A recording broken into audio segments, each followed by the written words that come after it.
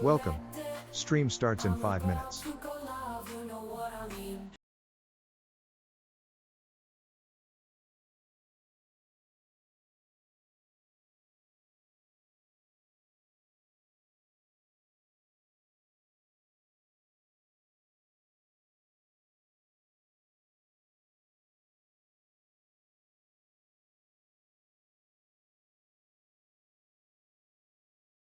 Right, you couldn't hear me, sorry. So, we'll have to see what stuff works still. This is connected to OBS and to the bridge. And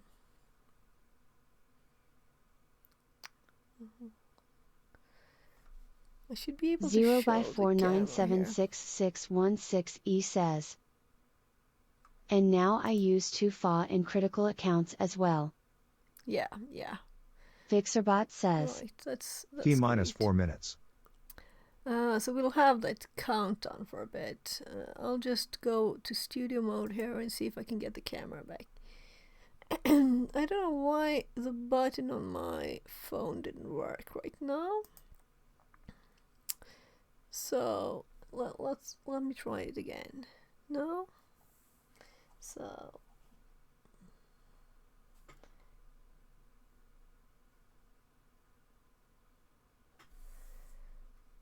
I'll just do it manually. So this one is supposed to be on. And then we toggle the camera on again. We'll see if it works, otherwise I'll restart it.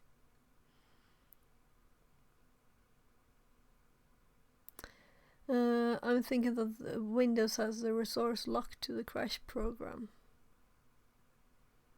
But if it's disconnected, it will hopefully work. So let's just turn it off.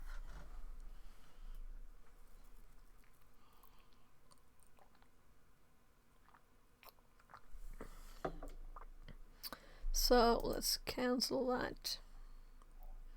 I think that was for the password. Why are these selected? I don't know. So I have a lot of things up here. So my memory kind of run out, I think. So I'm going to start the camera again. And I think I set it to turned off autofocus. It's manual focus. We'll see. Right, there we have camera. Meaning I should probably not have to adjust it. Let's see, turning off studio mode. I'm going to the big camera and I'm previewing it. Let's just see. So previewing it to my first. Yeah, so I'm still kind of focused. I'm not more clear on this. Well, that's fun because this is a preview. So preview to the screen where you switch to. Yeah, so now every time when I start a camera, I used to have to half click the, take a picture button on the camera to make it focus. And now I just set it manually with a ring, because this is a DSLR, so 0 by 4976616E says. Let's watch ads. Even I do not like ads. Smile, smile. Yeah, and it's odd that it says it at the end too. Because I have this message at the start there. Fixerbot says. Run some ads. Stream about to start. Stuff up. 1 minute left. Yeah, so let's actually let's get some tabs out of here. So I'm cleaning up some tabs. I have lots of interesting stuff. So I was looking at YouTube's API. So this is streaming, but let's make it temporary folder. Let's there YouTube API, because I don't want to manually. That's why it took such time to start it again, because I had to type the 0 title by of the YouTube stream and the Twitch says. stream. Are using Google Cloud? You? No, I'm going to access YouTube here. So I'm going to access my. Aim is to automatically create the streams from OBS. Or from StreamerBot. So I click a button instead of clicking start stream on on OBS that I do now. I can just click it on button on my phone, start streaming, and it will set everything up. And maybe it'll ask me for the title, so I get one question instead of a million of them. So I had to set it in several places. Now before restarting stream, which is very annoying. Yeah, so it wants the password. We use it at work, and deploy all our services in Google Cloud. Smile, smile. I have also, for checking my calendar and stuff, I have this Python assistant that I can ask it like what's up today or something, different things. It's not AI, because I got annoyed at the AI, and also it wasn't free anymore. So I was like, ifs are good enough. Is this word in there, and is this word in there? Then, and also checking the weather and all of the things that I might, I'll have to continue on that project. I think it's public though. It's I do not like the word AI. It's just a buzzword now, but not the real AI. Exactly. So let's say that AI, the word AI, because I've felt that way too, but now I'm starting to think that the word AI has actually changed meaning. So if kids now were to look at old movies about AI, they were like, but this is not AI, this is something else. They wouldn't recognize it, Because AI now, it means LLMs. It's not really AI anymore. So what we've done is like changing the meaning of the word. So anyway, this one will go into the YouTube API here. And then I have API, YouTube. These I think are for the YouTube API too. There are probably more that I didn't sort. And then I just searched for their Discord. I found it. And I was already in there, apparently. And this is their web page. So I don't have to have a million of them up. So that's where I found the Discord, I think. Here's if you want to register and get some kind of certificate that you listened to this training, went through it. Then you can, while it's there running, you can register here. And I did send the link before. I can send it again. Let's do both chats again, because this is on YouTube. We're now in a separate stream with a total separate URL and everything. It's so annoying that you can't reconnect. YouTube message from Fixit42 Live. Web link. So 0x49766616E says, is it the Swedish time zone? In Sweden time zone it starts at 18, so those were American times, I guess. So they're scheduled for free training, so there will be other things. That's a very annoying things. Game of Thrones, what crap is that? Then there's some kind of summit, and then, well, they have stuff.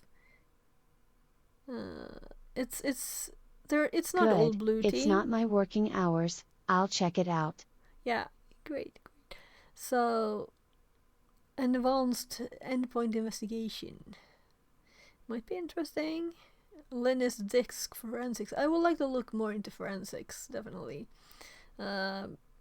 Also from the pen testing red team Thank you for sharing it. So then you can learn what not to do. And also we need to, if we are going to help a company and do a pen test, and then you have to say how they should fix the problem too, right? You can't just say, oh, this is a problem, this is a problem, this is a problem. You have to help them to how they should fix it too. And if we don't know the blue side, we can't do that, right? So you have to know all the things. So lots of free stuff here. But it's also like, let's see.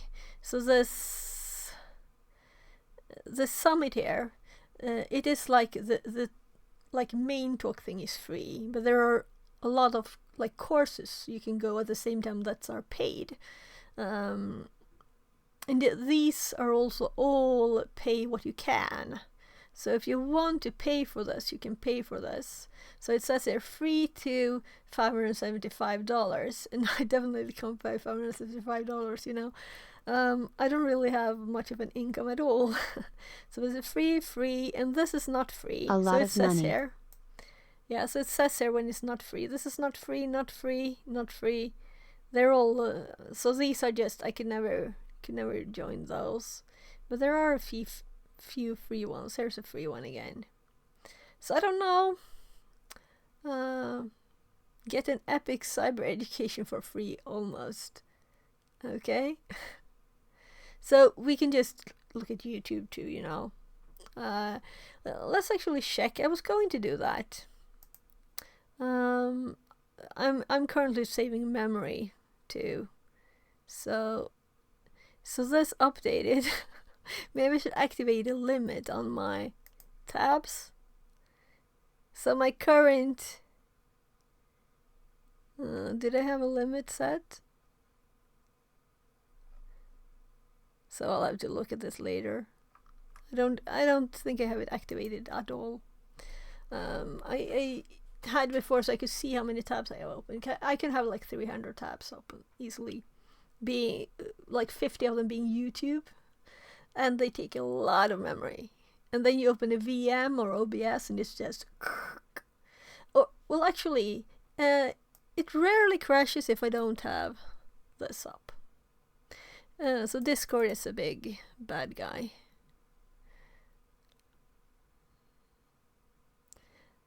Okay, so I got a reply here on my question about the VM, and they said we are working on improving it. So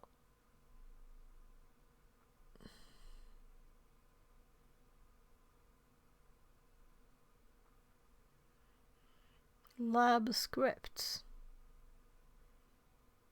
Okay, let's look at this one too. Even another tab. Yeah, so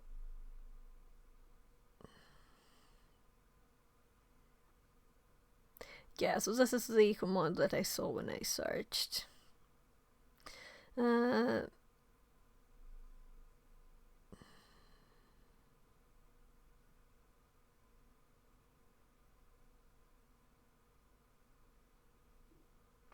So this seems to just disable Hyper-V even more than it's already disabled. I don't have it, you know.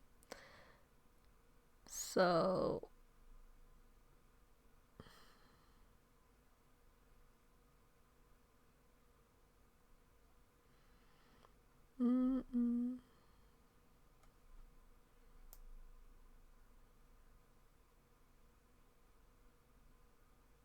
yeah, I saw these.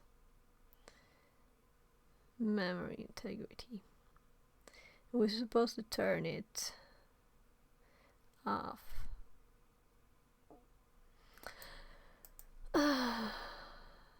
Yeah, like we run a script. I want to know everything so I can set it back, you know, check what the values are first. But this is like what we looked at before, in a format of a comment in this Discord. So I'm closing Discord now, so hopefully let's see, where is it? I almost closed OBS instead. So I'll say thanks to them later when it starts 18 again there. But my youngest 14th birthday is today, so I'll probably not stream, you know, that long, or even be at my computer. So I'll have to catch up again. This is also 2 days ago. So I should get started and continue. But let's first just this is one person that they told you check these videos. Congrats. Yeah, thanks. So I've had two kids for 40 years. But he was like 9 months in my tummy before, so I felt I still had him then, right? So let's do Antosyphon. And we will put Happy all of birthday these to in here. him. Thank you, thank you. I will tell him. We have more catalogs. We don't need all of these. This is the stream for the second one, and I have it up in YouTube. I think it's the same. This is that incident response summit that you can. This is free and this is paid. So all 16 hours of that's 5,700 Swedish crowns. That's a lot of money. So these are. Yeah, so this was another training. So we can have them up actually. It's not. And this is a later lab because I was watching that live. This is also a labs. We don't have need to have them up a million times. So I'm not going to go through all of these. I'm assuming that all of these up until here are related to this. And I can check them out later. Yes, 26 tabs. So now we're like down on 3 tabs. And my TTS is alone in its window. So TTS, we have OBS, we can close actually. Paint.net is not the best thing to have open because it kinda takes more memory than what I started using now instead for making screenshots. I had it installed already, but I updated it, ShareX. So now I can just press F4 and I can screenshot something here. Let's do it again. Let's say that I wanted this bit, so I can just paste it in my notes with Control V and it's all done. And I removed the sounds too because it was very annoying with the sounds. Yeah, so we have the latest lab up. No, this was not the lab. This is the settings. So let's copy this link to. I even closed my Obsidian down because I got like memory before I started stream again there. So I'm like totally off. Yeah, I put something on acronyms here. So this one died. Power off. So now let's see here. We have debugging the VM there. So if I do that later, I will probably. So what we were just doing was looking at this lab, and it was just doing Hashcat, and I've used Hashcat lots of times, so I don't really feel I have to do that at all. But let's finish the video. I think I'll actually start this and while it runs, I'll do a quick bathroom break. I feel like I want to make some sort of unofficial rule. You can't talk about burritos or coffee in the chat. It just messes me up. I'm like, I'm out. So no one would listen to me, I suppose. But I'll be right in any case, back. lab for password cracking. Let's sit through this together, and then we're not far from the burrito hour. Once again, we're on the home stretch. You guys are out. No, tacos. Now you just completely ruined it.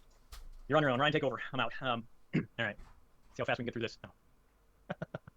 No. Let's check. Let's check. Make sure we're still good in the realm of AV disabled. Sweet.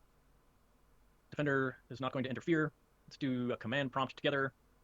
Admin will cd/tools/tab complete for Hashcat. Let's just make sure hashcat. Could not find. That's good. Whoops. CLS to clear screen because Control L doesn't work. Now, you do tab completion, you'll notice there are about a gazillion hashcat files in here. So what I want is 64.exe, and if I just, I'm going to pipe this to more and then mash the key. Oh, I always forget. That doesn't work. Stop it. Help. Pipe to more. This is super useful. Super useful. Invoking help for hashcat really has the vast majority of things you want to know. The attack mode, the hash type. If you keep going, you can see, remember the 0 for MD5. You can, of course, search for NT, etc., etc. This is just really useful. And I think I have it up here, stand by.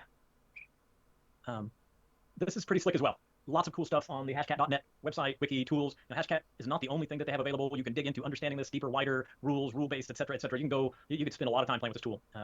And like I said, it's a fantastic reason to write off a brand new 4000 series GT. CLS, clear my screen. And this should be straightforward if all goes according to plan. That it is important to note, I mentioned it already, that we've kind of hamstrung this to make it run in your virtualized, nested virtualization environment with not a lot of resource. So we've staged this. And again, real life, the GPU integration, it will go so far if your GPU supports it. It will actually do temperature monitoring. And so somebody, I think, dropped in a Wise image into Discord with their computer melting down or their CPU melting down. That's a real thing. I mean, obviously, this is going to maximize the available system resources. You can control that. You can control that very granularly. And once again, you can actually integrate it with if your GPU supports it, so that it will shut off, it will discontinue guessing if the temperature gets too high, too hot. Heat is obviously the enemy of your CPU, GPU for sure. So that's it. You see the representation of the hash. You see some passwords. Looks like that worked pretty well. Pretty quick and easy. Should now have a plot file that records those in particular. If you wanted to crack those same hashes again for some unknown reason, you'd want to clear plot file. The same should basically hold true. CLS clear screen, copy paste command. Everything is the same here. We're feeding it a different list of hashes, obviously, and then we are defining a different hash type with the tag M0 specifically for MD5. You will get some inputs, information about your hardware system, your OpenCL drivers, emulated GPU, all that fun stuff. Again, I wouldn't pay a ton of attention to that within the virtualized environment. And we'll let this thing for just a minute. Maybe longer than just a minute. Yeah, it is. While we're waiting, it is worth talking a little bit about the hash values here and why we chose them. Obviously, NT hash is ubiquitous from a Windows. Obviously, I should say that. Sorry. NT hash is the representation of the password on your Windows systems. It is available in multiple places throughout your typical Windows device, memory, registry, SAM file. If you're on a domain controller, an Active Directory environment, it's stored in ntds.dit on the domain controllers. All of those files should be somewhat difficult to get to in theory. Should be in use. Should require administrative privileges as a general rule. They are not salted. We'll talk a little bit more about that at some point related to Linux passwords, but. Yeah, they're not great. They're long in the tooth. NT hash is MD4 based. MD5 is a reasonably common password representation mechanism for some applications and web servers, embedded configuration files, database. Yeah, they're not ideal. There are definitely better password implementations. And clearly, we staged this to a certain extent. You don't want to use these passwords. Peanuts. Love 123, but you get the idea. Really, just to expose you to the tooling, the process, and to reinforce and encourage the idea that password length and complexity is obviously important. It is really important that you recall that this is a post-exploitation kind of a thing. Hopefully, we implemented app locker, application allow listing, and the threat actors never got this far. Because obviously, to crack a hash, you have to obtain the hash, which means you gain some sort of access to a system as a general rule, and hopefully we stop them long before that occurs. But worth noting that this is here and the utility thereof. Stand by. Okay. There we go. Where's my slide deck? My slide deck vanished. Oh, there it is. Okay. So we're just about done for today. The regular scheduled content, we're shooting for, I'm shooting for about 3:30 so that we have an extra 30 minutes or so for you to follow up on something, you to be here with tech support available should you want to circle back to testing, trying, working on a lab, and or for some Q&A. Before we jump into sort of the extracurriculars and or Q&A, remember, obviously, tomorrow's a brand new day. Tomorrow we're going to do a little less talking, a little more labbing. As a general rule, that makes us happy. We have 4 labs tomorrow. I'm so we're going to start thinking right out of the gate with a password spray lab. We'll recap a little bit, catch up based on what we talked about, just a little bit of a refresher. We'll jump right into a lab and continue our adventure in analyzing the 11 things that we're after. Today, primarily talked about, obviously, how we formulated this training session, trying to give some validity to how we developed this. So I thought Additionally, a bit that, went into some exposés on... I thought they had done more than they have done. When I looked at this, so I'll just quickly. I hope the reading speed or the playback speed is okay. Because I think I put it just on 2, right? Yeah. So I would usually run it quicker, but I thought that to make sure that we're ready to go. We're gonna move to the hashcat directory. We're going to then use this particular rule and the command. Sorry, we're gonna execute hashcat. We're going to define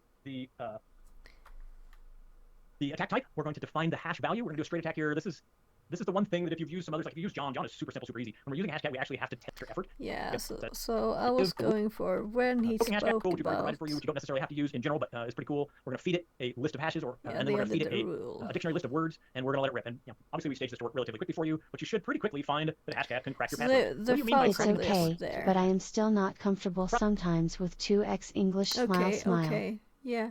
The problem is that when you present something like this for people live, then you tend to speak very slowly and a lot of pauses between the words, right? So I'm sorry, I can do the next one slower. So we have day 2. It's a lot of random talk about lots of things, and there are lots of good links, but I think I have it already, so I might not though. So let's check this one. And then we can start the webcast. Not they problem, just if it is start okay for you. Webinar. So they're just starting here. Hello, hello, hello, hello. So I have Welcome in, DNS is everybody. increasing speed, and I Yeah, can hop we live. straight to Live. 2.5. Good morning, right? everyone. Back to day 2 of getting started in security with BHIS But and MITRE this attack with one, our awesome instructor Patterson Cake. yeah. So came back. they Yay. started. They're coming back. They're coming back. So it's just like a random This is a chat good thing. yeah, for a Absolutely. bit. people are rolling in. Welcome, welcome, welcome. We started a little early. Awesome So if you could give us the lottery numbers. yeah, so I'm hopping forward a bit. Even I can't get the lottery numbers right, so. Yeah. Dang it. Well, I should. Can you haven't imagine? seen Jerry this is not bit. doing They a might talk. be like giving us good links. So let's actually listen to. And then we can start the To all of it. webcast. And you'll webinar. tell me if it's too quick, okay? I think the chatting bit Hello, is a hello, bit hello, quicker, so I'll lower Welcome in, it. everybody. Yeah, we live. We live. Good morning, Welcome everyone. back to day 2 of getting started in security with BHIS and MITRE attack with our awesome instructor Patterson Cake. You came back. Yes, they're coming back. They're coming back. This is a good thing. Yeah. Absolutely. People are rolling in. And Welcome, there's welcome, welcome. apparently We started a little soon early it's just in streamed case on people have some LinkedIn questions too, that you on may need YouTube help and on with. Twitch. Yeah, so don't panic. Yes, We we're still not got starting. 8 minutes. Yes, we're not starting Maybe- the actual I think class they until had the top of on the hour. So happy time zone to Twitter everyone too, who's joining even. us. So I like that link from restream, GFS about the apparently. Wireshark week free training and badge from LinkedIn. Oh, it's nice. That'd be a good Yeah, one to keep that's hold the of. link I had there for Wireshark. Yes, Is I it a probably specific saw date? this. Yeah, June 14th. So that's what Next week. Well, next week is our summit, so they can't go to that. They have to come to our summit. We can go to it after the summit or before the summit, depending on the time zone. Right. Yeah. Yeah, It I've could seen be. this. You're correct, but you know, it's a prerequisite that if you take this, you have to come to our summit too. So I hopped free. back It's the when law. it was It's like the a law. lab time, I think, and saw the start. guys, So And He is doing an anti-cast for us I'm tomorrow. hopping Yeah, to How the about that start sounds of like the what they're actual lecture. I think that Jerry is a rock star every day. And lots of images in. I think in in the world Discord. of cybersecurity, he is a rock You star. see these. And Patterson as well on his way to links becoming a rock everywhere. star. Especially now After that he this week's class, you're going to be certified rock star instructor, just so you know. nice. Now that he's links left to that training their ground to become one of us. Yes. training, All right, well, we're at the top of the hour, so we're going to go off camera, Discord. have a good class, but we'll be here attachment. supporting you in the background, Patterson. Counting on it. All Counting right. on it. Very good. Yeah, so. Turn me over to the wolves. And then you tell me about the speed, okay? All right. If it's too quick, You ready? tell me. You ready? You ready? Nice. Hey, welcome back. It's Day 2. We 1.7. survived day 1. And I'm not alone this morning. Thank you. Thank you for being here. Another fun-filled day of content and labs, learning and joy. Thanks again It's to all the okay. support folk, to Okay, Ryan and Yuri, great. Brian, Megan, And the, just tell me if you. the folks manning if the it tech support speeds up channel. or And again, something. in all seriousness, I can't imagine being here without them, without all of their support and help. So super, super, super grateful for all that. It makes this work, makes it a success. Thank you all again for being with us yesterday. Thank you for, I know some of you arm wrestled with the pain and anguish of virtual machine, downloading configuration, and nested virtualization. And oh boy, day one's always a bit challenging on that front. Welcome to IT, InfoSec, etc. So thank you for plowing So, through that again. The I'm tech support starting folk a new are note amazing. there. There were a couple gazillion messages What going do by you do? yesterday, and I'm so thankful that they were there paying attention and responding. Thank you for your engagement, for your Q&A, for your positivity. Again, it just makes this so much fun. Okay, So Miter. let's talk a little bit about yesterday, then we'll talk a little bit about today and what we can expect, what's coming next, and we'll plow ahead. Yesterday So actually, we set the stage for this week, and F4? we basically began our adventure together, saying, here's why we're here, here's what we intend to cover. These Well, 11 okay. things we've sort of distilled years and years and hours and hundreds of engagements, pen test, red team, OffSec, incident Easy response, paste. and we've tried to cull our experience and basically refine the gold and then turn around and hand it to you succinctly, tactically, pragmatically, so that you can take what we have learned, even at an introductory level to cybersecurity, and apply it in your career, in your environment, in your enterprise, in your training, in your learning, a launch pad for improving the security posture for your organizations. So yesterday we talked about sort of the necessary evil, some of the challenges of compliance. We mentioned audit scripts in passing, which is a fantastic compendium of resources to make compliance. So I'm thinking after this one I will do the track me room, okay? Depending on my kids.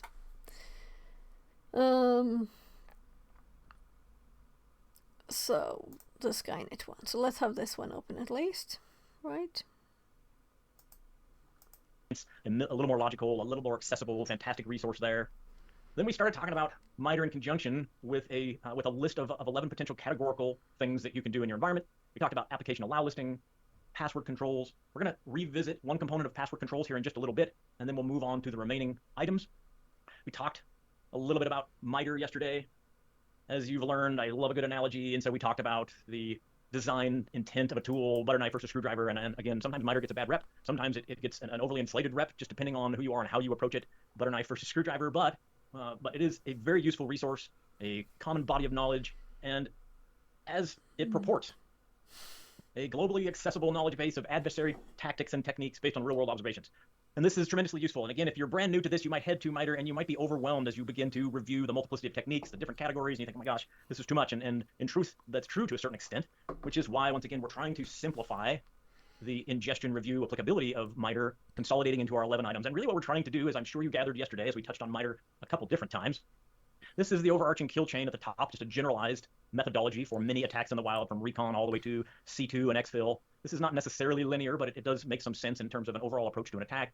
And what we've done is we've said, you don't have to necessarily discreetly and individually address all 10 of these techniques and all 14 of these techniques and all 20 of these techniques. What if we could implement one change in your environment that would allow you to address 5 techniques or 10 techniques or maybe even 15, 20 techniques? That's ROI, that's return on investment, and that's what we're trying to do, maximize the art of the possible to make some progress in securing your environment. And yesterday we talked again about just 2 things: application allow listing as opposed to deny listing. Instead of trying to define everything that's evil, everything that's bad, conversely, we took a high-level stab at defining that which is good. And we did it primarily through directory, defining directories where code is allowed to execute, Windows directory, program files directory. And of course, that's not a silver bullet. It doesn't solve all of our problems, but it does indeed dramatically impact the first couple categorical components of MITRE, making those parts difficult: initial access, execution, etc. We'll continue to come back to this list as we progress through our 11 items and then talk about what we have covered. Basically, by covered, I mean, did we absolutely solve the issue of drive-by compromise by application allow listing? And of course, not necessarily, but we made it significantly more difficult for a threat actor to accomplish that through some standardized attack mechanisms. And brief aside, I did a webcast recently on Windows malware investigations, and part and parcel of that was a lengthy analysis of some common malware families, things that we're seeing active in the wild today. Qbot, Sockgolish, Bootloader, Yellow Cockatoo. I made up Spongy Weasel. I couldn't help myself. I just threw it in there because I was musing to myself about where we come up with these goofy names. But the rest are legit, and we're seeing these recurrently. And for some reason, Bootloader seems to be the flavor of the week, month, quarter. I don't know. But I stared at all these from an incident response perspective, and I said, how do these behave? Because it's useful to me in terms of analysis and, of course, then prevention, detection, all that fun stuff. And what I saw in that process is there are significant commonalities, and you'll see right at the top for initial access for the aforementioned categories, we're seeing drive-by downloads, and then we're seeing file execution, and that execution is occurring outside of Windows and program files. So this is just, again, a brief aside, completely unrelated in terms of my analysis, my workflow, my incident response workflows, that just proves out, at least partially, that we're making a significant difference when we begin to implement some of these specific recommended controls, application allow listing in particular.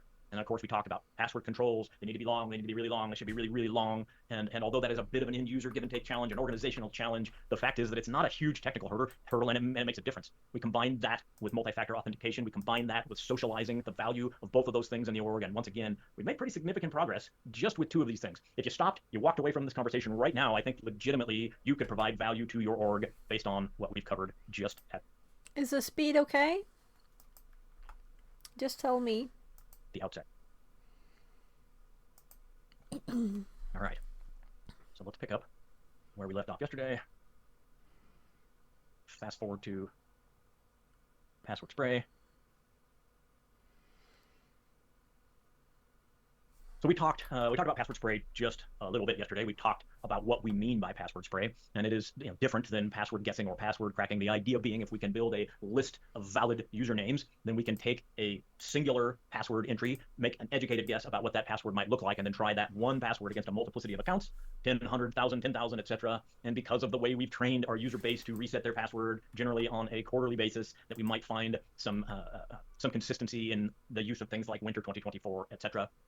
We talked about considerations for this process. It is a real world threat, a real world exposure. We see organizations succumbing to password sprays. We talked about some of the care, caution that needs to go into this from not only a testing perspective, but even a TA perspective, because we don't want to lock out Yes, users, so the to speak. speed is okay. We ended yesterday with some hashcat forays to do password cracking, and today we're going to jump right into a lab pretty quickly. Just a quick logistical tidbit. Today's schedule is pretty close to the same as yesterday's schedule. We're here together for a fun and fantastic 4-ish hours from 12 to 4.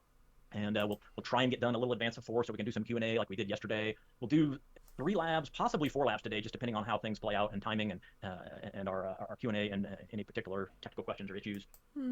So, as per yesterday, I'm going to just step through each of the labs quickly together. I'm going to turn you loose here relatively quickly to explore the password spraying lab on your own, and then we'll come back together thereafter and step through it together slowly and methodically. So make sure you understand what's happening, the how and the why, etc. I don't know about you, but I left my VM running all night, and curses upon Microsoft. They, irrespective of my disabling Windows Update service, magically they installed the security update overnight and broke my ability to launch terminal as admin. No big deal. Just reckon that you may not have had that problem yesterday, but you might have it today. There are workarounds in each lab should that happen to you. So again, don't fret, but fair warning. Some things may have changed if you're silly enough to have left your VM running all night. All right. So here we are on the GitHub repo under the intro labs, and I'm going to scroll down to the password spraying entry. And we'll take a look at this again quickly together, and then we will jump in, give you the chance to walk through it. You love a good lab, don't you? You don't have to listen to me talk quite so much today. Yeah, snapshots are your friend. I had my snapshot corrupted this morning, which is just a rough start to day 2, but hopefully we got all that pain and anguish out of the way early. Based on my commentary thus far related to this lab, we will confirm that Defender is disabled. At the outset, like we've done before, we're going to run a command prompt as administrator. Don't forget, there are workaround instructions in the beginning of your lab if you have any trouble launching terminal. Terminal's cool. I like Windows Terminal a lot just for the ability to do the tab interface and to go back and forth between different command line interfaces, but you don't have to do it that way. You can launch each of these discreetly. We're going to move on over to our tools directory, and in anticipation of doing a password spray, effectively a local password spray. I've actually never used terminal. Ever. I just use one at a time. So seriously, I've never used it. So apparently there's something called Windows Terminal, or is that a Windows 11 thing? It might be 11. Because I'm like, what? We're going to run a little doing a password. We're going to move on. Have to do it that way. You can launch each of these discreetly.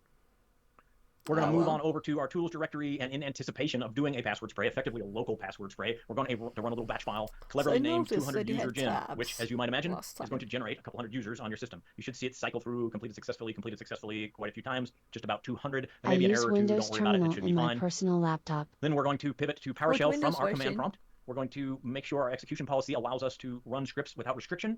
We're going to import the password spray PowerShell module, and then we're going to see just how easy it is to invoke this by invoking password winter 2020 for our example, and then you should see this turn away. It'll take a few minutes. It's quite good. And, Windows and you'll 11. get some successes, and it is just that simple in this specific environment. And at the end, let's quickly Google. What version Windows Terminal?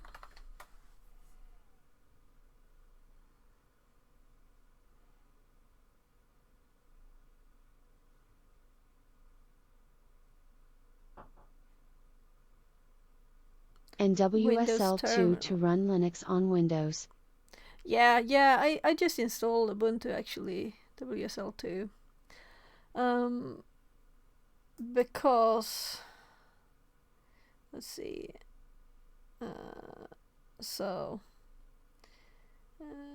Multi-tab terminal developed by Microsoft for Windows 10 and later. Yes, I never used it. They said for Windows 10 and later, so then you should be able to be run online. Or do you have to install it?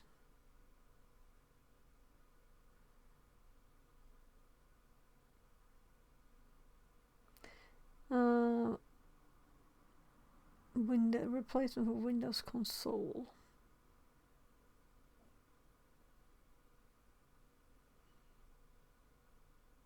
$2019. Sorry about the ads, or what do you want to call them?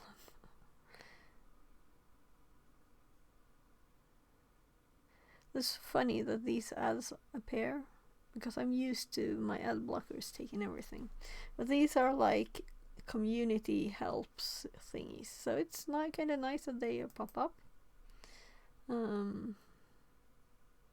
So if I had money, this would be one of the things I would think was okay to spend it on, cause Wikipedia is great. Yeah. So what if we just do type terminal? Then we get command prompt, you know? So, terminal settings. I don't think I have this terminal thingy.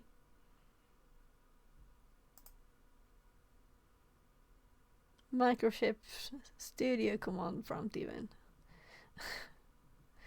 Nah, so... yeah. Microsoft Terminal. Yeah, so I think you have to download it. How to install from GitHub? Probably you need to install it from Windows Store. Yeah, so... also, I have overridden this with it opening in Firefox. I'm not using Microsoft's...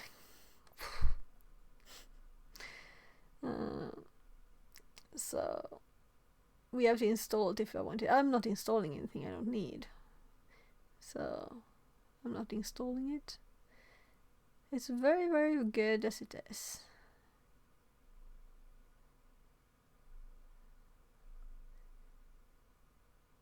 Command palette. So this is, I feel like some people might think this is good, you know, but I don't install things I don't need. I don't need more junk in my computer that's not necessary. Oh, also color. That's the only annoying thing with the PowerShell default is that it's blue, you know. Why not black? So you could set a default profile, but you can do that anyway. So now I know it exists. We researched it a bit. I'm done. You So can this was configure the it. link. Yeah, I saw that.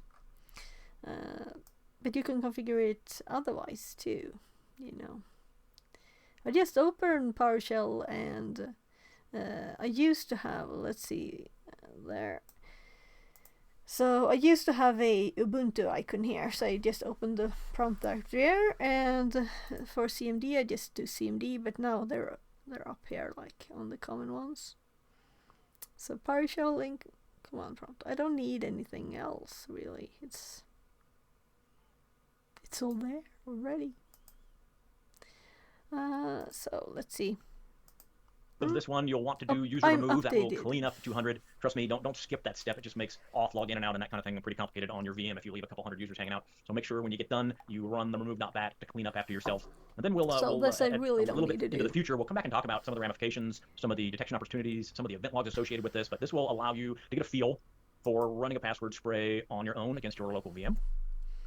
All right, I think we have a timer lurking in the wings. Let's do the 20 minutes. Honestly, this lab is pretty quick, so you can dive into the lab, probably have a chance to take a quick break, grab an updated, refreshed cup of coffee, what have you. We're lurking in Discord all the while if you have questions or issues. And when you come back in about 20 minutes, we will step through this together slowly and move on from password conversations into egress traffic analysis. So Go ahead there, and jump into this lab, the as he password spray lab, did, and said we'll the first time before you speak got again in about here, 20 minutes. it's like you do it 3 times, because first he talks about it, then you do it, and then he talks about it again. So he goes through it twice. Oh, I'm speeding up instead of skipping.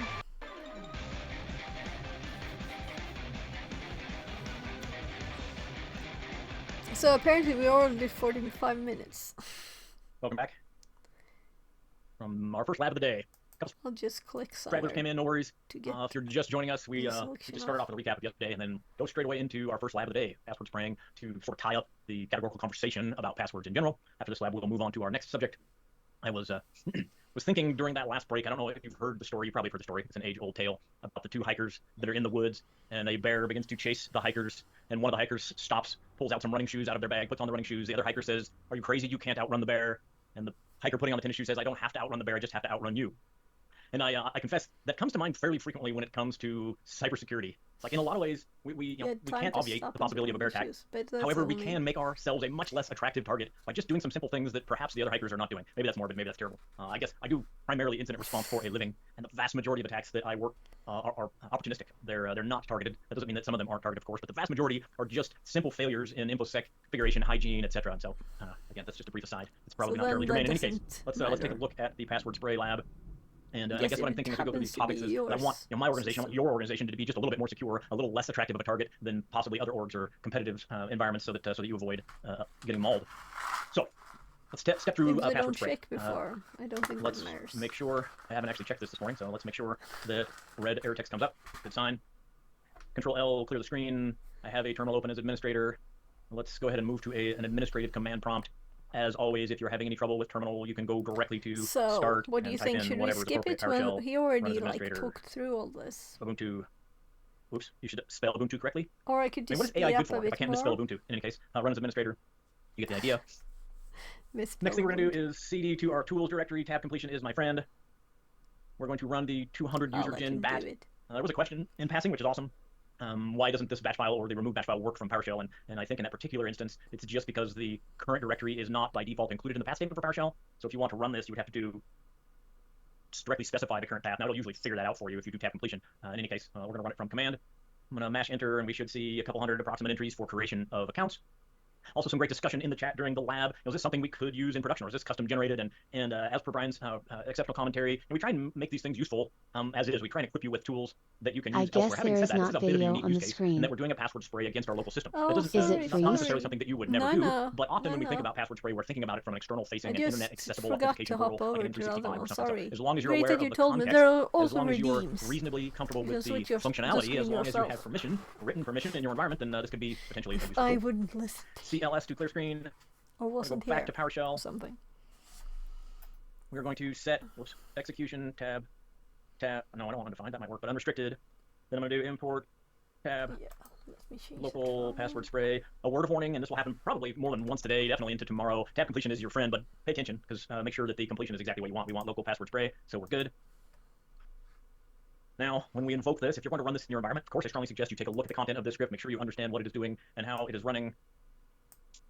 Imported, invoke mock. Let's not do that. See what happens when you're not paying attention while you're typing? Password, winter 2020. Mash enter, and if all goes according to plan, we begin to password spray ourselves, and shortly thereafter, we should hopefully see some successes. Might take a while, depending on the number of local users. 206. Obviously, this worked. Fairly simplistic lab. In real life, once again, you would probably be invoking this against an internet accessible portal after you thoroughly understood the ramifications of the scripted process, after you obtain permission to do so. And once you do those things, you grab these tools, you target a specific resource. This is pretty easy. In many ways, the most challenging pieces are then developing your user list. We have to have a list of user accounts. Part of the scripted process is pulling a list of local users and creating that username list for us, and then all we have to do is provide the password, and away we go. But those are the pieces that we need. We need to be aware of the timing. We need to be cautious and careful. We talked about some recommendations for timing yesterday. We want to make sure that we operate under the lockout threshold of the environment that we are testing, etc., etc. And of course, at the end of this, So we want to let's make sure and create our remove obsidian. these users. We have to clean up after ourselves. Otherwise, it's a bit messy in terms of login, some other lab components. So go ahead and clean up. That should work nicely. Shouldn't probably require returning to snapshot. And that ends our discussion on password spray. When in fact, it ends our categorical discussion on passwords. And we're going to move on to the next component of our 11 overarching items and talk about egress traffic analysis. Egress, I wonder how familiar that term is. I assume that everybody generally understands egress. In a previous life, I built houses for a living, and so egress into living space requires a certain size of window. If there was a bed So I've never heard, or I've heard the word sometimes, but I have no clue what it means. So let's just quickly. Apparently, it's my English that's missing.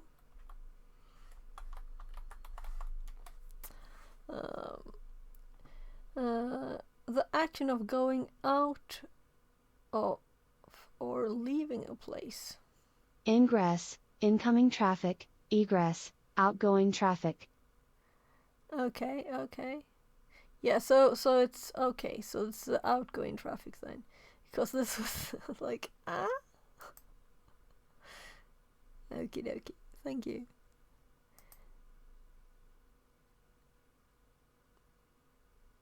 So I'll actually copy this text here. There.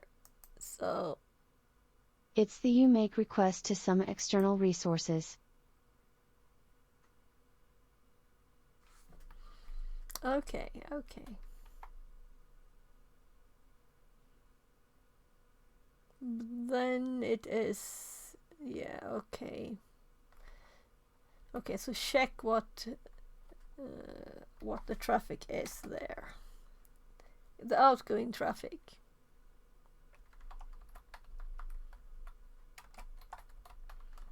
So you see, I'm learning from this, even though it's bits are very basic. There are things that I'm like, what? What is this? You know?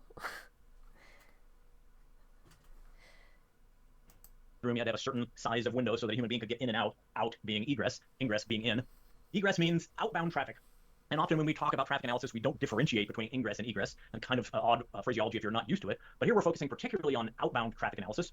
And I'm here to tell you, primarily as a digital forensics and incident response consultant, this is monumentally important. The ability to analyze outbound traffic is huge. We'll talk about that in detail. We'll Yes, talk about I've why. always been I think the confused two with ingress most and significant egress. tools in your arsenal in active incident response are managing egress and authentication. And we'll talk a little bit more about that as we progress, but super important. And maybe you've heard this, maybe not, but I've heard in a few different circles, in a few different circumstances, the idea that two things, that endpoint is the future of security. I've also heard identity is the future of security, and I honestly adhere to those to a certain extent. They're oversimplified, of course, but it wasn't that long ago that we thought about internet ingress egress as sort of the future of security. We took for granted that the firewall was critical, that communications to and from the internet were absolutely critical. And I think as we've moved towards higher volume of network bandwidth throughput, as we've moved towards more and more encrypted communications, we've sort of moved away from the importance of egress traffic analysis, and we've shifted our focus to endpoint and identity, and those things are monumentally significant as well. But we do not want to ignore this. We don't want to fall into the same trap that we've seen on the last two subjects, which is this is just too hard. So I don't think we can do it. It can be difficult, but it can be absolutely critical, and it is one of the first things that I want to know when I engage in a customer environment. What kind of visibility do you have in your internet ingress egress? Because that can be a treasure trove for investigative analysis.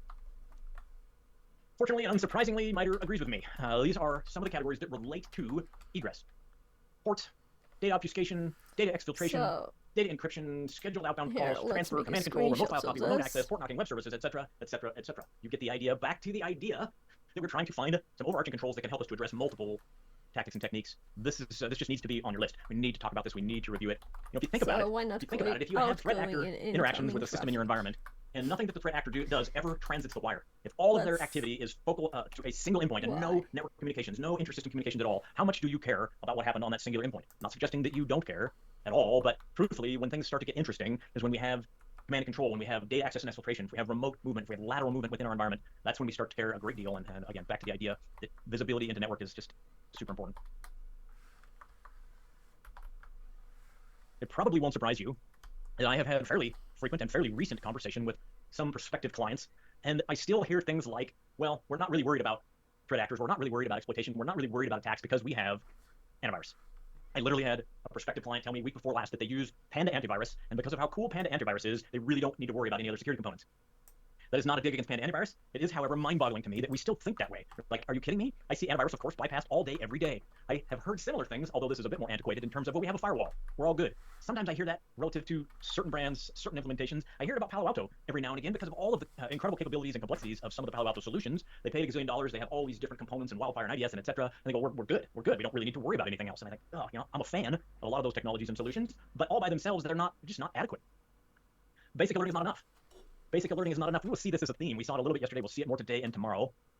That there aren't a tremendous number of singular indicators that are such high fidelity that we're just good. We know bad happened based on a single discrete identifier or indicator of compromise. Almost always we need more context. We need to see what's happening in and around a particular alert or event to fully understand what's happening. We have just too much volume of data, too much going on. The idea that we can just pick out a singular piece of information and go, that's just not normal. That's really hard. Basically, you're trying to extract abnormal in a flood, in a deluge of abnormal on a regular basis. Not only that, what kind of coverage do you have with your AV or your EDR? What kind of coverage do you have? Yes, 90%. actually, this connects to the last one. This other free thing that I listened to. Let's see here. So we have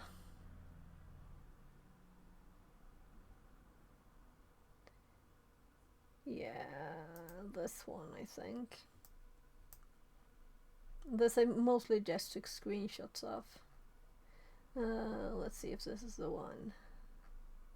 Yeah, so he had examples with combinations of hunt queries here and stuff to find this combination of things. So he had lots of examples. Yeah.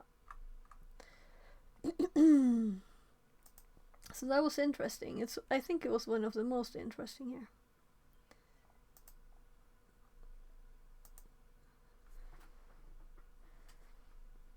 Oh, day 2. I was on day 2. Not that one. 94%, 98%. 98% is pretty good. Do you have EDR running on your video surveillance equipment? So I'm actually backing up a bit because I started thinking of Understand that. what's happening. We have just too much volume of data, too much going on. The idea that we can just pick out a singular piece of information and go, that's just not normal. That's really hard. Basically, you're trying to extract abnormal in a flood, in a deluge of abnormal on a regular basis. Lab. Not only that, what kind of coverage do you have with your AV or your EDR? What kind of coverage do you have? 90%? 94%? 98%? 98% is pretty good. Do you have EDR running on your video surveillance equipment? Do you have EDR running on your digital displays? Do you have EDR running on your hospital modalities? Do you have EDR, you get the idea, running on your printer, et cetera, et cetera, et cetera? There are gaps in your environment. There are specific gaps often when it comes to endpoint visibility. Back to our previous discussion, do those things communicate over the wire? Absolutely. So Internet of Things, shadow IT, things that are unmanaged, unidentified in your environment. We start to care if those things begin to communicate inbound, outbound to the internet, thus the visibility into egress. When things go bad, you need answers. Boy, isn't that the truth? And these are the hardest questions. Oftentimes we roll into incident response engagements and we have pretty solid visibility into the endpoint. With the advent of EDR, and a lot of you have been listening and implementing Sysmon, which we'll talk about, we have tremendous visibility into the endpoint in many cases. And we can learn a tremendous amount. Invariably, the customer wants to know, okay, fine, we found patient 0, we found what happened on the endpoint, we know how this occurred from an initial attack perspective, and the next things they want to know are, can you tell me every other system that the threat actor accessed? Can you tell me all the data that they potentially accessed? And can you tell me if they successfully exfiltrated the data? And then I go, gulp. Let's talk about your egress visibility. Let's talk about your network visibility, because if I don't have that, I can probably see something from an endpoint perspective. I can make some educated guesses, but once again, network visibility is solid gold. So obviously the ultimate combination is all of the above, and pretty significant. So let's talk about some of the pieces and parts and some of the complexities, obviously, and of course some tools that can help us out. One of the challenges I mentioned moments ago is that the volume of ingress-egress data continues to skyrocket. We don't have 300 baud connections anymore. We're grateful for that, but it was a lot easier to log and gain visibility when you had 300 baud connections than when you have 10 gigabit connections.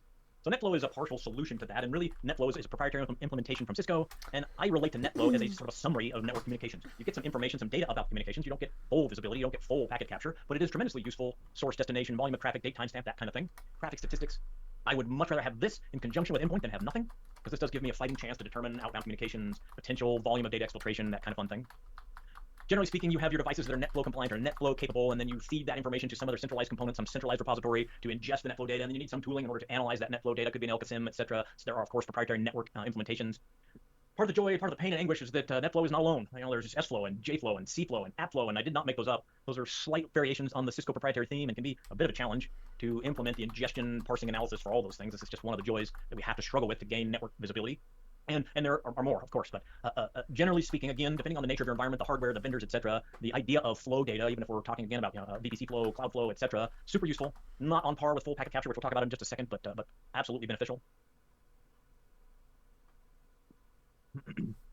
I have a confession to make, and that is that before I came to Black Hills, I didn't work with or appreciate Zeek very much, but we like Zeek. We have some incredible expertise when it comes to implementation management, ingestion, monitoring of Zeek, and I've learned to appreciate the capabilities of Zeek as a network visibility tool for its speed, its scalability, for its accessibility, for its incredible support. It is a very, very cool tool, and we use it with great effect, and we can learn a lot by ingestion of flow data into Zeek.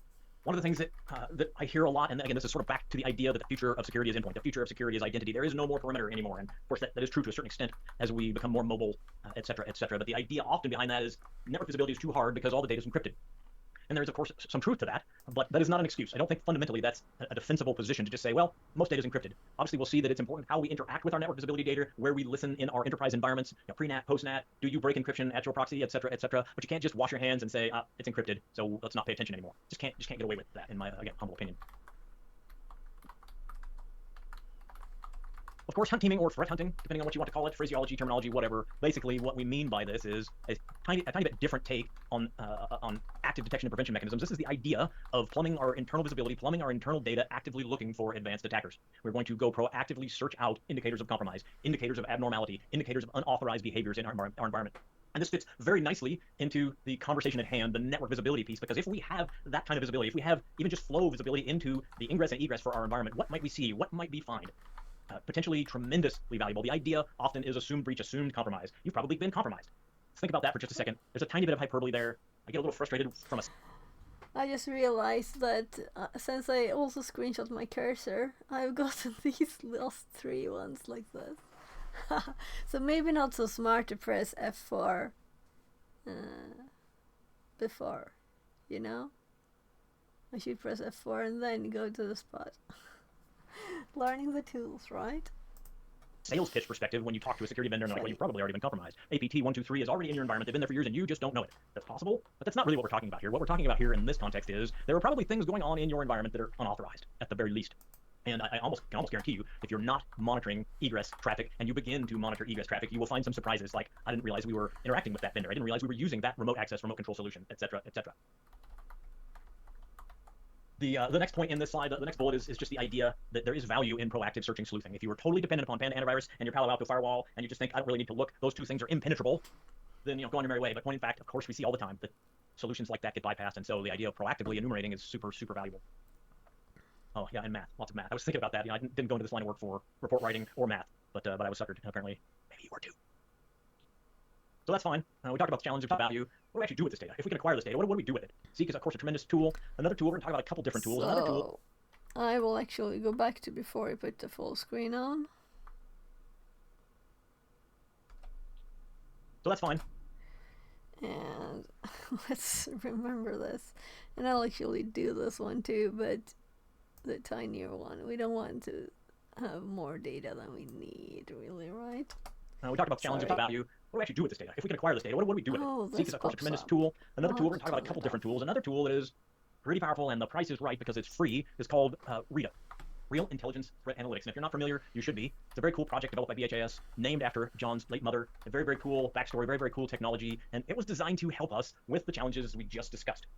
The minute that you decide that this is an important or appropriate foray into your environment, the next challenges are, of course, acquiring the data, analyzing the data, deriving and demonstrating the value proposition, and RITA can help us with that. I mentioned math. I'm not a huge math buff, but I can appreciate when somebody a lot smarter than I am uses statistical analysis, mathematic capabilities to derive value, and that's exactly what we have in this platform. So imagine, if you will, that you're able to gain insight into your network traffic, you're able to gather egress data in particular, then we have a platform like RITA that can help us to find patterns in this network traffic. Remember, we're looking effectively for abnormal in the midst of normal. I intentionally said a minute ago, we're looking for abnormal in the midst of abnormal. That's more what it feels like on a pretty regular basis. We're going to target some specific components. Back to the idea that there are multiple tactic techniques from a MITRE perspective, specific to egress traffic, specific to network traffic. One of those is beaconing. One of those is the idea that if we have a threat actor active in our environment, there's going to be some level of communication between that threat actor and external remote systems. And one of those can be termed as beaconing, which is a consistent intermittent connection, generally speaking, outbound from an impacted host to a threat actor controlled system. And we'll talk about how that looks and how that works and how we can potentially identify that. RITA allows us some deny listing, DNS view, long connection analysis. We're going to play with this, of course, in a lab in just a minute, and extremely powerful. Categorically, a handful of different ways for us to slice and dice network traffic, looking for the anomalies that we care about, looking for indications of compromise, looking for unauthorized connectivity. Once again, effectively look. Whoa. I have to actually... My window's still down since this morning, because I started when the sun was shining, so I'll... That was thunder, extreme volume. I don't know if you heard it. So no rain yet. There, I can see it's hail. Oh my.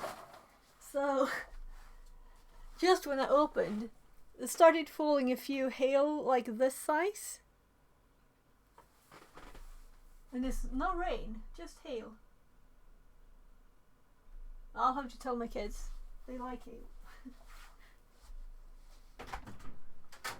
Killar, det haglar! Men det kommer bara enstaka hagel som är så här stora och rullar lite tråkigt. Ja, jag kan höra här. Du kan se bättre på min sida. Titta här. Om du går här fram så kommer du inte få fila in någonting. Ja, du går ner. Du går ner och tittar. Ska du komma, mamman? Du går till dörren.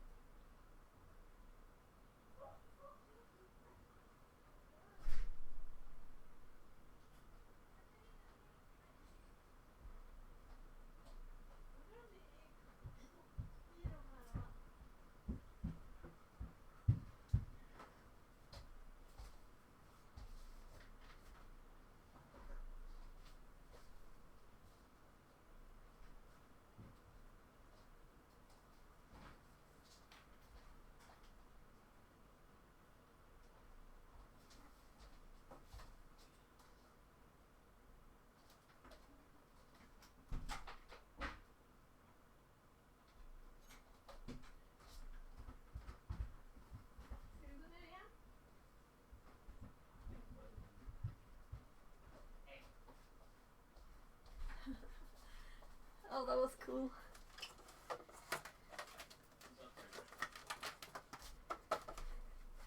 I don't know if you can hear it, but it's like... No, it's raining too. I'll be right back. I'll just put the rest of the meatballs in the box.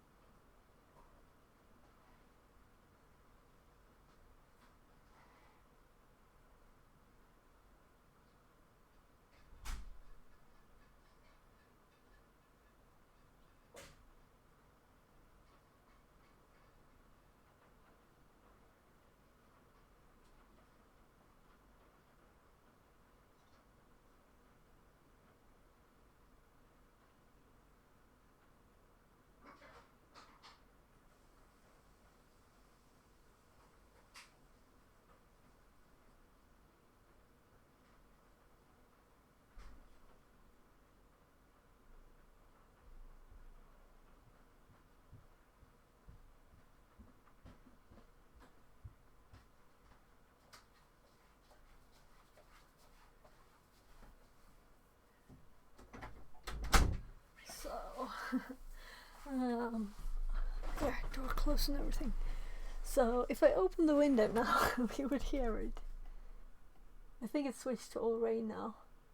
And so it was funny that I heard the thunder, opened it, and then I just saw 1, 2, and then waited a third one, and then just more and more hail. Never seen that. So exactly the start of it, you know? Funny. Right, let's just continue. Yeah, so I'm going to back up a few seconds here. Network traffic.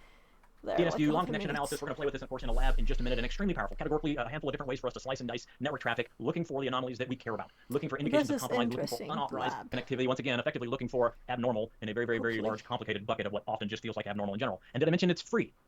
That's pretty cool. GitHub link is there. Yeah. We talked about this yesterday. This is just part and I'll have parcel to look at of this. dealing with the dynamism of the threat vectors that we face on a daily basis. We talked about, the minute that we try and categorize all things evil, we fall on our face because denial listing doesn't work. Why? Because we saw yesterday the parabolic curve of exponential number of threats that we face. It changes, it grows. The threat actors, as soon as we find a way to stop malware XYZ, they take that malware and turn it into malware ABC, and on and on and on and on. Having said that, in spite of the effort to obfuscate, to hide, to alter, we see some consistency in the attributes of command and control communications, of unauthorized or malicious egress communications. Do they vary? Yes, absolutely. Do the threat actors try to hide them from us? Yes, absolutely. But we have a multiplicity of attributes that we can review, because some of these things, some of these patterns remain consistent. And this slide just attempts to show 3 potential variables, and those are connection time, communication interval, and data size. And we're looking for consistency. We're looking for attributes that remain consistent throughout a network conversation. So, for example, we could see that an endpoint is communicating with 1.2.3.4, and the connection time is varied. The connection interval could be varied. We see consistency in data size, which might allow us to investigate this further. Or conversely, we see consistency in interval, which is just not normal for a typical user engagement with an IP address, that kind of thing. And then we're going to talk, this is one of my favorite analytical discussions when it comes specifically to incident response. We'll talk a little bit about looking for outliers, for least frequency of occurrence, which is hugely, hugely beneficial. Again, in a huge monumental sea of what looks like abnormal, finding things that stand out, finding things that are different. And again, Rita can help us with all these things. This is a command line interaction with Rita, and here we are just illustrating show long connections. A handful of different sort of aggregate attribute analysis components in Rita, and this is just one saying, let's see if we can identify unusually long, abnormally long connections between an internal source and an external destination for this particular example. And what we see is, is this evil? I don't know. Is this evil?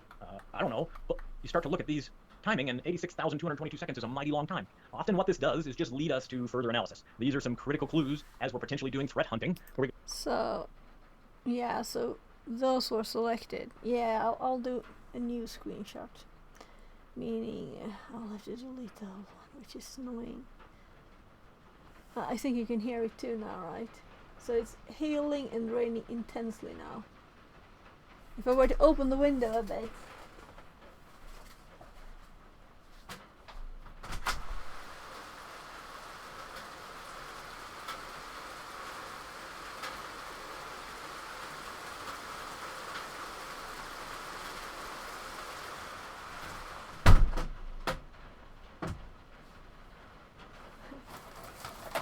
some of the hail is like 1 centimeter. Kind of noisy with the window closed too. Let's make a new screenshot here. So I like this too.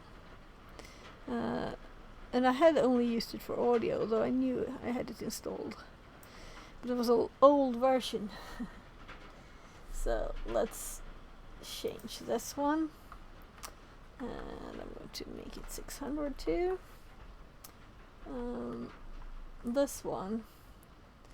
So can I find this image?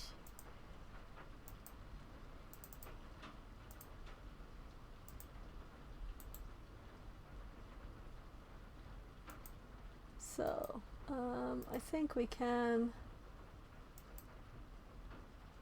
delete this file. This should break the link. Okay, let's, if we switch to another one. Yeah, so now it's not found. So we can just delete it. Good. So I'll continue on the video and hope that you don't hear what I hear, because it's kind of noisy, the rain still. These are some critical clues as we're potentially doing threat hunting, where we go, okay, that looks abnormal. That is significantly higher than other indicators, other typical connections in our environment, so we're going to want to go check that out. Continuing on that train of thought, this is Rita show beacons analysis. And as I mentioned a minute ago, beacons are an intermittent, generally ongoing connection between a threat actor in our environment and often command control or threat actor controlled resources, So often command control justice. I'm hopping back Indicators, because And as I mentioned a minute ago, Okay. beacons are an intermittent, generally ongoing connection between a threat actor in our environment and often command control or threat actor controlled resources. There are legitimate beacons. There are legitimate beacons. So as I mentioned, the minute, if you haven't done this before, the minute you start evaluating egress traffic, I guarantee you're going to have some surprises. You're going to was it always white intermittent, around? generally ongoing connection between a threat Okay. actor in our environment and often command control or threat actor controlled resources. There are legitimate beacons. There are legitimate beacons. So as I mentioned, the minute, if you haven't done this before, the minute you start evaluating egress traffic, I guarantee you're going to have some surprises. Oh my You're going to find out, and goodness. this has happened to me multiple times, you're going to find out in the midst of I active don't incident want response, you to find an write IP address, stuff. it's in a country that you do not do business with, and you kind of freak out because it's South American or European, or again another area of the country that I shouldn't be communicating with this, and you drill down to that IP address only to find out that it's M365 infrastructure. That's going to happen. So don't necessarily freak out without doing a little due diligence, because those things, sometimes you have applications that legitimately beacon. They have long, ongoing conversations with external resources, so take that for what it's worth. What we are looking for here, we're looking for some attributes of consistency. And you can see the little circle, my pen working, yes it is, you can see this circle here. This is the scoring column. So we're trying to give you an indication of how confident Rita is that this is a beacon. 1 is perfect, 1 means this is absolutely beaconing and you really want to check it out. 0.8 is still pretty high. Obviously, the smaller that number, the further away we get from 1, the less we care. We have multiple data components, we don't just have one. We're not simply counting the number of connections, but we're also looking for some statistical analysis, the quantity of communications, etc., etc., etc. John, in some of his other classes, when he talks about beacons, he just talks about the analogy of a kid trying to get their mother's attention, and the beacon is the child saying, Mom, Mom, Mom, Mom, Mom. Been there? Okay, I'm not a mom, but get the idea. So generally what happens, and then of course in that analogy you can imagine, as the child loses patience, they change the tone, they change the frequency, they change the volume, but invariably they're still just talking to one mom, and there are consistent attributes throughout that conversation, and those really, again, are what we're looking for. So this is perfect, right? This is 1, this is as high as the score gets, and then we can see some of these, although this is pretty high, this is pretty close to 1, we're getting down in the count where this is just not that significant, not that high. Once again, when I'm looking at this, my first thought is, where do I want to continue my analysis? I'm looking for an outlier, I'm looking for least frequency of occurrence, and so where do I want to look next? And as you can see, we're talking about some significantly large number connection requests, obviously with some beacon consistency, attribute consistency, so this is where I would dig into, this is where I would go next. Megan's a mom of beacons, yeah. Well, I have the greatest respect for mothers, that's an entirely different discussion, but what you find out of the malware, this was a comment I made just a minute ago, you're going to find something I fascinating wish I and interesting, took almost more guaranteed, especially if you screenshots haven't of the been doing this, first doing one, egress traffic because analysis, it's traffic kinda analysis, nice or to even if you have just them. haven't leveraged Rita to help you look at beacons, network anomalies, etc. It will be eye-opening, and you may find there are remote connectivity tools that you did not intend or authorize. That's a common one. TeamViewer's had some issues. But specifically, these are some of the things that you might find. I work in healthcare a lot. You probably encountered in your enterprise environment unknown client access VPNs, unknown point-to-point VPNs, etc., etc. Land turtle on here for the win. Those are fascinating devices that can be plugged in. In this particular instance, that potentially could be connecting an otherwise not network-connected device to the internet or to your network. Lots of different features and functions. One of the things John says when he's discussing this platform is there are no beaconing false positives. If Rita sees this traffic and presents this traffic, well, the traffic happened. It's there. The statistics don't lie in this particular instance. So something is talking. The question then becomes, what is the significance of that finding? Back to the previous slide and the previous analysis. Sometimes it's obvious. Often it's obvious where you need to spend a little more time, do a little more analysis, and figure out, is this bad? Is this something that we need to address? And then what is the relative risk? It's free, well documented, it's easy to use, written in Golang, multi-threaded, extremely fast and capable, and it's free. It's not only free today, The intent is that it will be free tomorrow.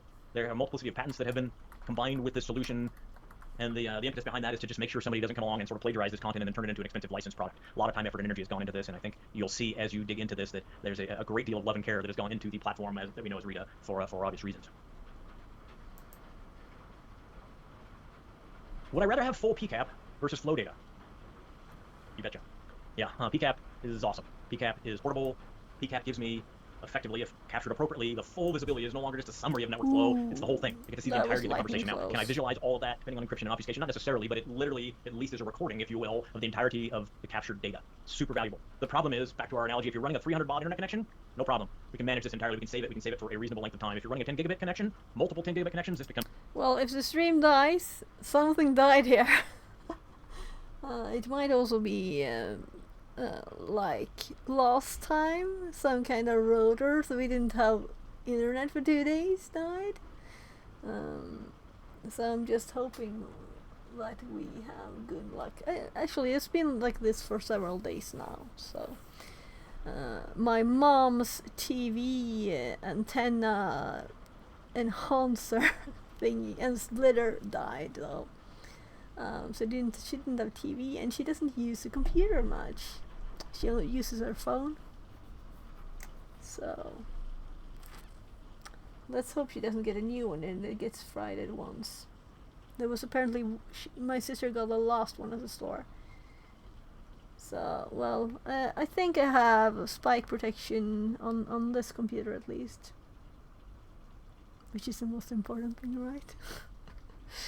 It's really challenging. Oh, my kid's calling. Wait. Yes, love. Give me a cool ring there. Ska vi gå ut igen? Jag tittar precis genom fönstret. Det var 1 centimeter stora hagel.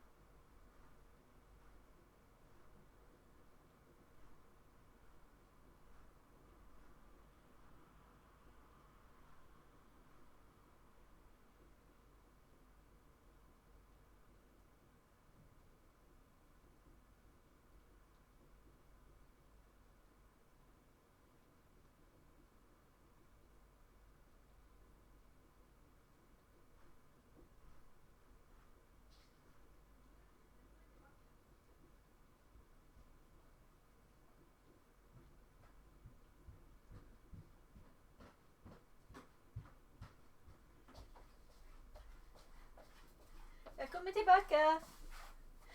So the birthday boy, my 14-year-old, is currently jumping in the trampoline with lots of hail collected. Like when he jumps, it all bounces. So they just wanna play, and of course I need to be there. So I'll continue soon. Let's just put on a tiny like water thing here. I'll take the opportunity to get some new water too. Oh, do I have a missed call? Right, there was one other number. So I'll be right back. I'll bring my phone here and I'll bring my... Oh gosh, Laban. Jag sprang nästan in i helvetet alldeles. Jag är på väg. Jag tänkte jag skulle ta upp honom.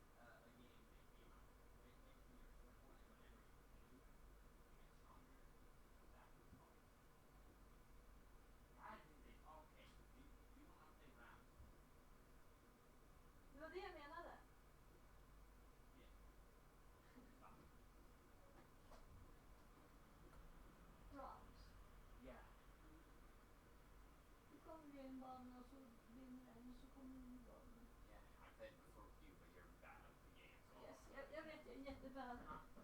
Jag säger till om Laban behöver ha spelet så fixar vi det.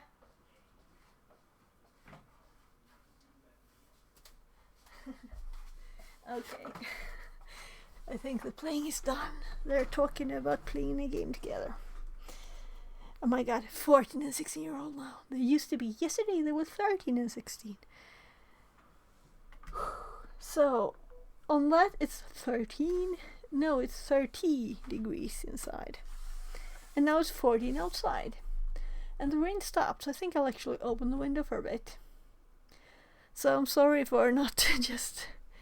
I'm getting water from the sky, not from the normal place. So yeah, so let's start the video while I open the window. Challenging, and legitimately encryption is an issue, and it is not super intuitive. If you stare at the data on screen and you've never looked at a packet capture before, you might go, I have no idea what that means. I suspect if you stare at it for a little bit longer, you'll begin to sleuth it out. It's things like source IP address and destination IP address and source port and destination port and payload size, etc., timing, date timestamps. But it's not impossible, but there is a bit of a learning curve involved. TCP dump and Wireshark really are the tools to beat. TCP dump usually leveraged it from a command line perspective, often leveraged from a Linux Unix system. Wireshark has a nice UI with some really cool tools and capabilities for visualizing your data. A little heavier because it's got all that visualization analysis built into it and the GUI front end. T#, of course, is a command line component of that solution. Entirely different discussions. You want to learn more about that. Lots of resources. We have webcasts. We have some great blog posts, etc., that we can point your way. And of course, we're going to experiment with some network data analysis in just a few minutes. So let's pause that because I want to see if something happened in chat. Right? In case you send any cool links. No, I don't think so. Just lots of Tainer images. So no new links yet. This is just a slide to indicate some of the important considerations and maybe a tiny bit of complexity. It's fine and well to say capture your data. How do you do that? How do you capture all of your egress data? If you're in a smallish environment and you have a single point of presence, a single connection to the internet, then maybe you've got just one firewall as per this diagram. Of course, we see the skull and crossbones. That's the threat actor. That's the bad guy. Maybe that's the pen tester or the red teamer. We see on the right-hand side a sickly-looking desktop. I'm guessing that's the compromised system. And if that is the oversimplified network architecture, where are you going to listen? Where are you going to acquire that egress data? Now, pre-NAT for the win. Network address translation effectively translates an internal IP address to a public IP address in port. We don't really need to go down that rabbit hole right now. Just recognize that if we capture it here, it's easier to ingest and interpret than if we try and capture it here.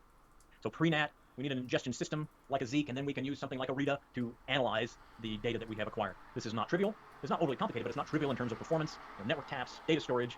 I don't know if you've ever tried to have a conversation with the network engineering team and say, I need a span port, and I need to capture all of the data that's going in and out of the firewall. They'll likely look at you like you're insane. You have no idea what you're talking about. You don't have no idea the complexity of the ask. So just be prepared to have a reasonable, logical conversation about what you're trying to accomplish. Honestly, be prepared potentially to do a POC, a proof of concept or proof of value, and say, you know what, I get it. This might be hard. It might be onerous for the network engineers. How about if we just do a sample? We'll do a data sample temporary. We don't need to pick up the entirety of our NAS or our storage area network. Let's just do a data sample. We'll pull that into Zeek. We'll do some read analysis. Let's see what we could see. Let's see what we might learn, and then translate that into a value proposition. That can be hugely beneficial and maybe lower effort, really low cost to get you some progress on your egress capture, not egress capture.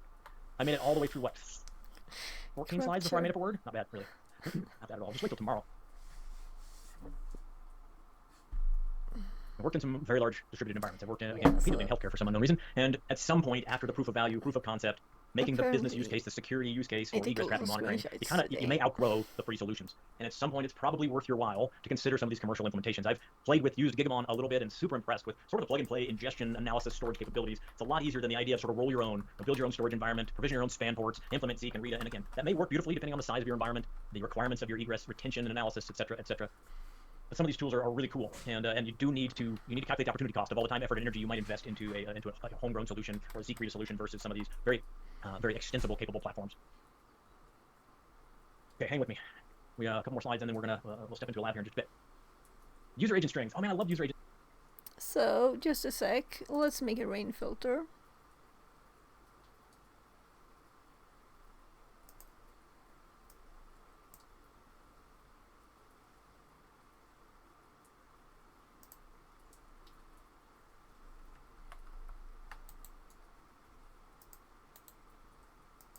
I did Control CV, it didn't work, so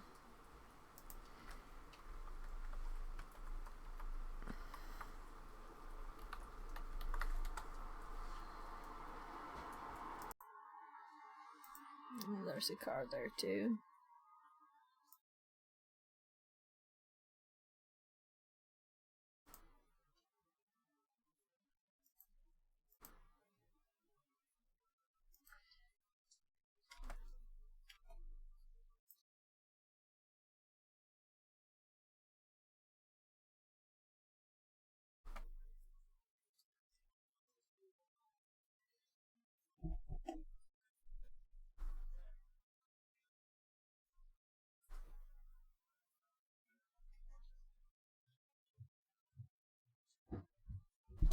I think that's okay. I don't know if it was okay sounding.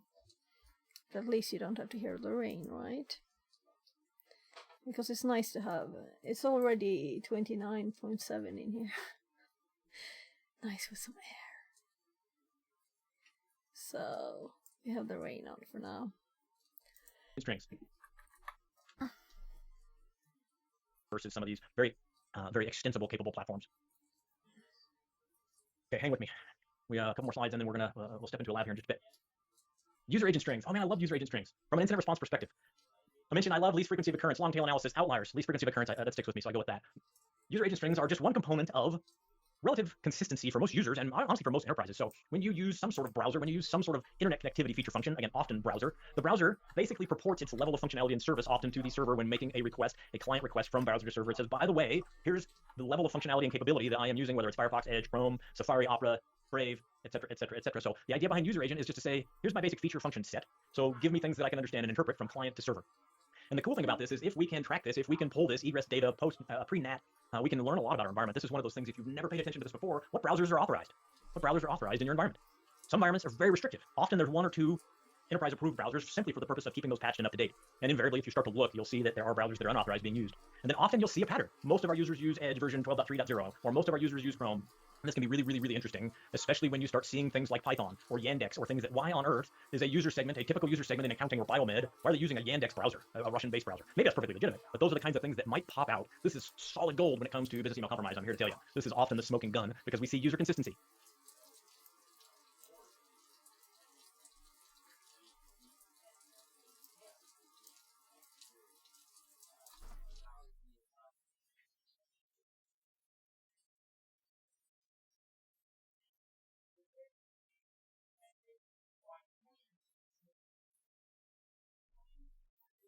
We'll see. So we'll talk a little bit more about user behavior analytics and tie back into this conversation. But did I mention I like this? Very valuable. JA3 or JA3, or I don't know how you're supposed to say it, is the idea that the whole notion of encrypted communications is legit. It's a challenge. It presents some unique hurdles for us as analysts, as security practitioners, and Salesforce. I believe this is a Salesforce compendium. Developed the idea of JA3 that back to our overarching consistency of attributes, what if we could define common components and then identify certain types of connectivity, certain types of unauthorized or anomalous behavior, and JA3 attempts to do that for SSL, TLS, to do a basic fingerprint. Although we may not have full visibility into the encrypted packets, encrypted data, encrypted communications, we might be able to extract some pieces and parts that provide a fingerprint or a signature, if you will, that can help us to sleuth out anomalous, unauthorized, evil, etc. Yeah, long tail analysis. Outliers, least frequency of occurrence. There's really cool math in here, mode and median and mean, and I had some other notes about the actual algorithms and the cool technologies, and I don't understand most of it, so I just might as well be honest and upfront about it. I'm thankful for the folk who do and who have developed the analysis platform so that I don't have to. I would far rather be hunting down the threat actor directly than trying to figure out complex calculations. So again, I'm thankful this is important. Finding things that stand out is just critical capability. However you do it, you can do this through your ER, you can do this through your SIM, you can do this through a tool like Rita or a commercial tool, but it is extremely useful when you're trying to find badness in a huge, complex data pool. My friend, in active incident response for sure. New to me, so. Deny list in Rita. This is the front end Gula. God, I did it again. This is the Gula. You can use that if you want. That stands for graphic user. I have no idea. The idea behind deny list, AC100 GUI is that we can define known bad. And this might help us again to sort out, to more quickly ascertain evil, high fidelity alerting as opposed to low fidelity or normal. So seriously, were there another image between? I don't think so. But I just want to go back and check. No, it wasn't. It was just him. My friend in active incident response for sure. Deny list in Rita. This is the front end Gula. God, I did it again. This is the Gula. You can use that if you want. That stands for graphic user. I have no idea. The idea behind deny list, AC100 GUI is that we can define known bad. And this might help us again to sort out, to more quickly ascertain evil, high fidelity alerting as opposed to low fidelity or normal. Have you ever heard of Security Union? I don't think it has quite as nice a Gula. I'm just going to run with that. In any case, very cool tool, very cool capability. If you're unfamiliar, lots of resources and options. They provide training for the platform, free training, paid support. Very cool, very capable. Something you should definitely check out. Integrates with lots of other pieces and parts from Zeek to Surtata. This is basically this is the king of the hill for network visibility security for free platforms for sure. Arguably better than some paid platforms. And of course integrates with Rita, which is why we threw it in here. Yeah, it is not all the end all be all, and there's some complexity and some fun games. But if you're kind of new to this space and you're fascinated or interested in the forays into egress analysis or network analysis, including sort of IDS, IPS, and visibility functionality, definitely something that I would check out. Okay, told you we were coming up to a lab. We're gonna do a lab on Rita and AC100. Let's take a peek. We'll do a quick walkthrough, and then we will turn you loose So to do that this was on a your bit own, too and then we'll come back quick together, of for course, as per me. I usual, would have and walk liked through him it slowly to together. talk more Oops, about it since Control I L to never double heard click the command prompt. any That's of okay. those things. Let's you go know? to Intro to Security, Well, Rita, and AC Hunter. except for this script. We're going to basically introduce you to AC Hunter in this lab. We haven't really talked about it much. AC Hunter is there's a community edition of AC Hunter, there's a commercial edition of AC Hunter, and it provides a very nice GUI front end to Rita. The core functionality behind AC Hunter is available to you through Rita specifically. So the features and functions are there. There's some ease of use and definitely some useful beautification and accessibility features if you want to check out AC Hunter. So this is not an overly complicated technical lab. We did not we don't have the time and energy honestly to set up the Zeek and the network taps and ingest the data and to pull into Rita. So instead, we've sort of cut to the chase. We're going to give you the visibility output, the reporting output, so that you can see what would be generated, derive the value from that process. And so we're going to open File Explorer. We are going to head to C:/tools, or it's also in your quick access. We're going to go to the Rita HTML report option. Make sure I'm not missing anything. We're going to open the index file. You can see here So I kind that of these missed the are bits Rita analysis there. output. We're going So to see these why names in just a can't we minute when we do drill down it to the HTML all? report. I know they need to be quick, but if we don't really learn the details, then we can't do it, right? So I want it all. The previous bits I already knew. This is like new to me, so I want to know more about it. But at least I know what to check. But I can't do all the things, right? Should I start doing this for home? I could. Maybe. Because it would be good. These are arbitrary names, meaning that those are defined at the analysis component, but they're meant to be meaningful, descriptive of the command control and or analysis that was ingested. So these are named according to a particular tool. In this case, a command control tool. We'll see that in just a second. So if we double click on index, it's a little hard to keep this side by side. But what you'll see again, you'll recognize those names because we just looked at them. We're going to scroll down and it's going to direct you. Make sure you grab the right one, not that you're going to hurt anything, but it will confuse the remaining steps and stages. So we're going for VS Agent 315, VS Agent 315, not 316. Again, not that you're going to hurt anything. And then you'll see at the top of this, the Rita analysis broken down descriptively, categorically. And I think we want to go to beacons. You'll drill into beacons. And then you'll see, just as we saw in our discussion and in our slides, that we have a score component. This is pretty darn close to 1. This is also pretty darn close to 1. Which one do you care about? Which one probably deserves some analysis based on the number of connections? There's definitely some consistency. Mom, 4,532 times. Keep going. Talk a little bit about the other components of that output. You can dig into the statistical pieces. You can delve into the math if that excites you. We can keep going. We're going to switch and go to the DNS cat. Whoops.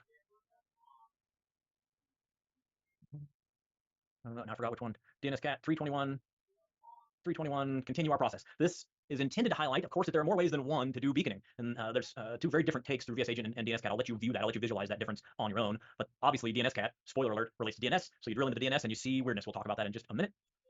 You can also take a look at AC Hunter. There's a training environment set up. You know what? Let's go back. Let's do that slightly differently because I'm going to just do right click and open in new tab so that we can leave our intro to labs. Also allows us to copy paste. Let's just training at Black Hills. That's hard to copy. Control C will let me do that. Don't mind if I talk to myself too. Oh, that worked out nicely. We're going to make sure that Defender is disabled in the AC Hunter login UI. Just kidding. Training at Black Hills infosec. I don't know what it was. What was it? Got beacons question mark. Oh, too many tabs. Got beacons question mark. Did I do it right? Much like we just did, we're going to choose a data set. I can't remember which one we're choosing, so we'll come back and take a look. If you open to this screen, then click the gear, and you'll be prompted with this confirm dialog. We want to do VS Agent. I'll stop for now. You can play around with this. I'm going to turn you loose here in just a second. You can explore that AC Hunter interface again. Really just a nice, polished, easy-to-use front end for the functionality we just experienced with Rita. Take a look at a couple different data sets, and ultimately we have a handful of questions at the end to see if you can ascertain answers through the AC Hunter UI. Pretty cool. Okay. So we got 20 minutes. We're up for 20 minutes on the clock. This is, again, relatively quick. Hopefully you can squeeze in a quick break, do some calisthenics, grab a snack. Chocolate covered espresso beans, I'm pretty sure, is the theme. And as we step through this, about 20 minutes time, we'll come back together and walk through it slowly and methodically together, and we will continue our adventures, switching gears and talking about user entity behavior analytics. Talk to you soon. Yeah, so here we really like to have the files, right? But they're just on this VM that I can't start. So... Also, I don't know how messed up my voice is now with the filter. Well, let's turn it off. The rain's kind of stopped. So I'm turning it off. There are cars, but I'll close the window soon. So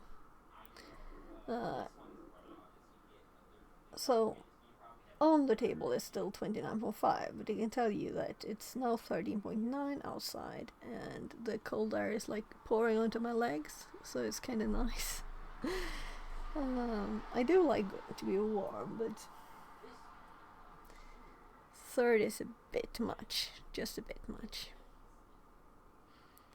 And I love that my kids are talking so much. They're in an intense talk about something. I didn't want to say discussion, but they're not fighting or anything. It's just lots of talking. I love that. And I have the door open so I can hear them. I don't know if you can, but I don't think so. So let's see.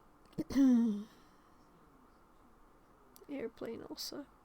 Let's skip the lab time. And this, I'm like thinking that this bit I would really like to. Let's first of all.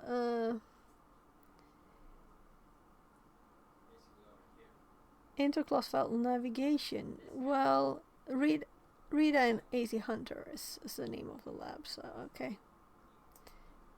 So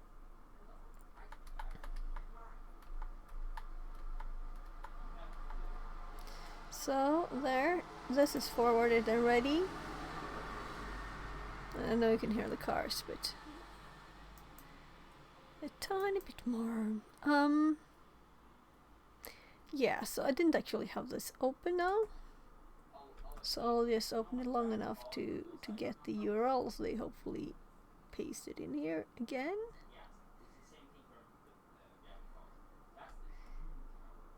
No, because this is not the start of the lab anymore.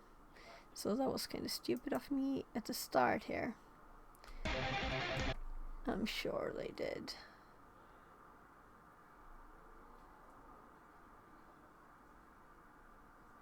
There. So there's the link. Let's hop forward again. I should have done that first. So then when we're done with this one, I'm thinking we will have time to finish it. The next one actually starts at 18 today, so we can't watch more. But I would like to finish this one today, if it's possible. At least get one question. Because the streak, I want my tiny 51 streak here to be 52. Not that I care a lot, but it's a tiny extra motivator to keep studying. Not that I need more. Yeah, so this one, I was going to check that one out too. So we have this one, but now I know the name. Mostly I wanted the name, right? So all of that was probably just useless. So let's open the files there, the folders, and Rita. So is it just called Rita? Rita, the AC 100-bit. So I'm assuming the others. Well, by the way, I saw that there's AC Hunter here.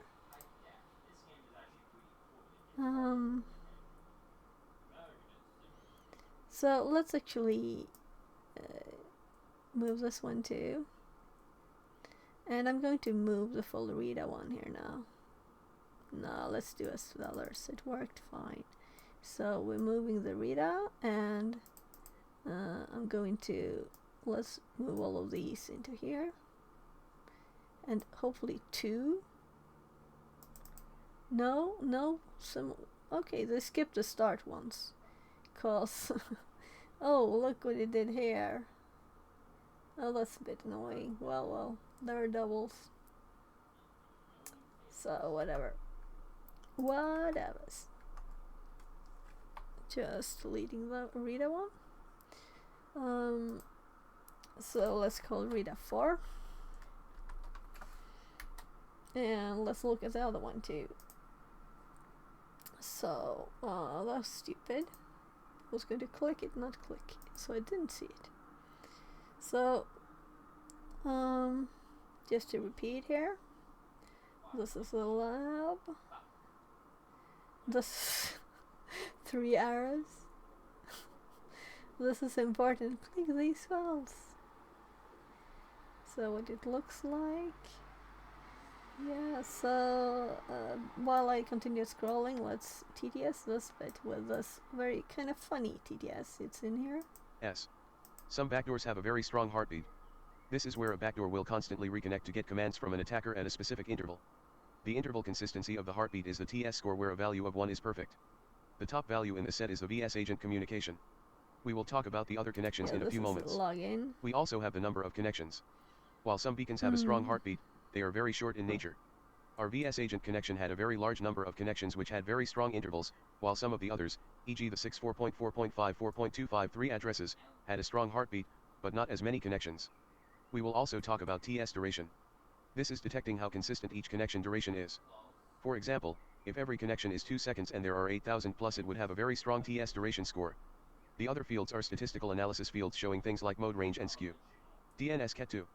Now, select Rita and then select DNS Cat 201700321. We are going to review a backdoor which does not quite So fit we the same kinda mold did as VS this. agent. I am hoping he will do more details when he do it after the pause, right? So I don't think clicking these will make them bigger, but I can remove the side thingy there. So they're almost full screen now.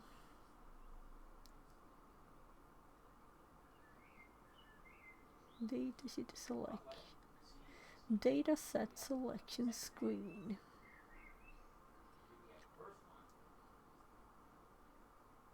I'm just scanning the text. So results.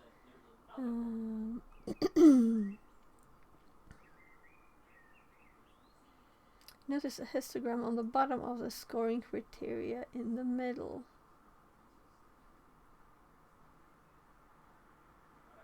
No, they read that because I didn't know what that was.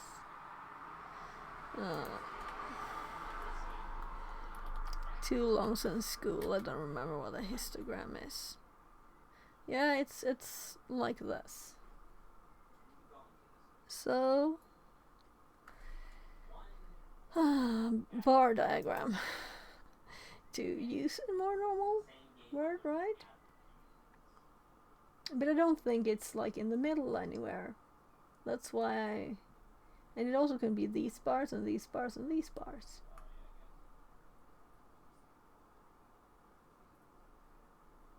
The bottom and the scoring criteria in the middle. Okay, so I misread it.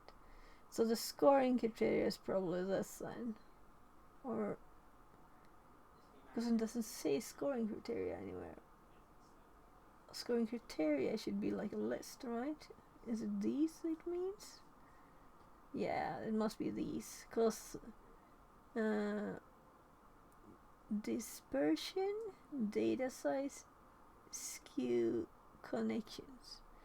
Oh, the tiniest text there. I guess we should be grateful they had high resolution on the image at least. Notice how on the bottom you can see multiple aspects of the system connection. For example, you can see if there are any connections that had threat intel hit. Threat intel. Or if there are any connections that have beacons to a fully qualified domain.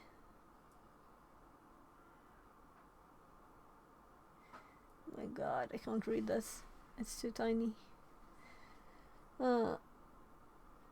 Using Easy Hunter, answer the following questions. In the WinLab agent. So I assume it's this tiny, almost for full screen. Though, well.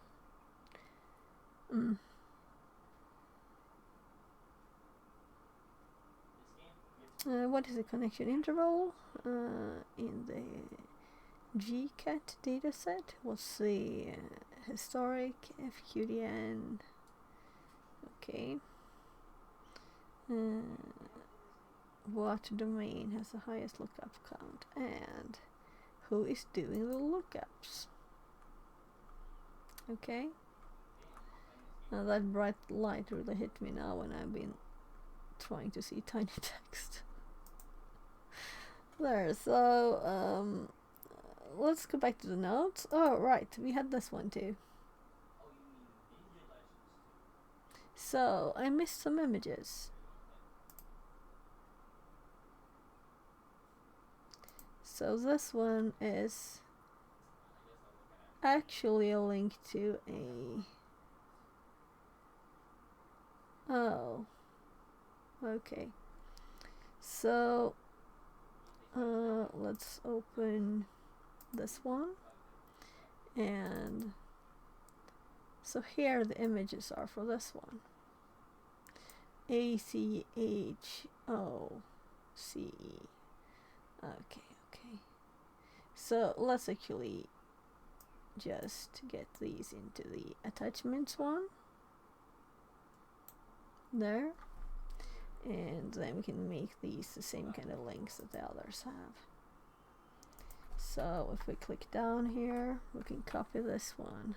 It's just 4 images. Oh, I wouldn't have done this. Would have been too annoying. Oh my god. So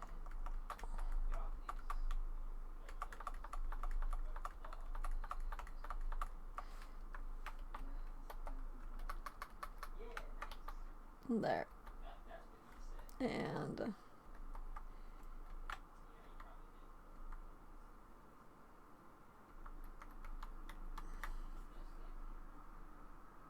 so we just have the path there. No? There.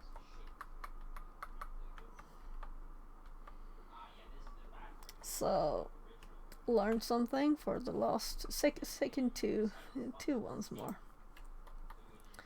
So let's kill that bit first, and then we paste, and then we... Oh? Right.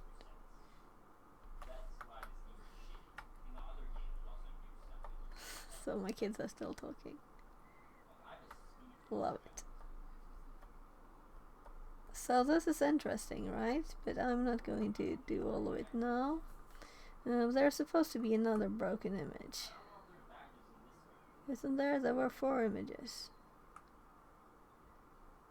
So what was the last one?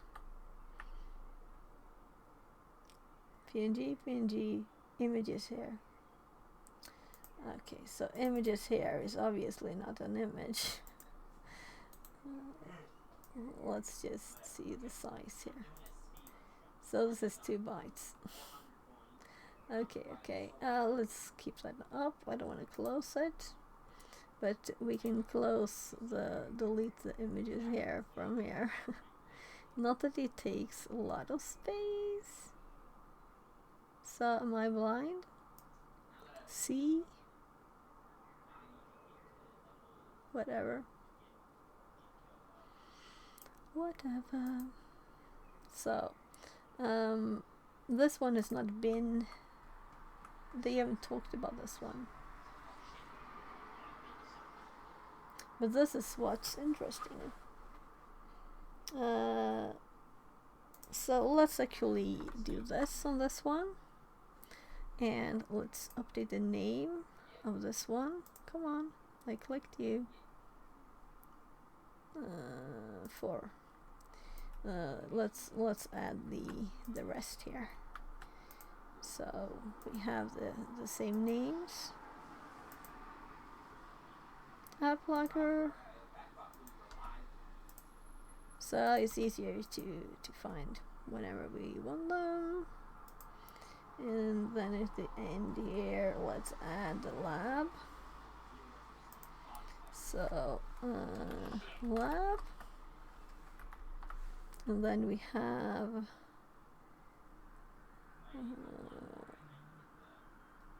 there it is. So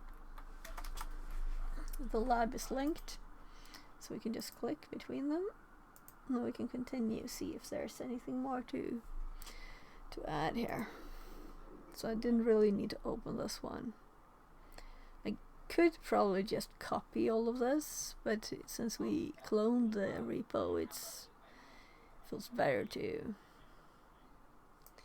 Yes, I couldn't have read the images here. The text on the images, I couldn't have read it. So.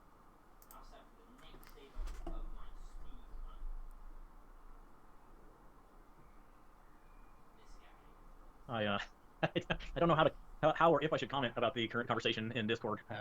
Yeah, I guess I'll just leave it alone for now. In any case, somebody's gonna misconstrue and say, I heard Zach say that if you get an Antosyphon tattoo, you get free lifetime access to the portal. I can feel that coming. In any case, I've said too much. Moving right along. Welcome back from Rita and AC Hunter Lab. Let's step through this together. Ever so quickly. Let's see. I knew it. I knew that was coming. All right. Where were we? Let's start from the top and take this a little bit more slowly. Windows left arrow key. I said Windows left arrow key. How do I left arrow? Left arrow. Left. Thank you. And let's see. So we're opening our HTML report.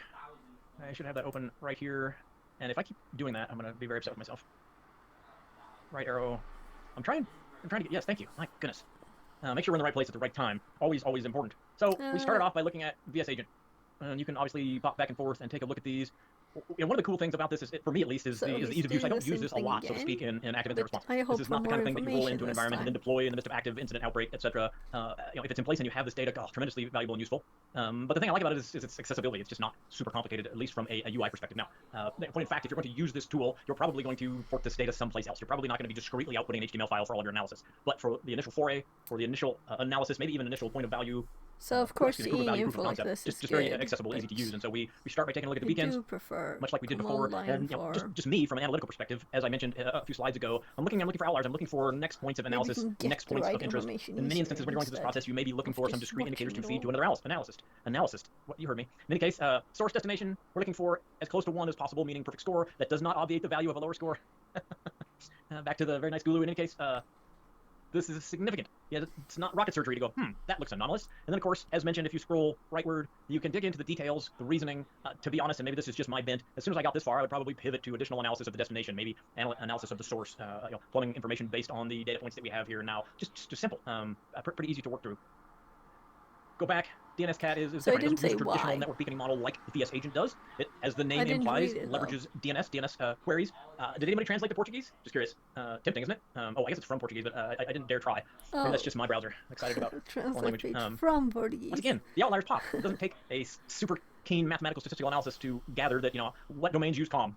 So that's probably pretty normal. What domains end in net, org. You get the idea depending on the location. So naturally, you would be drawn to 23,000 subdomains.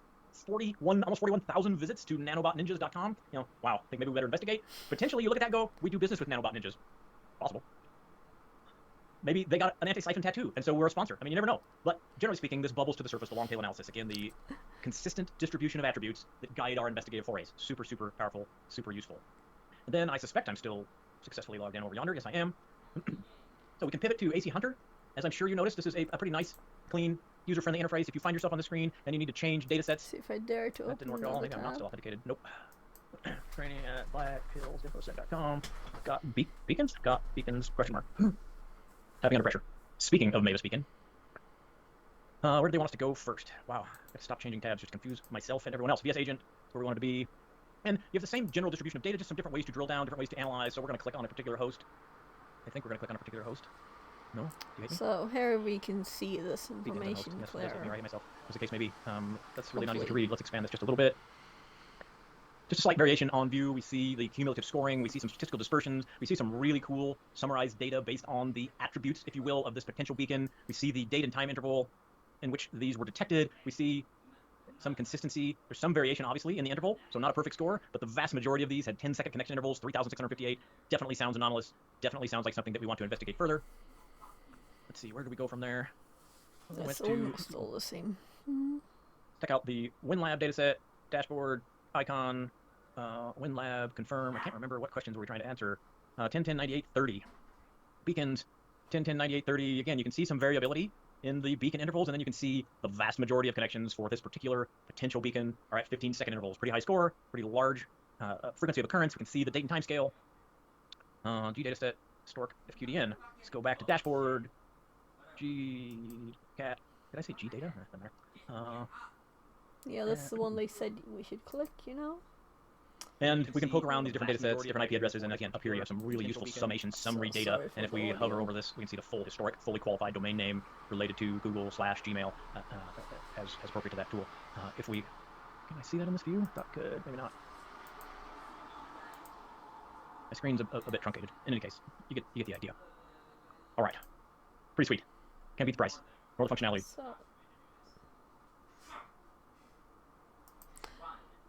So we have a new Jitter, if area. the threat actor using Jitter, how would it appear in AC Hunter? And the short version is that, again, looking at header. cumulative attribute analysis, and I made that phraseology up just because it works in my brain, but cumulative attribute analysis for the beaconing itself, AC Hunter, Rita underlying, and then AC Hunter, of course, in terms of overlays, is fully capable of identifying the commonalities, the common attributes, irrespective of jitter, irrespective in variances. So you're still there and listening.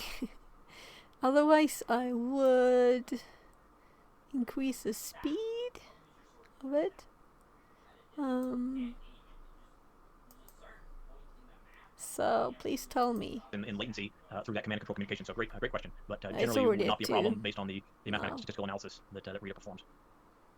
Maybe I did increase it by Shifting gears. mistake. Moving on.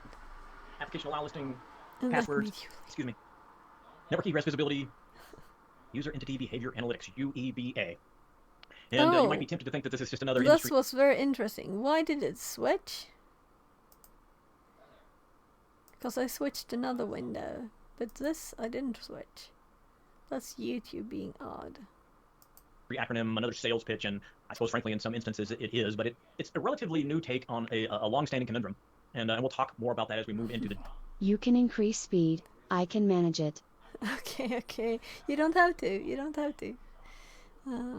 So I don't want to scare you off either. If you want to listen to this with me, details, the sort of the old school way of analyzing user behavior. User entity behavior analytics is, well, appropriately named.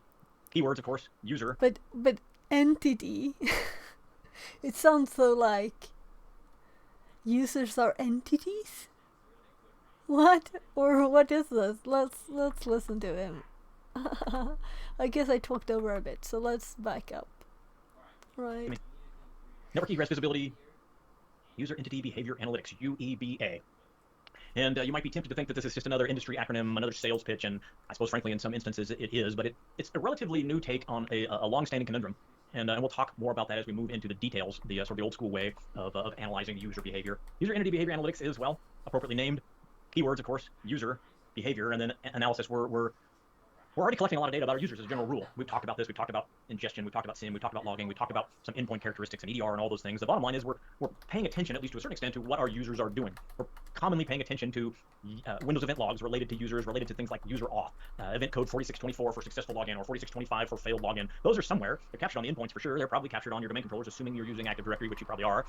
And so we're capturing, we're aggregating, we're pulling together this data, but unfortunately it's voluminous. Unfortunately, it's a little bit hard to correlate and or derive value from. And the idea behind user entity behavior analytics is we should take that data, we should combine that data with analysis towards determining what's normal for a user. We've already talked a little bit, specifically when we talked about password sprays, about how our brains sort of work similarly, how we have sort of standard operating procedures as human beings, and then each individual user has some peculiar standard operating procedures of their own. And imagine if we could pull all these pieces of data about how a user behaves in your environment, from what kind of endpoint to operating system to browser to network location to application access to data access, and we could somehow make sense of that in a meaningful way, and then look for normal versus abnormal. That's the promise of UEBA. We can take all that data, do some stacking, comparative analysis, look for outliers, and ultimately go, aha, you don't usually behave this way, which is cause for an alert and or subsequent investigation. It can be very powerful, not least of which, again, because we're probably already capturing and monitoring a lot of this information, so what value can we derive in terms of normal versus abnormal? So, once again, MITRE tends to agree, UEBA covers a lot of different components. If a threat actor gains access, unauthorized access to an endpoint in your environment, if they're operating on an endpoint, they are operating within the confines of an account, of a user account of some kind.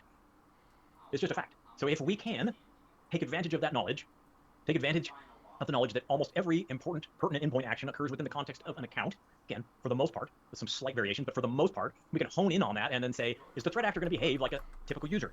Is the threat actor, if they compromise John Smith's account, are they going to behave like John Smith? And the answer is probably not. Again, from an overarching, stacking, comparative analysis, potentially historical component, the answer is no. And then it gives us tremendous opportunity to identify the abnormal behaviors across a broad spectrum of MITRE attack tactics, and can be just, again, a gold mine. And I mentioned this before, I will say it again, Egress and off. Egress and off. Huge, huge, huge. The most potentially significant reactive weapons in your arsenal in active incident response. Egress. We can talk more about that later. Now, I mentioned you're already gathering a lot of this data, probably. Endpoint, EDR, SIM, etc. This is no small challenge.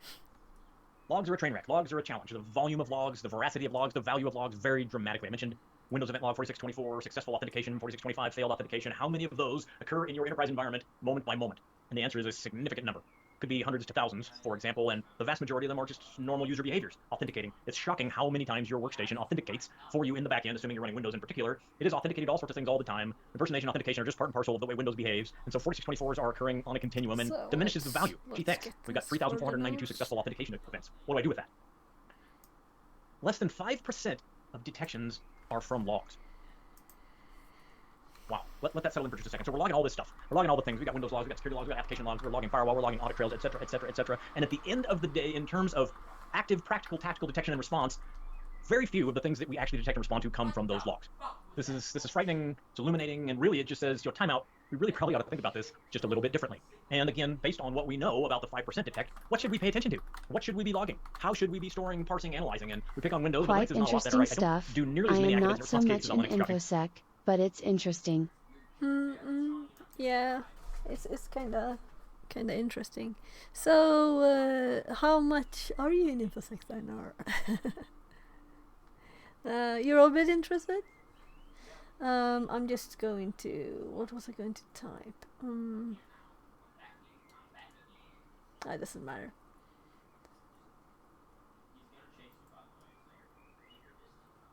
Yeah, what should we log? There. So I'm just making a bit of notes there.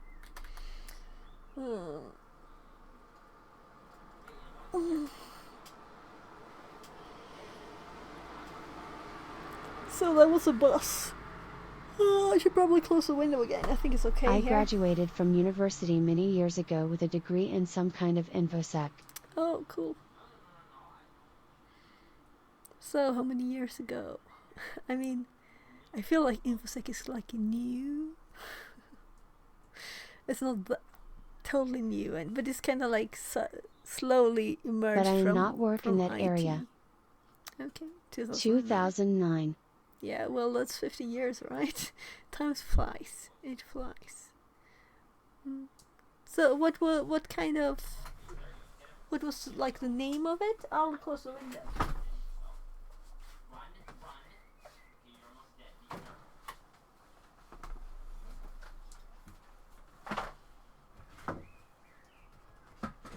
I am just a software engineer now.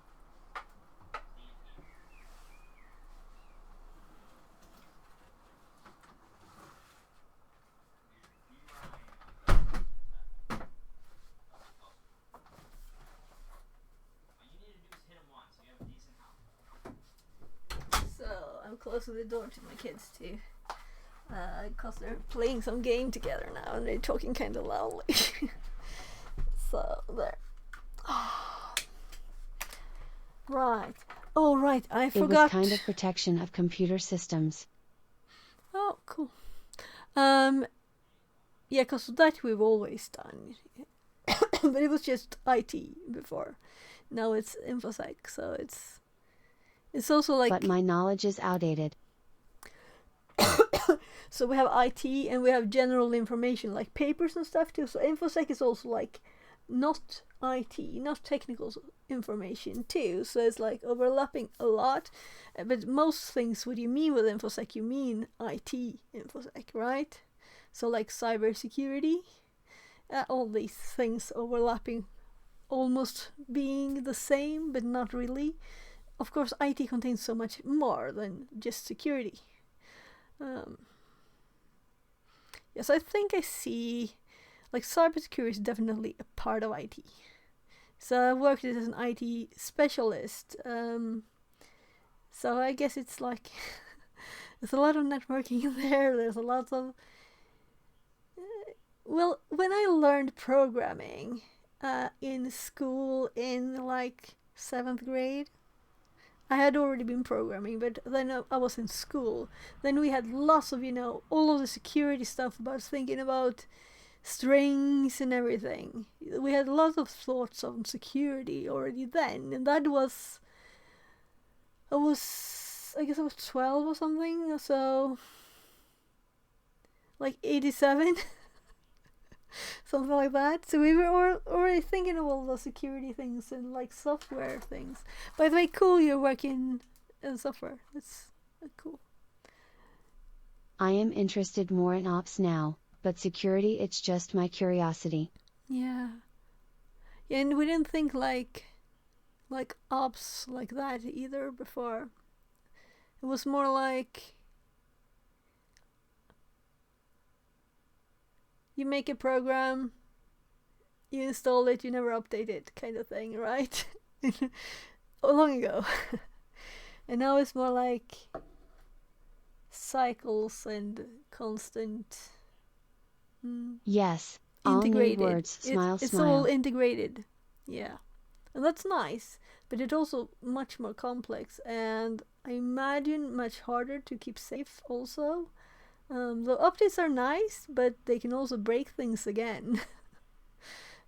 Fixing one thing, like fixing one bug and you have 20 more, right?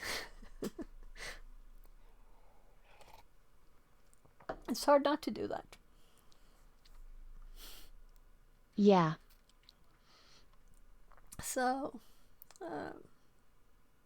yeah, by the way, did you hear about this Microsoft thing, where they screenshots of people's computers? I was just listening to Security Now. Sure. Yeah, so the Security Now, let's see. Well, I was getting up this morning here. So let's go to the YouTube one.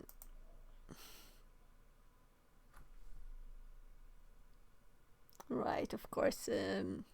Oh well, I'm more subscribed than the other one, I'm sure. So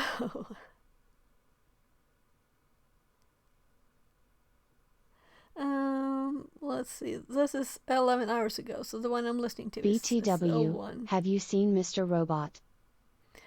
I think I did quite some time ago.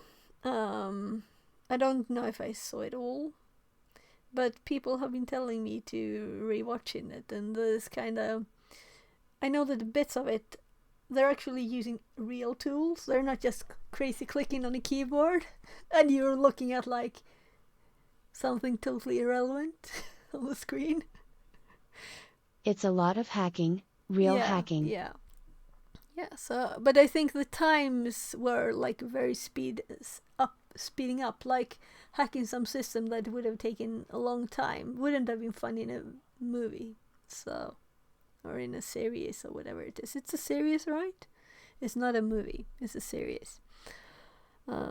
Yes, I guess I'll have to watch it. But I don't have time for that. I want to study. That's more fun to me.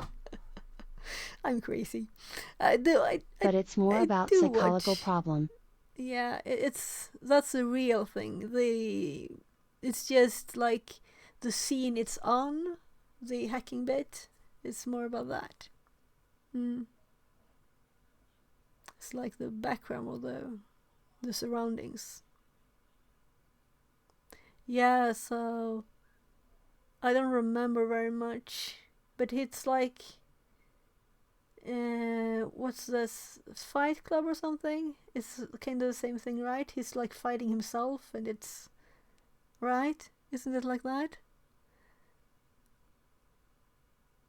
It's not really a person there, right? Right. Yeah, because I don't remember much, but I remember like him falling down from something, and it wasn't anyone there really. Yeah, so kind of odd, but I don't remember much. And I remember that, and I remember that he was like, I think I saw this in a YouTube video talking about the series, so it's not like my memory from the series, that he was like outside some prison and he was like connecting to someone's keyboard in a police car or something. I don't know. So that sounded kind of Bluetooth. Anyway, Mr. Robot is a great series. I rewatched it recently. Yeah. So I'll have to redo, and I'll have to watch this one. So these are kind of long. These are not very long though. I've seen episodes that are much longer than 2 hours. Yeah, but they seem to be keeping it 2 hours here. So I think I've seen much longer ones. So I usually watch these when I fall asleep, actually, and things like that. But Is it a podcast? yeah, it's a podcast, but they also have video. But I didn't know kinda until recently. So I think the first stream Siren had, she talked about watching it, and I was like, oh, I also listened to that podcast, but I didn't know there was actually a video of It's it. time for security now. Steve Gibson is here. Have you ever been pwned? And also, I didn't know And their then age really, by the because they by don't the sound Russian really like this. mail.ru group Look. in 2010. Yeah, so it's very. And he's talking. I'm listening to the podcasts still, so it's kind of fun to see all the thingies he's got there. Web link. Funny. What's that?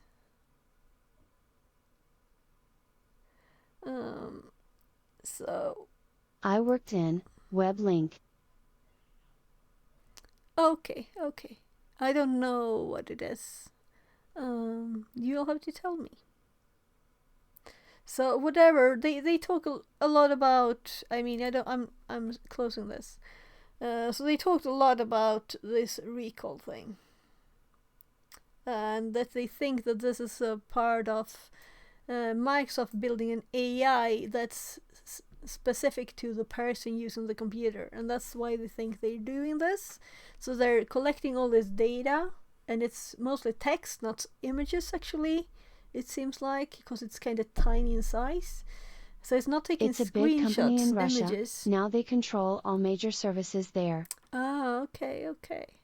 Yeah, so do you live in Russia or do you live somewhere else?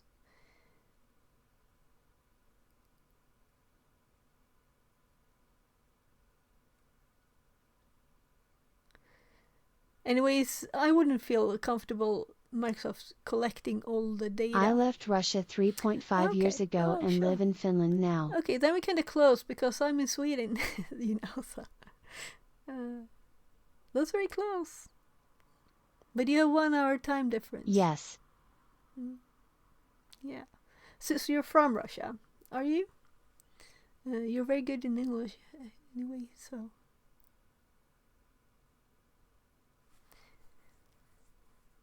Yeah.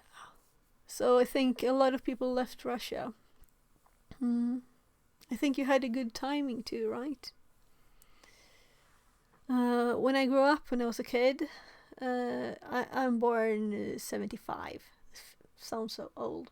But then the people that lived on top of us, it was a woman and their kid was locked Originally into from Russia. Kazakhstan, but I lived over Oh, 15 years okay. there and left it in good time before all the shit. Yeah, good. Because it's not safe for anyone there, I mean.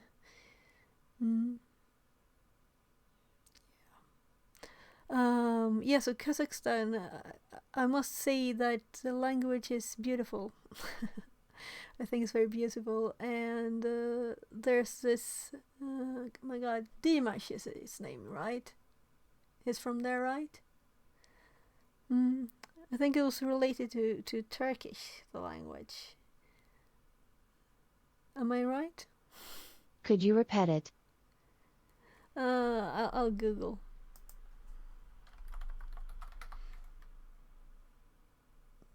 There, Kazakh singer and songwriter. Yes, So, it is in Turkish group.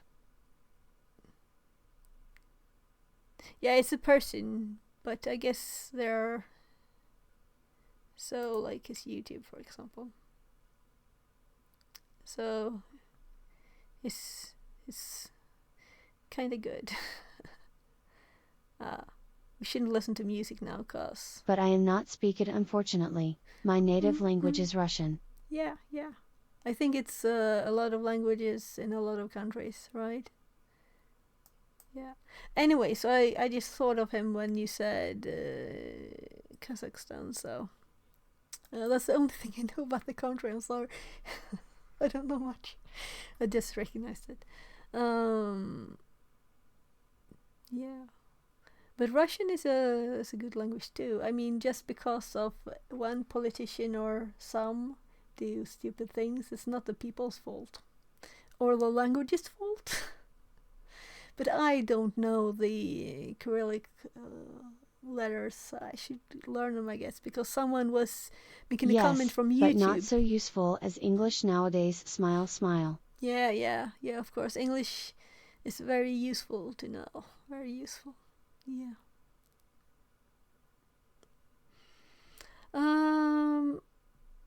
Let's watch the rest of it.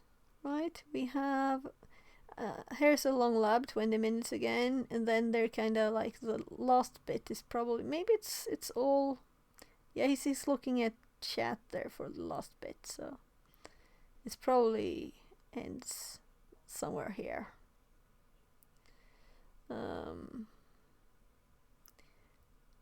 So yeah, there is no "you have been hacked" log. That was kind of funny. I just noticed it's 4 hours. Smile, smile. Yeah, but we're doing double speed and there are breaks in it. So we've been on for, well, I had to restart stream, but let's say I started 9.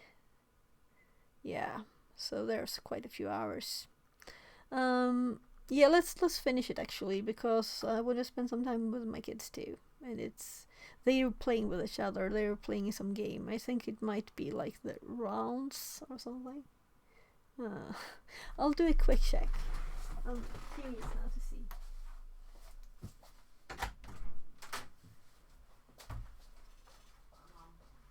Spelar ni?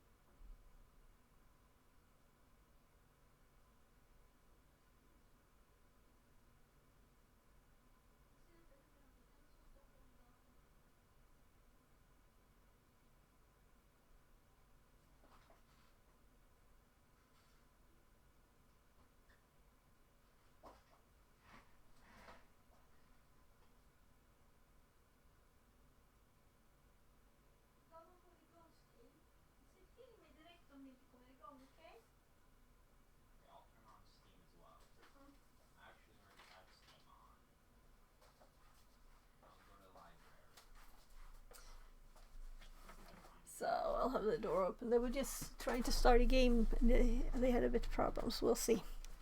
So I think it was something on Steam anyway. So let's listen for a bit more. As I do on Windows platforms, but I did a fairly recent foray into a Linux system. And I thought, oh, refreshing. This will be easy. Everything on So Linux is I'll fairly just go straightforward. back a bit. Know about it's illuminating, and really it just says, timeout. We really probably ought to think about this just a little bit differently. And again, based on what we know about the 5% detect, what should we pay attention to? What should we be logging? How should we be storing, parsing, analyzing? And we pick on Windows, but Linux is not a lot better. I don't do nearly as many active incident response cases on Linux, shocking, as I do on Windows platforms, but I did a fairly recent foray into a Linux system. And I thought, oh, refreshing. This will be easy. Everything on Linux is fairly straightforward from a forensic analysis perspective. Everything's a file. There are clear logs. There are lots of logs. And then, of course, I dive in specifically into bash history. I actually sleuth out, I understand based on other indicators what's happened, and I pivot to bash logging to correlate and or confirm what I know happened elsewhere in the operating system, and I come up empty-handed, and I do my scratch the old head and think, well, Linux is in many ways clear, but it is not by any stretch perfect or even excellent in some capacities when it comes to our visibility and logging specifically. JP-Cert is a fascinating attempt to sort of tackle and address this issue. Yeah, and I assume that if someone were in a machine, they wouldn't leave the bash log, right? They would remove their stuff from there. Like it. I love the idea, and that it is basically trying to, much like we did with network communications, much like we just talked about with Rita and AC Hunter, that we are not so much going to hone in on specific details, a specific finite attribute of a tactic or technique, but instead we're going to combine our overarching understanding of multiple attributes and maybe come up with a fingerprint, maybe come up with a sequence of events or a series of events or a series of logs, etc., to pull a useful high fidelity indicator and or alert. And this is worth taking a peek at. It basically takes some specific tactics and tries to analyze the behavior of those tactics and then pull the most useful indicators and then say, here's what you could look for to find this particular entry. And I think this is worth just taking a gander at in terms of the artifact sources. This is hotly debated. And as I mentioned, I've done a couple. I have a GitHub repo. I've done a couple webcasts, rapid triage workshop for Windows malware investigations, and it is sort of my effort to say, of these indicators, of all the available indicators, which do I care about most? That's an important question. There's part of us as nerds, security professionals, that we want it all. Give it all to me. If there's an artifact, I want it. Just give me the whole thing. And that philosophically is okay. If I have all the time, energy, and all the compute resources in the world, then I want it all. But I don't. I'm in a hurry. Active incident response in particular. I need answers and I need them quickly, so I've got to be judicious, and I think it's wisdom for you to wrestle just a little bit with, not all artifacts are created equally. Not all logs are created equally. Not all event IDs are created equally from a validity perspective. Why UEBA? Why UEBA? It's a new acronym. Behaviors. User behaviors. As mentioned, users often follow patterns. This is so wonderfully simple sometimes, not always, but it is so wonderfully simple on occasion. Business email compromise, to me, is one of the most significant illuminations of the value of this process. So when you're looking at a typical business email compromise and a threat actor gains unauthorized access to an M365 mailbox, their authentication passes through Azure AD, Azure Active Directory, now I guess called Intra, whatever. And then you go look at the login behaviors, the log components of that authentication, and what you see is Patterson Cake using Windows 11, logging in through Brave or Edge.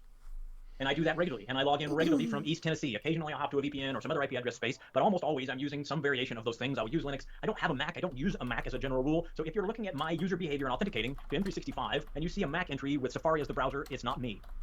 That's the idea, and that we see pretty impressive consistency in the way users interact with IT systems. And it's just that silly simple. Sometimes, literally, within a few minutes' time, we can do Azure AD authentication log access, call out what's normal from user agent IP address space, and often within a very short order, determine abnormal, find unauthorized access based on, you guessed it, user behavior. I can use some help in an enterprise environment. For gathering all this data, I could really use some help in analyzing, This is where I started stacking, looking finding yesterday, unique. so I've seen the rest. Well, we're going to talk just a little bit about, see if I can pull this up really quickly. We're going to talk just a little bit about the fundamental failure of logging for most applications and platforms. And bottom line is that Microsoft, I don't think, really developed this solution for you and I. It wasn't really designed from the perspective of cybersecurity engineers and or incident Panda responders. Tongue And says, so, We utilize this for a lot of our clients. Okay, nice. Yeah, I need to learn more about the blue bit of things, the blue side. And also, if you were to do a pen test, you would have to tell people tips about how to fix problems and how to make things better and more secure, right? So, even if you were just to do that and not really anything else, you would still need this knowledge. And if you were to do red teaming things, you still need to know how to avoid all of those things. So you need all the knowledge, always. But it's nice to know that these things are used, really. Yeah, so this is that box again, the demo one.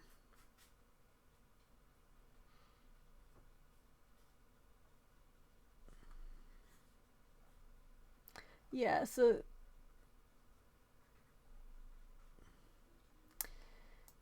I don't really like that they used the abbreviation there, because I didn't.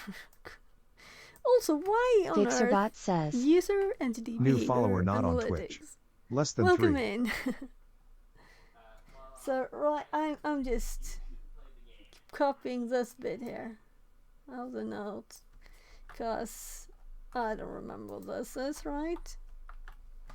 And also we should put this in. Yeah, it's on the top. Acronyms.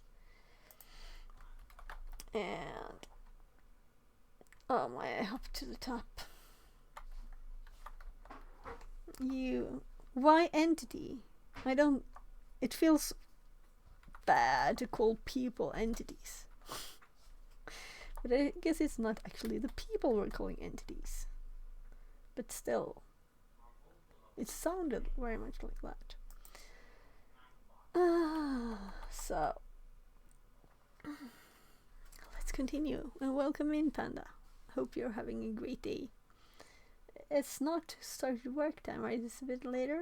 You've been working for an hour and a half, maybe? Panda Tongue says, Smile, semi-lurk, and smile. Okay. You're so welcome to lurk.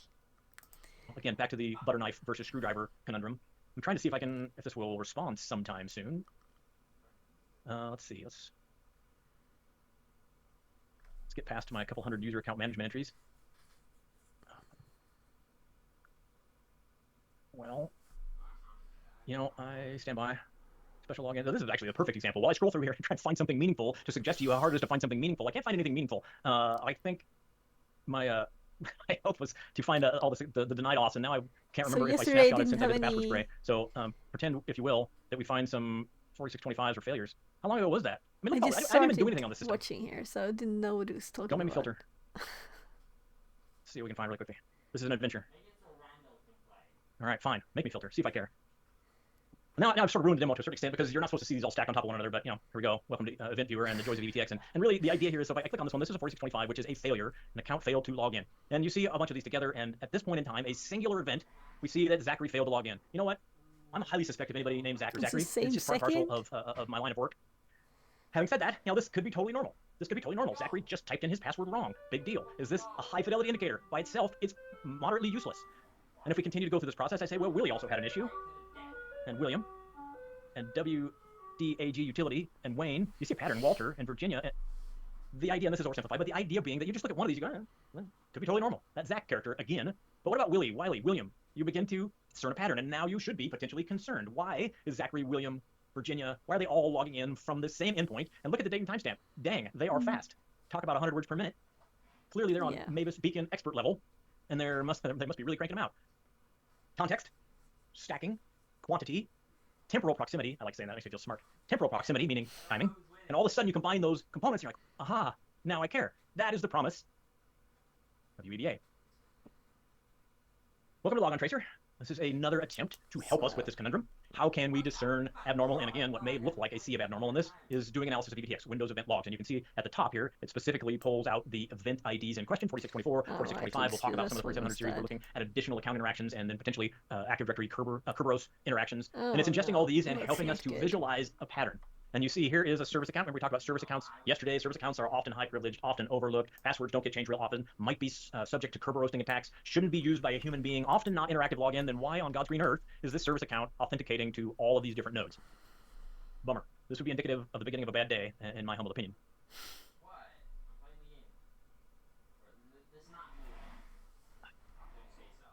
There's no such thing as false positives. All you really need to know. This makes for a fascinating discussion and often a bit of a debate. John would argue there are no false positives, and I guess based on normal conversation, I would agree with him. To me, the idea of false positive, a legitimate false positive, if you write a detection that's looking for apples, and your detection identifies an orange as an apple, to me, that's a false positive. It means that the rule is not working the way it should have. It thinks that the apple is an orange and or vice versa. Well, I think, technically speaking, I would say there are false positives, but that's not generally the way we mean. What we mean is the alert fired appropriately, but, it was an active, legitimate help desk account, or a sysadmin was using PSExec. Should they have been using it? I don't know, but we don't want it in our environment, so we fired an alert and got false positive. False positive meaning it was authorized? The point is, it wasn't a false positive if it accurately identified execution of PSExec. You get the idea. This is a challenge. False positives become a way out, a scapegoat, if you will, an excuse. Well, it's just another false positive. Tuning is the word of the day. Tuning is just a critical part of our jobs. It's not always that much fun. It's often a lot of work. The alternative is usually twofold, in my experience. First, potential opportunities, just turn off that alert. I'm sick of hearing about PSExec anyway. That's, of course, a horrible idea, terribly dangerous. In my experience, as soon as you do that, you're actually going to get popped by a threat actor who uses PSExec, and then you're going to wonder if you need to polish up your resume. The second, if you don't take that approach, often is absolute overwhelm the SOC or the security analyst or whomever is responsible for responding to alerts with false positives, with alert fatigue. Neither of those are good options. The third option, the tertiary option, the best option is tuning. We can make this better. It requires effort. It requires a fair amount of effort, a lot of work, but ultimately it is critical to our success. We're going to call out the noise. We're going to fine tune the requirements. We are going to maximize the veracity and then the actionability of our alerts. And this is solid gold. This is what we should be striving for in each of our environments. Although again, I know it's not easy. A couple more words on UEBA. To me, again, just using phraseology that makes sense to me is we're quantifying and accumulating user behavior. And so the analogy here is think of stacking cards. And if we have a stack of cards, a user logs onto a system, it's a +1. If they log off that system, it's a -1. And then we're tracking their behaviors, normalcy. You can see those two things relate to one another. Specifically, it's from the same host. We're quantifying a score, if you will, a metric of what normal is, and then using that metric, modifying it ever so slightly over time, looking for normal versus abnormal. And then if we see something like that same user who moments ago had a score of 2 or 5 or 10, they execute Bloodhound, and we do thousands of authentication requests from their endpoint in the context of their user account against Active Directory. Their score goes through the roof, and we go, whoa, whoa, whoa, whoa. Their score was 10. It usually hovers between 8 and 12, and now it's 2,000. Does that sound like a high fidelity alert? Yes, it does. Who's sick of talking about AI? Yeah, me too. That does not obviate its value, right? It's often overhyped, and it's often oversimplified, and it's often part of a sales pitch, and that's fine. That does not mean it's useless, right? Butter knife, screwdriver. What can it be used for? What can it provide value for? And this is one of those things. I don't want to stare at 4,722,000 4624s for Bob. I would strongly prefer that some artificial intelligence, some algorithmic analysis was done by somebody other than me. Thank you very much. And so there are some components of pattern analysis that are very valuable in terms of an actual UEBA solution.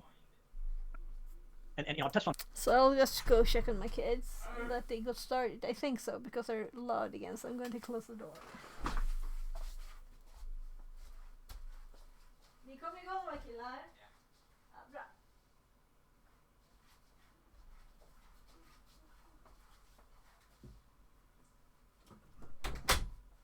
So their door closed and they're playing around, so I don't really get that game. Stick figures killing each other, trying to get to the guns first and get upgrades, and then the one who wins the most times for levels with different things. Whatever. Not my thing. Just a couple of the facets, a couple of the attributes. There are pattern and some artificial intelligence, some algorithmic analysis was done by somebody other than me. Thank you very much. And so there are some components of pattern analysis that are very valuable in terms of an actual UEBA solution. And I've touched on just a couple of the facets, a couple of the attributes. There are, of course, a lot more that go into how you behave. Date and time, geographical region, operating system, application, type and scope of data, etc., etc., etc. All right, we're nearing the end of this UEBA, I'm annoyed at them feeling really like they need to make names that sound so official. Why adding an entity in there at all? And why, like, who thought this up? I don't know. Let's just continue. I just have to complain a bit. this section, and real quick, I just want you to pull all your logs. Pull all your logs for me. Right, good luck with that. What does that even mean? As an incident responder, as a digital forensic and incident response consultant, I have to do this often from a discrete endpoint or a handful of endpoints, and just doing that is super challenging. All of your logs, are you kidding me? From endpoints to IoT to applications to cloud, man, mind-boggling. So this is important. We have to be judicious. If I have all the storage, all the time, all the compute resource, give it all to me. I want maximum visibility, but I don't have all the time, all the resource, all the storage, and neither do you. So once again, we need to be smart. We need to be judicious. We need to look for, in my humble opinion, sources of actionable intelligence. Sources of actionable intelligence. If you give me log output and ultimately I review that log and there is no decision point that then leads to action in my environment, specifically from an incident response perspective, I don't care. I want to know. I don't want to know. What about Active Directory? Oh boy, we can have a week-long class about this, of course, and still come out confused. In any case, Active Directory, the good news is that in most environments, most enterprise computing environments, Active Directory, we've learned to pay attention to Active Directory. We've learned that it might be a desired target for a threat actor. We've also learned that, of course, centralized authentication occurs on our domain controller or controllers more normally, and this is a goldmine. This can give us visibility into authentication across our environments. Imagine, if you will, if we did not have that and the only source of authentication event logging was each individual endpoint, then I'd just quit my job probably, or stop doing active incident response. So AD is critical. It is noisy. It's in some ways noisy in all the wrong ways in all the wrong places, but we'll talk a little bit more about that. It's hard. Doing it without UEBA is harder. Life is hard, but it's harder if you're stupid. Now, it's really hard to argue with. Now, this is just an important component, and it is, once again, a gold mine. Keep overusing that phraseology, but from an investigative perspective, egress and auth. Egress and auth. Where am I going to learn most about auth? Active Directory. Login Tracer can help us with this as well, and this is just some insight into some administrative user count. I love the way that it categorizes on the right-hand column the rank of user, which user am I most interested in analyzing, types of authentication. Pretty handy tool. What I find interesting about this one, and my little note to self, or I guess more importantly, my little note to you, is if you are seeing regular utilization of administrator account, built-in administrator account, domain administrator account, and I mean the account that's named administrator, you look at this and you think, well, that's normal. We use that all the time for remote administration, interactive logins, etc. You should stop doing that. This should not look normal in your environment, and if it does, then I think you really need to work on it. Just a drill down into the rank of user and host. Again, this is guiding my investigative analysis. Where do I go from here? What looks normal? What do I need to drill down into? This is a heat map, which looks kind of cool, and I think maybe has a bit of value. This is just... Well, let's quickly look here. So... Logon tracer. So this is another image of it.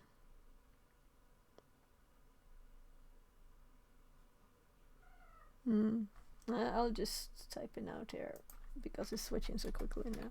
So administrator.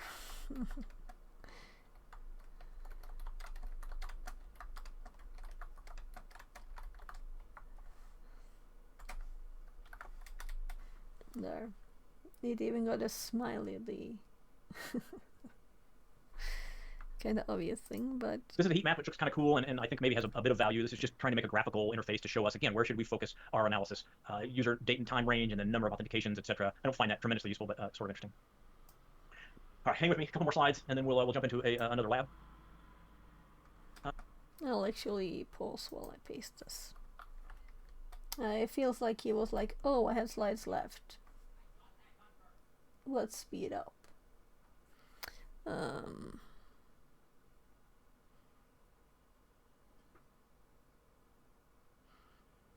Yeah, so, well, I might just as well screenshot this while it's paused, sorry. Yeah, so I think that there was a link maybe to this one too. I'll be fascinated to know, and this is a legitimate open-handed conversation for you all. User behavior analytics for free is a tough one. I see point-in-time analysis products, and that's what Deep Blue CLI will effectively do for us. I've seen some others that I like, and really what I mean by point-in-time is that we're going to use a tool like Deep Blue CLI or some others to analyze a group of EVTX files from a system or systems, and it's a point-in-time snapshot. It's not continuous monitoring and continuous alerting, and there are multiple solutions and platforms, but good free ones, if they exist, I have not encountered them, and that does not mean they don't exist, but they're a little hard to come by. And so what we find ourselves doing is drawing from tools like Deep Blue CLI. I'll mention a couple more as we progress through this process, to do some point-in-time analysis, to basically do poor man's UEBA, if you will, or point-in-time UEBA, which is still super valuable. Definitely not as valuable as an ongoing commercial UEBA analytical tool that is either fed by your SIM or feeding into your SIM and giving you some active alerting. Okay. Deep Blue CLI. All the things we're looking for effectively in UEBA, and we're going to feed it log data. We're going to bolster the log data. We'll talk about that in just a second. And then we're going to let it do the analytics for us. Instead of having to stare at it and sleuth it all out, we could legitimately, and I've done this before, against my better judgment, extracted EVTX from an endpoint, parsed it with a Zimmerman tool, puked it to CSV or XLS, yeah, and then... actually, let's slow it down, because he speeded up, as they say. Never heard it pronounced that way. CLI for CLI. But I guess it's part of the Deep Blue CLI name for it. Yeah, so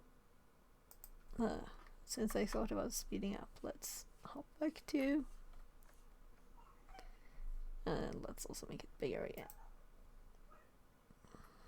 And I've done this before, against my better judgment, extracted EVTX from an endpoint, parsed it with a PV Zimmerman tool, says. puked it to CSV. 1.5 is normally okay for me. Okay, so yeah.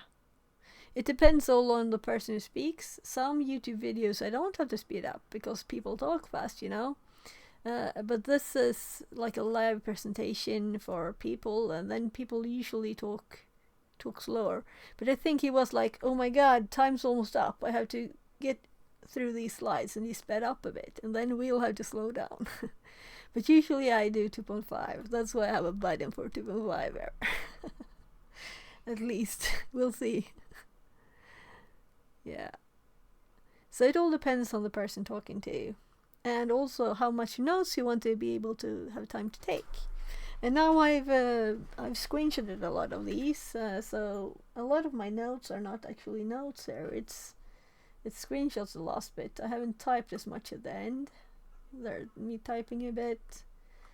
I think I started, yeah, so it all depends. In part, if I don't understand the thing and want to dig into it more, like I want to look at this tool, I want all the notes I can have on this so I know as much as possible on it. But it doesn't say much details to type down. He just swapped between them kind of quickly here. And we can see, of course, obvious things. And I couldn't even read this, so now I can read it. Detecting events, especially account behavior, user creation, user added to local groups, universal groups, password guessing, multiple logon failures, one account. Yeah, so these are, okay, good things to look at. LSA dump Sam. Yeah, so things to look for. Okay.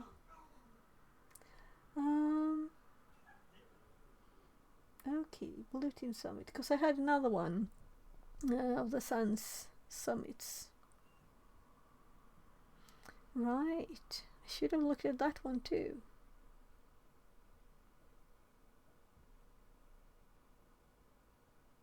I will. Let's actually quickly hop over. Let's see if Sans does it for me to hop there.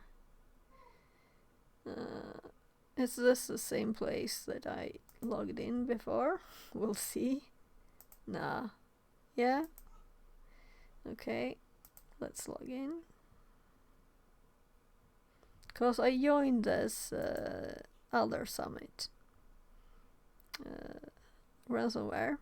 That was at the end of May. But I think they had this other one after this, maybe.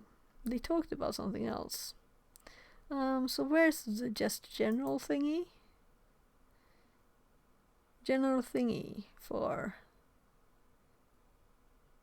like summits and also free stuff, of course. I'm just looking for free stuff.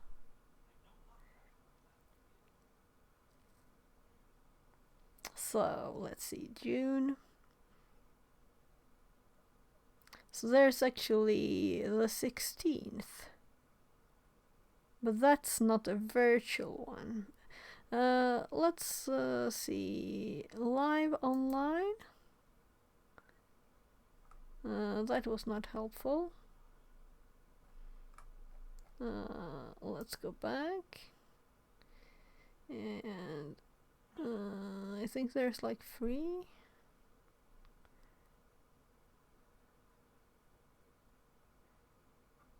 Full course list.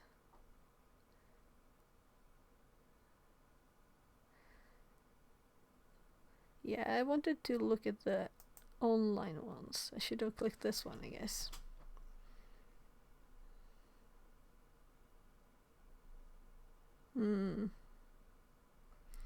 So let's do summit. No.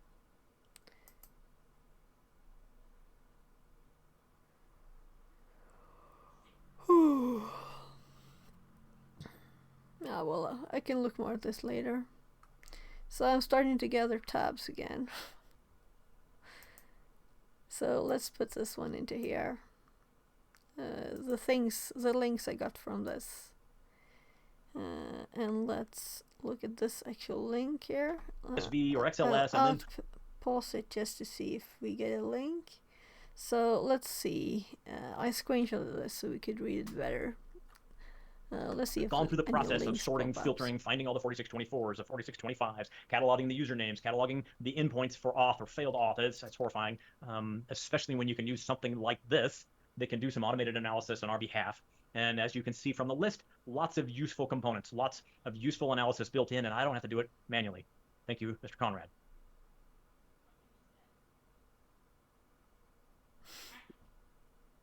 The 3 hours. As I mentioned, we're going to bolster this. The greater level of visibility and So, by the way, we didn't search for anything. Let's actually search for Blue Team Summit. Like double pressed on 2 keys at the same time. So what year could this be? Did it say?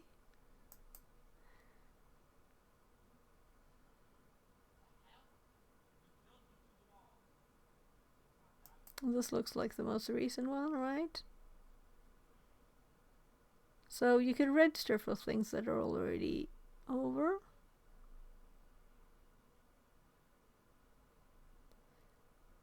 Summit and train. 0x49766616E says. Thanks. There is still obsidian on the screen. So next time, if you notice this, you can click the channel point redeems. I had to click like get started there. And then there's a go to left screen, go to right screen. And it also says a go to VM Kali right and go to screen THM whatever web page right on the left. So if I don't notice it, all right, I managed to close my chat. So I'll just open the doc again for chat. Let's see where it is. So there, Twitch chat. come on. Alright, it's there. So. Yeah, so we were already on the left one, so you'd have to do... So this is the right screen, and this is the left screen. For me. And I know I'm like mirrored, right? So when I'm looking... I see it's so very odd. If you see yourself looking at in the wrong direction and not as a mirror, it's odd. So if I look at the right and I see myself looking at I'll try the right, to remember. you know? So I'm mirrored. So if I look at the right, Fixerbot I'm says. looking at. Time to move it, move it. Seems like 5 table push-ups redeemed. Yeah, thanks. I need to move it a bit. Move it. I'm going to add the Move It song from Madagascar there for a bit. So some push-ups.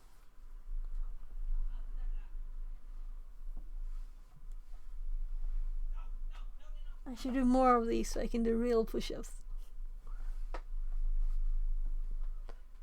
Nicey Opinion says. Good form. It's actually easier to, because you hold the table like this, you know?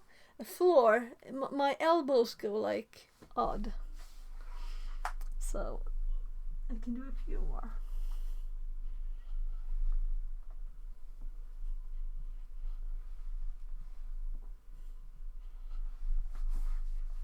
And I'm slipping. But that just means you have to train your tummy a Fixerbot bit. says. Time to move it, move it. 5 chair sit-ups redeemed. Okay, let's see here. This is because the chair is not straight, so it's a bit odd. So let's see here.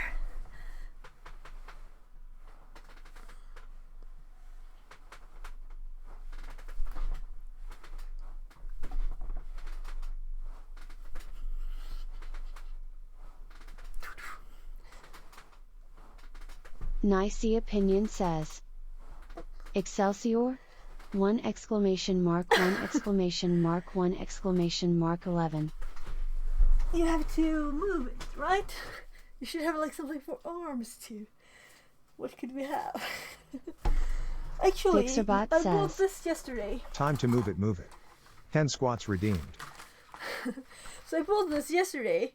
A dollar store actually. So I thought, I'll have to think of something.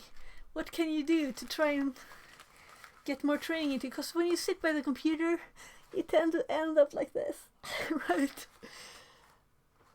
Your arms and legs, they will go like bent forever and you will never be able to move again. Feels like that.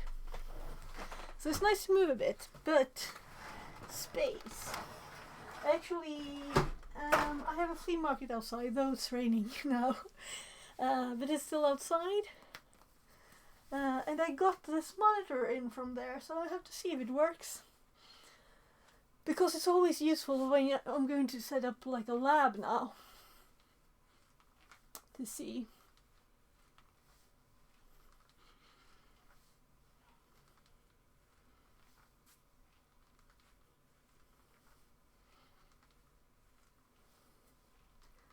And it's not very sweaty now, so this is better. It's just 29.7. I do a few extra. So it starts feeling a bit in my legs.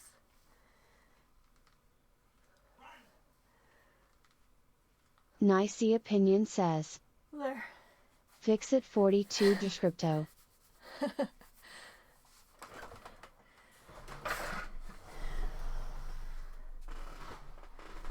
Oh, do you recognize that one? It's old Microsoft thing from long ago. So I stole their image. 0x49766616E says. I need that bot from me who will remind me to move smile smile. Yeah, but like should be a thing. It should be schedule these things, right? Having movie breaks regularly. Maybe we should. So if no one redeems it in 30 minutes, any of the redeems, it will like move it. That would be kind of fun. It's popping up the move it. Let's, if you don't remember what it is, or have seen it. So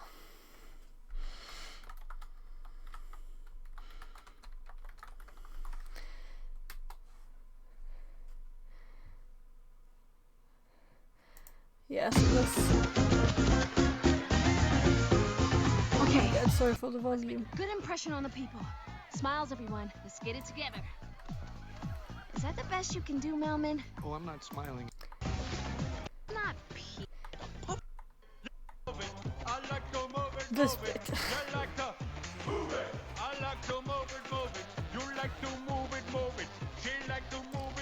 Something of this. Something of that. I'm thinking they'll add for the movie. Maybe more different things that are movie related. Yeah. But it's nice to not just sit there, to move a bit too. And I didn't find this, but I found an event that I will have to join, right? So, and I clicked this link and then we got to that. And then we got all the events up. And these are all of them. We just want the online ones. Does it change what's up? No.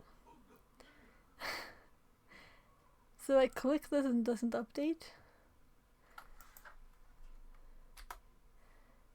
Nah, let's just close that one and go back here. So I have a reminder here now to look at this. I'll actually write it down too. I'm a bit sweaty now. There's a high jumps too.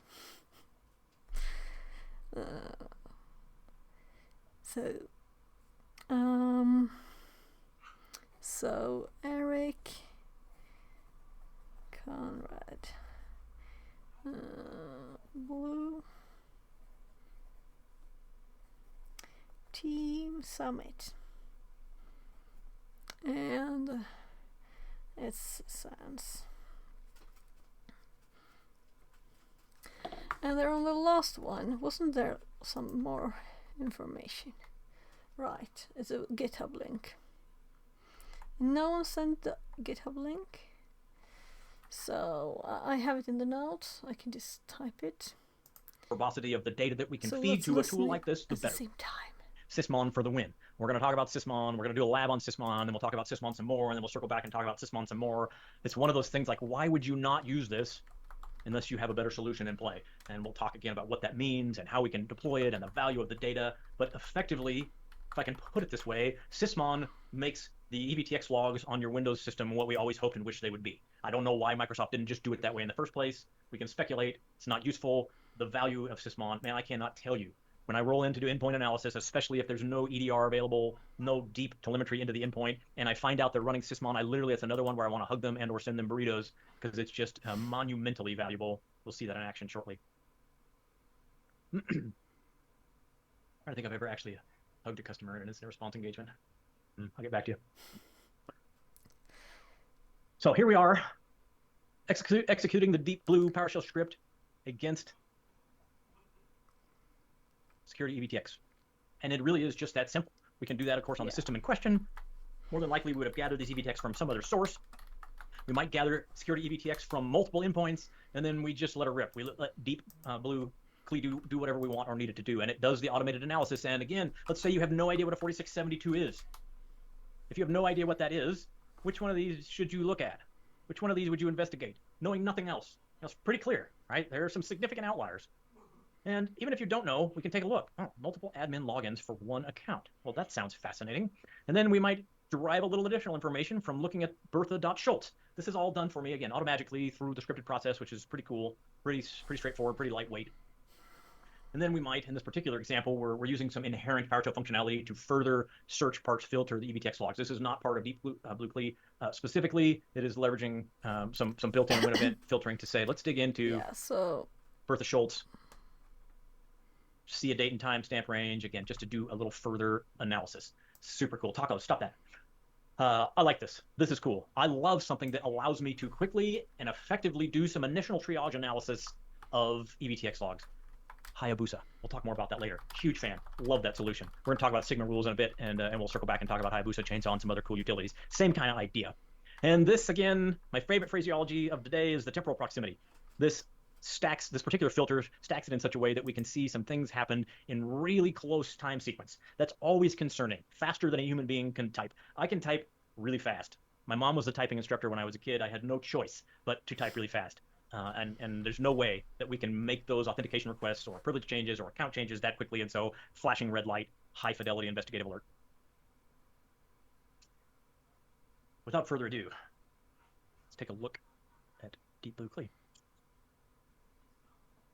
Thank you. That was a long section of lecture. Thanks for sticking with me. And it's early afternoon, and you're probably all like in what you need, chocolate-covered espresso beans. Am I right? That was like 3 seconds and as usual 10 seconds between. Okay. No, not 3. At least 2 of you are awake. I appreciate that. And now the tacos are fully distracting. They send a Yesterday lot we talked about tacos, and then somehow we transitioned to crackers. Have you seen the new Taco Bell thing, the tostada that's on an enormous Cheez-It? I mean, for real. I have not tried it, but I'm going to need to. Probably after this class is over, because it will probably, it'll probably hurt me. Deep Blue CLI. Let's take a look at this. Let's walk through it quickly. You'll do it on your own. We'll circle back and dig deeper together. Terminal as administrator. If that doesn't work, don't forget. You can head to start. You can launch them discreetly. We're going to do a command prompt, which I already have in place. We're going to change to the venerable tool. Oh, I'm already in the tools directory. If you're not in the tools directory, you're going to change to the venerable tools directory. Then we're going to invoke PowerShell. We're going to set execute to tab. Thank you very much. Unrestrict tab. Thank you very much. Looks good. We're poised. Then we're going to do what we just did on the last slide. It's extremely complicated, as you can see. We're going to invoke deepblue.ps1 against new user security.evtx. When you're prompted, whoops, I didn't really mean to do that. When you're prompted, you should click or enter R, mash the enter key to allow this to run, and then visualize the output with the goal of, irrespective of what you know, where would you go next? Does this look suspicious? Does this look unusual? Hint, hint, hint. Do threat actors create new user accounts potentially for persistence and or lateral movement? And really, you know what? The important answer to that question is maybe. How often do users create new users on their Windows endpoint? That really is the question, in my mind, in terms of high-fidelity actionable alerting. That should not happen very often. It should almost never happen. Hopefully your users don't even have privilege to do so, but this should stand out. New user account creation, especially in temporal proximity to some other issue, alert, or investigation, and this becomes extremely, extremely important. We've got a couple different compendiums. We've got a password guessing set of EVTX. We've got a password spray set of EVTX. Those are, of course, semantics, but we'll see slightly different attack patterns in our logs.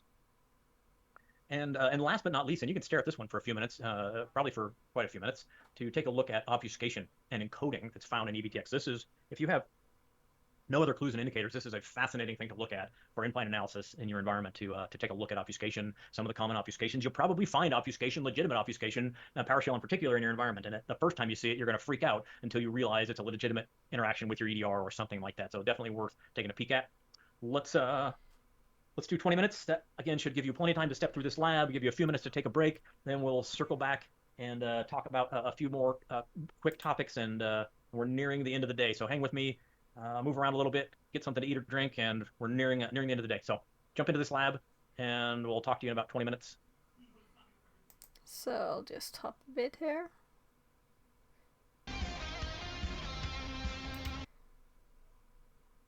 Yeah, that's the lab link. Just to see if someone posts something interesting. Just images.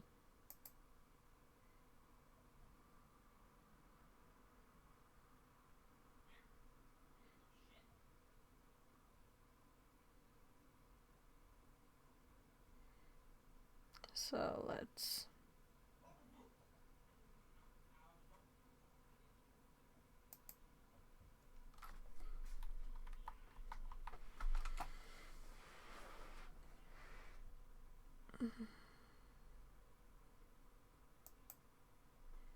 So I'm sweaty. Welcome back from Just the not Deep Blue good to Clee move lab. anyway. Let's walk through this together. As I mentioned, we're on the home stretch. You're doing great once again. And just after the 3 o'clock hour, we're going to go through this together, step through one more section, and probably end postponing our Sysmon lab until first thing tomorrow. We'll see how this goes. Lots of fun and heated debate in the chat during that lab. I wonder if any of you are actually working or you're just arguing about meat and pineapple pizza. And it doesn't really matter because either way it makes me hungry. There was a lot of pineapple Back pizza. to the subject at hand, of course. Let's Rivalry step through this. We got off to a reasonable start. Some And people love it, I'm some suspecting people that you immediately came to the conclusion that this is not that hard. And there was a fantastic question sort of at the outset of the lab, and that related to, can I take this specific lab scenario and then utilize it in an alternate environment, maybe ultimately in a test environment and then on to a production environment, and the answer is, yes, maybe, kind of. Really, our overarching goal throughout this process is to give you a tool or a set of tools with broad applicability. So you can absolutely, and you should, investigate Deep Blue Clee, for example, and its effectiveness and utility for your use case and your scenario. And it absolutely is a legitimate tool that you could and should use, potentially, depending on, again, your environment. I love the commentary that followed from that particular individual, and I apologize, I missed the name in passing. Something to do with beards and pirates, I think, maybe, but I could be confusing that with a burrito Cheez-It post. It's hard to say. Part of that commentary was, and this is wisdom, regardless of the tool, irrespective of the lab, the idea that you test it, you use it, you dig into it, you understand it. I am a huge fan of never, ever leveraging a utility, a feature, or function without at least having a comfort level of exactly what did I just do? Exactly what happens when I run this script, this PowerShell script, this utility, this tool, this function. So twofold, this lab and all the labs are say, hey, here's a cool tool. Here's a way that you can use the tool, gain some initial experience, hopefully, as per the commentary that happened related to this question. That's the beginning of your learning adventure. You go, okay, this is cool. You file it away potentially, and then when you have a need, in this example, to do EVTX analysis, you go, oh man, I remember Patterson talked about this cool tool called Deep Blue Clee, and we did some pretty cool analysis of some EVTX logs, and then maybe you come back to your reference, your resource, dig a little deeper, understand, and then what happens, and we'll look at this as we step through this specific lab, what happens is, of course, your command syntax, your command structure, the way you use it specifically will probably be different. It will necessarily be a little different than the lab, again, with the overarching approach that the tool will be useful, that the approach will be useful, and that you just need to learn how it works a little bit and make it your own. So let's step through that with this particular tool. We've obviously acquired the tool, which you can do as well. We set our PowerShell execution policy to allow us to run the tool, which is kind of important. We navigate to where we've stored the tool. That might be different for you, right? You probably aren't going to download it and put it in the tools folder. Maybe you will. I actually use tools folder on the root of my forensic analysis systems pretty frequently, so that might be totally applicable. We're moving into PowerShell, setting restriction policy so that we can run it, and then we're running the script, which is what you would do if you were going to leverage this tool, and we're giving it the path to the event logs that we've stored. So that would be different probably for you and your environment. Often for me, when I deploy an analysis system, I have a root drive with my tools, and then I have a data drive specific to my case, and so I might create a case name, and then a subfolder for a host, and then it may be a subfolder for event logs. And I would place the event logs there, and then I would run the tool, Deep Blue Clee, keep going until I get the right one. Oh, I'm not in the right directory. I should change to the right directory. My demos work better if I do that. Deep Blue Clee PS1, new user, yes please. And then once again, realistically, I'm looking for the next thread to pull on, the next clue, the next investigative step. And pretty clearly I have some investigations to do on this system related to creation of a new user. Is that normal? Is it allowed? Is it authorized? Control L to clear the screen, up arrow to repeat my command. I'm just going to back out that script, and now I want to do SMB pass, tab complete. And this specifically is looking for SMB password spray. As we did a password spray earlier, this is a potentially typical attempt at privilege escalation and or lateral movement. Threat actor gains access to a box, finds themselves with access to a Windows system. They might then attempt password guessing against SMB services on another system to enumerate accounts, to basically do like a password spray against an internal environment. Run. I know you're dying to know I like pineapple pizza, but I was born and raised in California, so that may be a corollary. Come on now. Any minute now.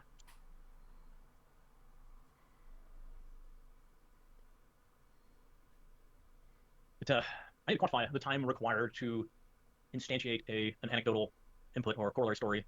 It's awkward to stand here watching the cursor and have nothing happen, and a few seconds is fine. couple minutes, not so much. There we go. I spoke at B-Sides recently, and they had technical difficulties, and I was the first speaker, and I was on stage, and there were a couple 300 people in the room, and they handed me the mic, and then they go, okay, we can't get your slide working, we can't get your display working, so just stall. And of course, your mind goes completely blank in that moment. I tried to think of a joke or a poem or anything, and I just stared at the audience. It was not one of my best moments. So we'll keep going through this process.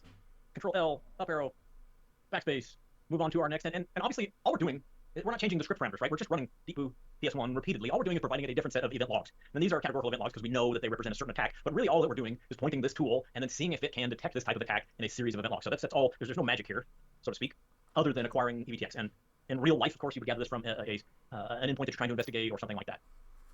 And once again, it seems that if you see Josh Wright's account in your environment, you should definitely be worried. You should definitely investigate, in case you weren't aware. Control L. Last but not least, let's do the obfuscation. PowerShell invoke obfuscation run. This is fascinating. We spent a lot of time on this. We're not going to at the moment because this is one of those, again, never-ending sagas. How do you approach this? We can spend hours deep diving into each of these, and we can talk about CyberChef. And if you're not familiar with CyberChef, you should probably dig into that. This is just, again, a way to find abnormal in a compendium of EVTX logs. Sometimes all obfuscation, all encoding for PowerShell is not evil. Base64, I pick on EDR because Sentinel-1 in particular will actually execute endpoint actions through Base64 encoded PowerShell scripts. The first time you see that in the midst of active incident investigation, I should say the first time I saw that, oh my gosh, Base64 encoded PowerShell, it's got to be evil, and turns out no, not so much. So this is another thing that's fantastic to do. Any of these are fantastic to do as baselines. As you learn about this tool, as you use it in a test environment, transition potentially after that vetting and internal approvals and whatever is required in your environment, transition to running this against some standard endpoints, some normal, maybe even known good endpoints, to see, does this happen? Do you have encoding in PowerShell in your environment? It's a fantastic thing to learn about before an active incident. Yes, maybe I should run it on Concludes my our foray into MLI. deep looply. But We have one more section to go, so hang with me.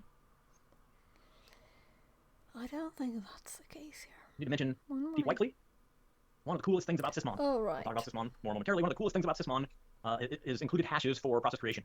Hashes can be a tremendously valuable indicator, a tremendously valuable investigative tool, a fantastic IOC upon confirmation of evil to feed into your EDR, etc. And so deep likely extends the functionality of deep bluekly to incorporate review and ingestion and review of hashes, and then potentially, if you want to, submitting those hash values to VirusTotal, which can be really, really useful. I find this honestly to be a really, really exceptional adjunct. Lots of ways to interact with VirusTotal. VirusTotal can be super utilitarian, once again, if you have reasonable expectations of VirusTotal. I had a more junior analyst recently take an IP address they suspected to be evil. It was 192.168.1.1. They took that address, they dropped it into VirusTotal, and they got one, I don't remember, it was either 1 or 2 hits that address is evil. And unfortunately, it completely confused them. They didn't understand how private IP addressing works, and if you're unfamiliar, that's okay. Don't worry about it. It was a fantastic learning experience, honestly, because that address can only be used internally. It's non-routable. I suppose it's possible it's evil in your environment, but generally speaking, it was, I guess, I hate to say it was a false positive after my previous discussion, but you get the idea. VirusTotal can be misleading, but at the same time, if you're looking for broad strokes, identifying, has anybody seen these hashes, these files before, known bad, known good, can be super useful. And you can register and get an API key for free. You can also spend a lot of money and engage in some VirusTotal enterprise plans, but you don't have to do that necessarily. So just a side note, hashes from process creation, super useful, potentially feeding those in bulk to an extent through free API integration. You got to be careful because you have limited timing and limited submissions, but there are some ways to use that for bulk analysis on an endpoint that can be pretty illuminating. Ed needs more coffee. The call is coming from inside out. That is the perfect image. Some of you are really talented at this. I'm not, so I just watch and learn at your image acquisition relationship to our discussion. Logon tracer, searching back again, looking for anomalies. This is just a reminder again of the event ID correlation and the analysis looking for anomalous behavior. Imagine, if you will, the combination of some of these tools, using logon tracer in conjunction with a deep bluekly, deep likely, whatever, giving you two different potential looking glasses, analytical approaches to the same sort of data, to the Windows event log data, can be super helpful. Might complement one another nicely. You might start in one and lead to deeper, different analysis in another. Okay, one more section. Again, hang with me. We need to, I need to complain just a little bit. Forgive me, it's late in the day, but so be it. I already complained just a little bit, and give credit where credit is due. Audit log visibility, event visibility into a Windows system or Linux system it's not easy. I can't imagine being responsible for actually creating this sort of paradigm, this foray into what's meaningful, what's useful, and then you have to, not only have to accommodate what I would like, you have the system developers, you have the application developers, you have the auditors, the security practitioners, the IT folks, and I just need to see all the things. And as soon as we get anywhere near all the things, then most of the things have diminished value because there's just too much to accurately ascertain or identify. And this is a list of important event IDs, and this is important. This is really important as we step through this process, as we identify important and or useful events. It's really important that you're sure that those events are captured in your environment. Are they captured on the endpoint? Are they forwarded to your centralized logging through your SIM? Captured through your EDR? How long do you keep them? Do you keep them for 7 days, 14 days, 90 days? I'm telling you that 7 to 14 days is really, really short. Active incident response, that is not enough time. So those are things that you need to wrestle with. You need to think about. Do you need them? Yes, you need them. Do you have them? Yes or no? How long do you keep them? Sorry, those are important questions. Wrestle with this. You don't want all event logs. You don't. Back to my forays. Check out my GitHub. And I'm not trying to self-promote. I'm just saying, spend a lot of time, energy, and effort trying to figure out which artifacts matter, specifically which event IDs matter. And then I've built specific components leveraging Cape in particular, Velociraptor and Cape, to extract those from an endpoint. And it's a challenge, and it changes pretty frequently. So here's some good ones. Obviously, 4624, 4634, log on, log off. Access control list changes, object access, account lockout, application of special privileges, Kerberos authentication, related events, etc. We don't need to deep dive in all those, but this is at least a starting point, an initial compendium. It depends a little bit on what you're looking for. And so that's part of why I bifurcated, again, in reference to my my rapid triage workflow and my Windows malware analysis. Those are sort of different. And so you may need to tweak this and tune this based on what it is you're trying to monitor, maintain, define. But trust me on this one, it's worth the time, energy, and effort to circle the wagons, your IT security department, and say, wait, what is important to us? Are we collecting it? Where are we collecting it? And how long are we retaining it? SIM and percentage. How much do you log? What do you log from? How do you make the determination of what to log? What percentage of your logs have an alert or signature for them? Dare I suggest what percentage of your logs have an alert or signature that are high fidelity, accurate, and provide actionable intelligence? I mean, that's the dream, right, of the SIM, single pane of glass, actionable intelligence derived from high fidelity alerts, sold. How many of you have achieved varying degrees of success? This is hard. Many of us pay for our centralized logging and analytics platform through events per second. Events per second. What does the vendor tell you should log? Well, everything. Oh. All events. Tiny conflict of interest, perhaps? That's hard. Quintessential example, and I've seen this argued many times, and I'm not sure exactly how I feel about it. It's just a good example of, do you log inbound firewall denies for your perimeter firewalls? What actionable intelligence would you derive from inbound firewall denies in your SIM? There's an argument that there are things that you can and should do, but will your organization actually take action based on inbound firewall denies? That's the conundrum. And again, that's not a discrete question and answer. It's just that's the kind of thing we have to wrestle with, and then make some logical determinations because it costs money, time, energy, effort, etc. Let's talk about a handful of logging components. Command line logging is easy. The next handful of slides, the detail is not super important, truthfully. They really just serve to illustrate that this is not easy, and it's not inherent, it's not on by default, and this is significant. Most of the most critical security vulnerabilities, the most critical security components on a Windows endpoint, from things like services to scheduled tasks to command line, are not verbosely logged. Some are not logged at all. And again, trust me on this one, this is not the kind of thing you want to find out after something bad happens. What do you mean that's not audited? What do you mean command line logging is not enabled? How often does the threat actor gain access to an endpoint in your environment and have full GUI? Possible, but 9 times out of 10, maybe 99 times out of 100, the threat actors are interacting through shell, through command line of some kind, and you don't even have visibility into that through default inherent functionality. So, sorry, tiny rant over. Here's the things you have to do. Audit process creation. This is a whole sort of overarching category of a bunch of logs you probably care about. You need to enable audit process creation. And you need to enable command line process creation events. You'll see that you then need to make sure this is going to work. You need to make sure it is working. You need to make sure it's not overwritten by other policy. Your max log file size is tiny on almost all Windows event logs, probably inadequate. Back to the idea of, okay, are you logging it? Yes, no. Where are you logging it? Locally or to the SIM? How long are you retaining it? And if you go with defaults, sometimes these log files are rotated and overwritten every 20 minutes, 30 minutes, hour, 2 hours, and it's just completely inadequate. Once you make the change on the previous slide, you need to take a couple additional steps and go into local policy, administrative templates, enable audit process creation, enable default tracking or detailed tracking. And if you don't take the final step, those settings will be overwritten. But wait, there's more. Avoid overriding advanced audit settings by third setting. Find your domain policy, security audit enabled, or all this is for not.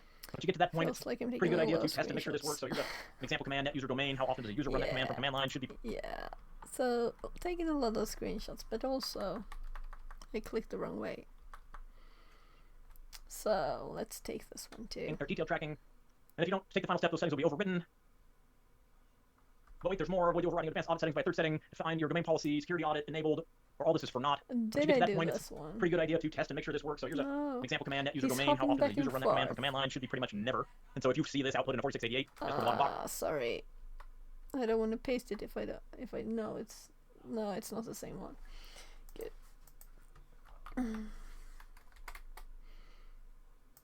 Audit enabled, or all this is for this command from command line should be pretty much never. And so if you see this output in a 4688, as per the bottom box, execution of net.exe, user/domain, high fidelity, audit alert for the win.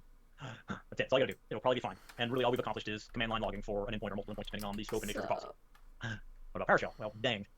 That's a whole other set. And a handful of steps that need to be taken, make the same considerations for multiple components of deployment, configuration, acquisition, retention. And here we are testing that theory and seeing that we do indeed have the output in the event ID 500. Again, this is so incredibly useful. How many modern attacks use? So, seriously, so many images here, and I don't really feel like I had the time to do more than screenshot them, so I'll do it again. And you need to enable command line process creation events. You'll see that you then need to make sure this is going to work. You need to make sure it is working. You need to make sure it's not overwritten by other policy. Your max log file size is tiny on almost all Windows event logs, probably inadequate. Back to the idea of, okay, are you logging it? Yes, no. Where are you logging it? Locally or to the SIM? How long are you retaining it? And if you go with defaults, sometimes these log files are rotated and overwritten every 20 minutes, 30 minutes, hour, 2 hours, and it's just completely inadequate. Once you make the change on the previous slide, you need to take a couple additional steps and go into local policy, administrative templates, enable audit process creation, enable default tracking or detailed tracking. And if you don't take the final step, those settings will be overwritten. But wait, there's more. Avoid the overriding advanced audit settings by third setting. Find your domain policy, security audit enabled, or all this is for not. Once you get to that point, it's a pretty good idea to test and make sure this works. So here's an example command, net user domain. How often does a user run that command from command line? Should be pretty much never. And so if you see this output in a 4688, as per the bottom box, execution of net.exe, user/domain, high fidelity, audit alert for the win. That's it. That's all you gotta do. It'll probably be fine. And really all we've accomplished is command line logging for an endpoint or multiple endpoints depending on the scope and nature of your policy. What about PowerShell? Well, dang. That's a whole other set. And a handful of steps that need to be taken, many of the same considerations for multiple components of deployment, configuration, acquisition, retention. And here we are testing that theory and seeing that we do indeed have the output in the event ID 500. Again, this is so incredibly useful. How many modern attacks use PowerShell? Approximately 99.74%. I don't know, but almost all of them of recent memory. We go back to my introductory foray and discussion of the bootloaders and lemon ducks and the spongy lizard or weasel, whatever it was I made up. All of those leverage lol bins and PowerShell. Is there any value? There's a question that came up respective to a couple slides ago. Is there any value in comparing inbound IP denied IP addresses? And I lost the rest of the question with the with the same IP having accepted traffic. And you know the answer to that question discreetly is yeah, there is. And I oversimplify just a little bit when I talk about not cataloging firewall denies. I love the train of thought behind that question, Rob, bravo, because the more important point, the overarching point is if you log this thing, what are you going to do about it? And so what Rob is saying, and this is perfect, okay, if we were to log this and compare this, then we could take a potential action. And if there is no potential action, then I think the value is significantly diminished and maybe is negated. So fantastic question, fantastic train of thought. PowerShell logging, man, I want this. I want this for active incident response. You may have this visibility through some other mechanism, through EDR, etc. But I'll go further and say I need this. I really do need this to fully understand and analyze the impact of today's malware detonation on an endpoint. Okay, we're approaching 3:30. I got just a little bit more to go. I want to talk about Sysmon. I'm going to stop whining, stop ranting, stop complaining, and start going, Sysmon. Sysmon does not solve all of our problems, but it sure does help with a few. And it's the price is right. It's so much easier than what we just stepped through. So let's talk about it. We just talked about the hard way, the painful way. Let's talk about a potentially easier way. And how about we do the things we just talked about and then some by running an executable. Defining and importing a config file. We don't even really have to define and import it. We can. There are multiple exceptional examples available for free. Swift on security among them. Literally all we have to do is obtain Sysmon from Windows. Thank you very much. Decide on a configuration file. Run it. We can deploy it through automated deployment solutions. We can deploy it through group policy. We'll touch on that in just a minute. And that's it. Now, we can spend some time and energy, and we probably should, understanding exactly what the configuration file means and looks like. And we'll take just a quick peek at that because we don't want to just assume that we know, but it legitimately is this easy once we make some educated decisions on, for example, if this configuration file works for our environment. You may get a verbosity of log output through Sysmon that you don't want or need. You may miss things that are important to you in your environment, so pay attention to that. I'm oversimplifying just a little bit, but compared to the complexity of the last few slides, I don't have to work too hard at it. I hear pushback a lot. I'm still surprised at how few organizations implement this tool. And there are a couple generally main pushbacks, and one is, what? Another agent? We can't install another agent on the endpoint. We already have this one and this one and this one and this one. And these three are all requested and required by the security team. And now you want another one? And what if it consumes too many resources? And what if the output's too verbose? And we can't afford to feed it to our SIM? And these are legitimate questions. They're legitimate concerns. And that's why you go through change management, testing, review. And ultimately, I think you come out the other side saying the value proposition is pretty clear. It's pretty amazingly obvious. Even if you pare it down to some very specific components, the process creation alert, the command line logging, just a few things, the network connectivity, the DNS requests. I mean, okay, that's it. That's all I need. Not really, but those are some of my favorites. God, such a fanboy. Sysmon tattoos? Huh? I know you were thinking. Fire it up. Find a configuration file, execute it on an endpoint, and bam. Go to event viewer. Go to event viewer. Do it now. In case you're not aware of this, and I'm lazy, so if I expand application service logs, Microsoft Windows, and if I click on a heading below and I start typing Sysmon, I can jump there without having to scroll all the way down. Process create rule. This is so cool. This is so amazing. Every process that executes, I see the parent process, I see the file hash for the executable, parent command line. I mean, this is just, oh, I love you, Sysmon. This is the stuff I need. I feel like I hope nobody knows how easy this is. I go to do endpoint investigation and they want to know, how did this happen? And I go, are you using Sysmon? They're like, well, yeah. And I go, it'll take me a while, but I'll figure it out. And then a couple seconds later, I'm like, I figured it out. Worth its weight in gold. Worth twice what you pay for it. Process create. This is tremendous. This is just, why is this not inherently enabled? I don't know. But it's not. And the day you need it, man, you're glad you have it. We just saw some of the components. So I'm just checking on my kids because I hear they're moving about.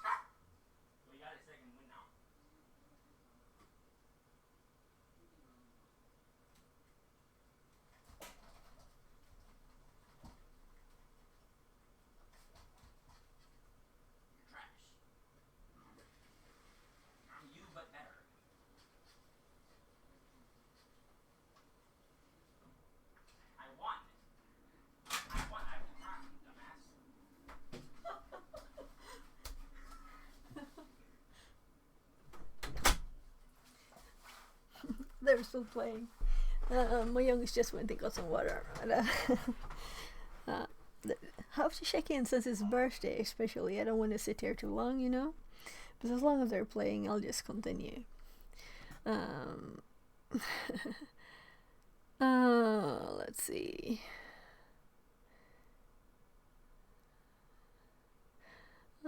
I'll go back a tiny bit. Why is this not worth its weight in gold? Worth twice what you pay for it. Process tree. This is tremendous. This is just, why is this not inherently enabled? I don't know. But it's not. And the day you need it, man, you're glad you have it. We just saw some of the components. You'll see it in the lab momentarily. Just some stuff that, you know, can you immediately visualize a malicious executable when you see one? The answer is probably not. It's not usually named malware.exe or evil.exe, although occasionally it is. If you see things like this, short file names, Apache HTTP server on my endpoint, you don't immediately have to go, I recognize that MD5 hash. Just, again, some pretty obvious indicators, cursory analysis, and if you're unsure, you can take the hash, not the MD5, take the SHA, feed it to VirusTotal, and see what you can see. Super valuable. And if you still have doubts, this is a fantastic place to look. Why is Chrome launching an executable that's an Apache HTTP server? Something's fishy here. Something is not right. This is a reference to how you could deploy this sysmon via group policy, because again, it's fine and dandy for me to say, oh look, run the executable. You know, that's no big deal. How about run the executable on 5,000 endpoints? You need some other mechanism. Maybe you have an SCCM or rely on group policy or some other PDQ, etc. It can be done. And once again, really you're just centralizing the accessibility to the executable, you're defining a configuration file, and then deploying through whatever mechanism works in your environment. What do you do? Okay, that's fine. Remember, the essential questions we asked moments ago. Are you capturing the log data? Number one. If yes, where are you capturing it? Where are you storing it? Just on the endpoint or someplace central? And then, of course, the third significant component is how long do you keep it? How long do you retain it? Those are important questions. If you have no other solution, art of the possible, art of the attainable, the next best, just run it locally. If you give me nothing else, I will be thrilled to find it on box. That's not ideal, but it's a heck of a lot better than inherent built-in Windows EVTX logs. You have some choices. WinLog Beat among them. This is a solution that will allow you to forward your endpoint logs to a centralized location, an elk stack, a SIM, some other kind of repository. That's something that you need to think about. And there are obviously a handful of different options. Sysmon to elk is viable, so you got to think that through. Again, if nothing else, though, I will take it from the endpoint, happily. Just a really quick foray into how do you make some sense out of this output analysis. Obviously, we looked at some fairly simplistic examples. I'm here to tell you experientially, based on recent forays and investigations into current malware strains, a lot of it's not mysterious. It's just not mysterious. If I were to show you the commands associated with bootloader, for example, you wouldn't go, I can't tell whether that's legitimate or not. You'd be like, oh my gosh, evil. It darn near called evil.exe. Not really, but it's not that mysterious. But there are some complexities, some variations, especially when we're dealing with large volumes of data. And Stock Prime is one of a couple we'll talk about briefly, an attempt to take a compendium of artifacts, a large composite of artifacts, and then determine the techniques that are represented. So different approaches to leveraging PowerShell and different approaches to PowerShell obfuscation and or encoding. Those are changing all the time. They change as we speak. Truthfully, I mentioned Bootloader. Bootloader from today will behave slightly differently from Bootloader for day after tomorrow. That's just a malware strain in case you're wondering. And so it might change the way they encode as soon as the AV EDR vendors of the world determine some pattern in the encoding used by Bootloader yesterday. They'll tweak it, tune it. But even if they do that, and even if they evade the signature detection based on that new encoding, they're going to do some of the same things. They're going to use PowerShell. They're going to use, currently I think it's 10 command and control domains within that PowerShell statement. Up to a point, there was an XML or an RPC file component that was called from C2, and those things remain constant. They're trying to tweak and change multiple components, the attributes, if you will, but the techniques remain largely the same. And so again, Sock Prime, Sigma as well, they're trying to identify commonalities in the attributes to identify a technique, because the techniques are likely to be more static than the actual encoding mechanism or the actual command line syntax, which is pretty fascinating, kind of cool. I love this statement right here, and I just stop and just assume that this is 100% accurate. Just set aside your cynicism for just a minute. Oh, okay. I had something else selected. Oh, no. I just made it big. So I thought I want to read this, you know? Because when I watched this, I didn't. Because I didn't pause it, because it was live. So what is the Sigma thing, right?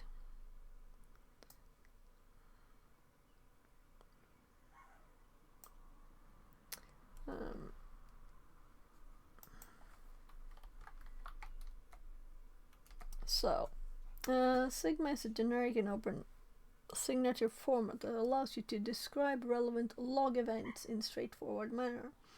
The rule format is very flexible, easy to write, and applicable to any type of log file. The main purpose of this project is to provide a structured form in which researchers or analysts can describe their own developed detection method and make them shareable with others.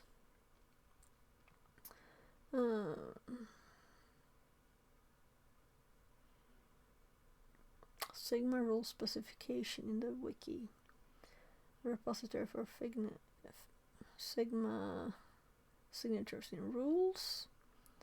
Converted named Sigma located in converter in tools that generates search queries for different CM systems from Sigma rules. So this is a format.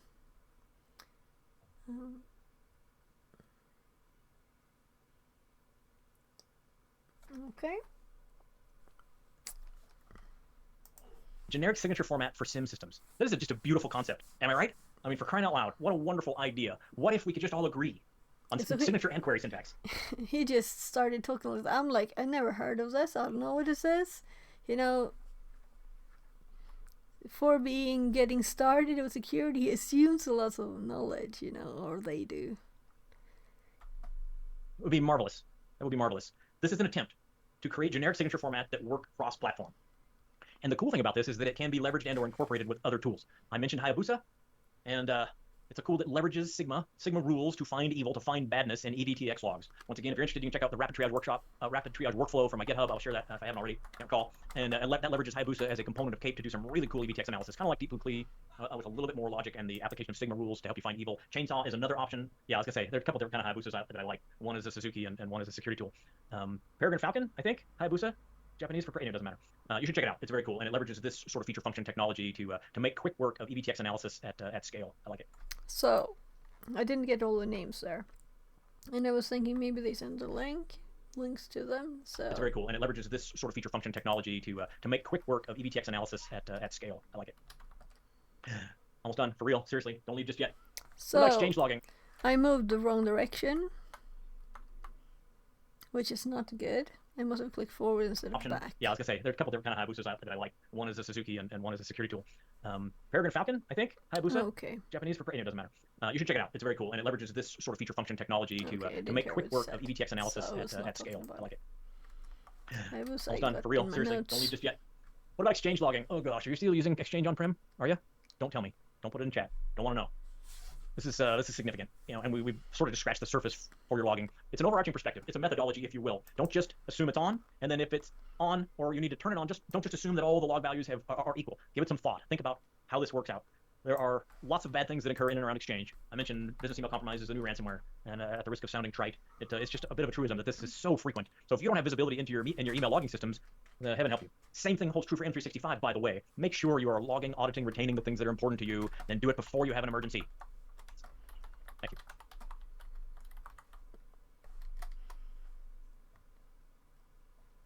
Obviously, we've mentioned Login Tracer multiple times.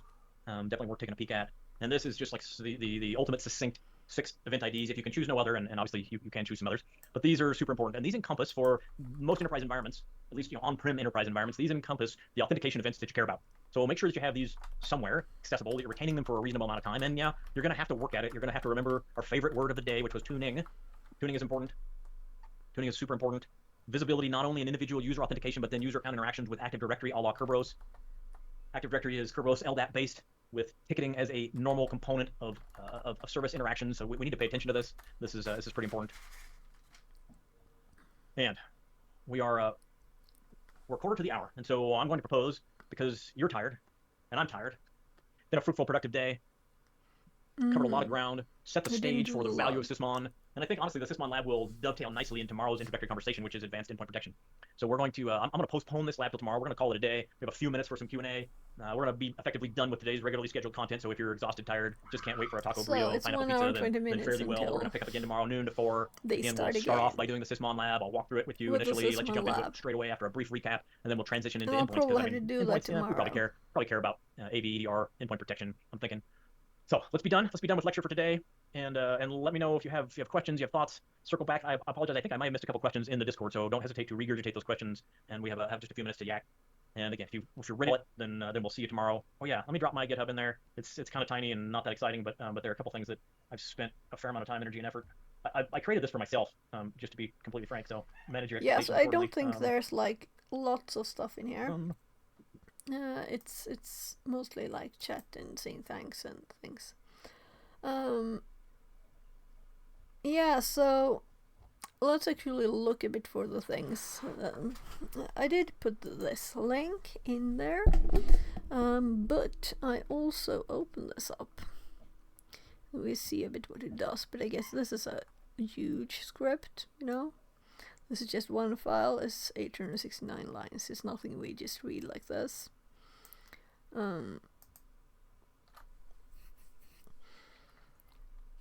So, sounds blue team. Let's go to the web page again. Well, we're already there. Blue team wiki. Deep Blue Sea Lie.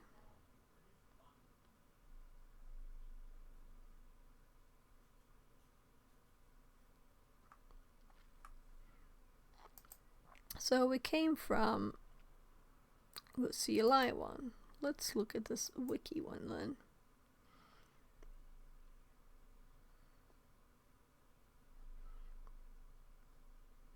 Okay. So it's the site. What is blue team? Of course this could be useful, maybe. So, recent additions and upcoming blue team courses.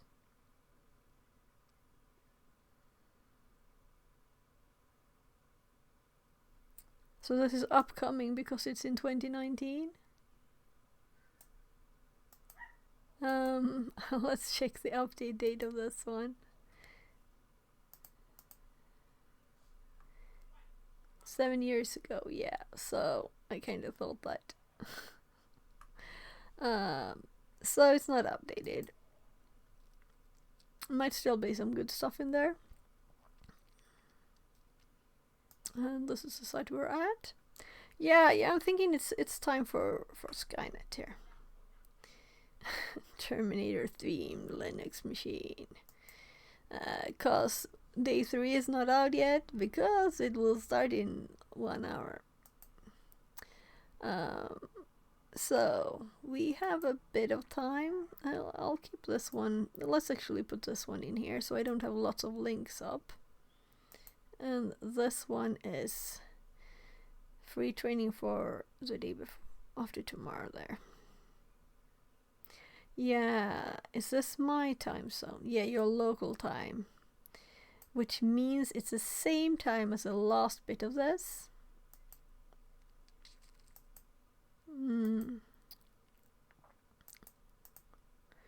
So, link. You can click attend to. I don't know much about LinkedIn events. So we got to some other site. Security Institute Spaces number page. Watch real-time live streams.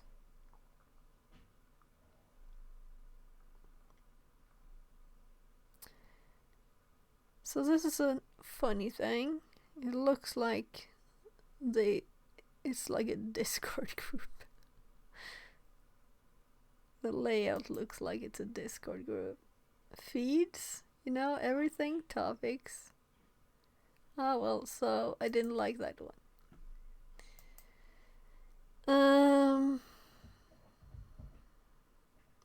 I guess if I click the attend one, what happens? You are now attending Wireshark Week. Free training and assessment badge. Okay. So we can add it to my Google Calendar, which I don't want to open there.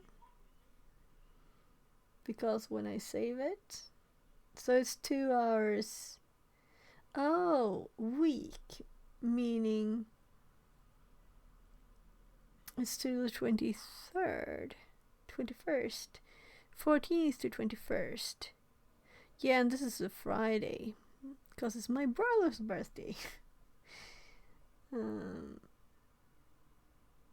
something to remember. And in 2 days, it's a Wednesday today, though today has been a kind of odd day.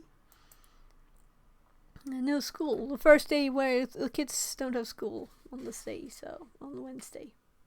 So it's like odd kind of day. Free Wireshark week training kickoff. Yes, of course, let's save this there. Only I already have stuff. I have getting started in security with, you know, the one we just watched. Which is 17. It says it's 17. No, the first day was 17. And the others are 18. I remember that. They started an hour early the first day to get everybody, you know, get started with the VM and things.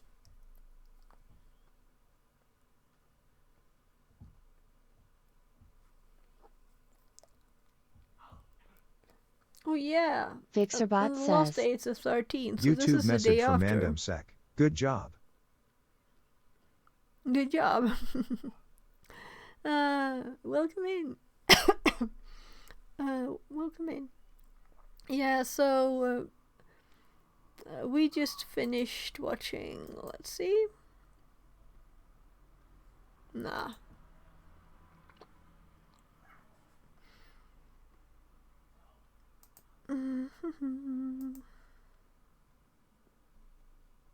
YouTube. And I get Madagascar. This.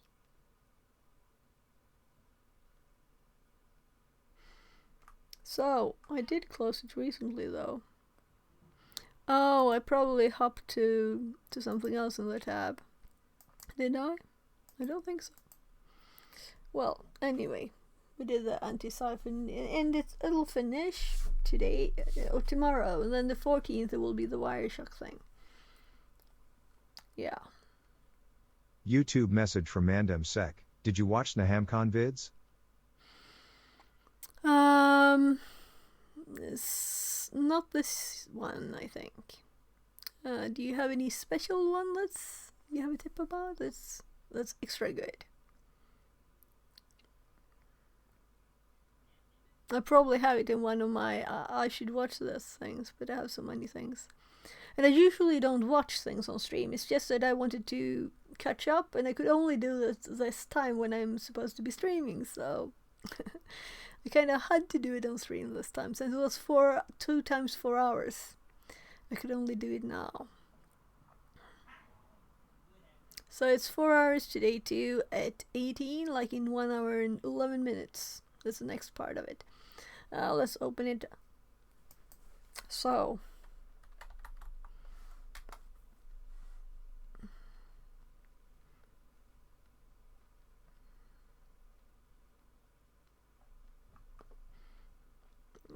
let's see, maybe training.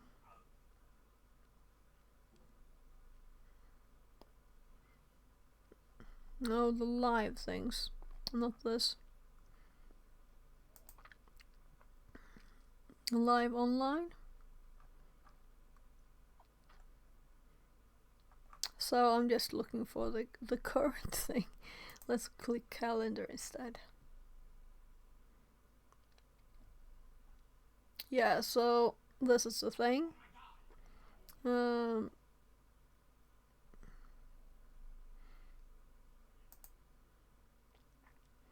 So you can still register here for this one. And we just watched the first two parts, because I saw a bit of both, the end of them, like the last 1.5 hour of them. But then you don't get how things are connected, so I wanted to see all of it to the end.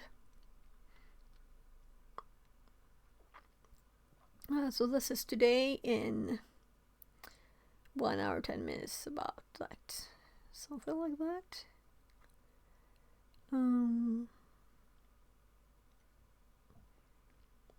Yeah. But let's look at So was there anything special from NahamCon? We can just go do NahamCon. Oh my god. If you follow me on social media, then you. I don't know why it's. I don't like when any page starts stuff automatically, right? Maybe it was live even. Yeah, so this is 6 hours. I didn't watch any of it. I think a tiny bit on Twitch. I think I saw more last time.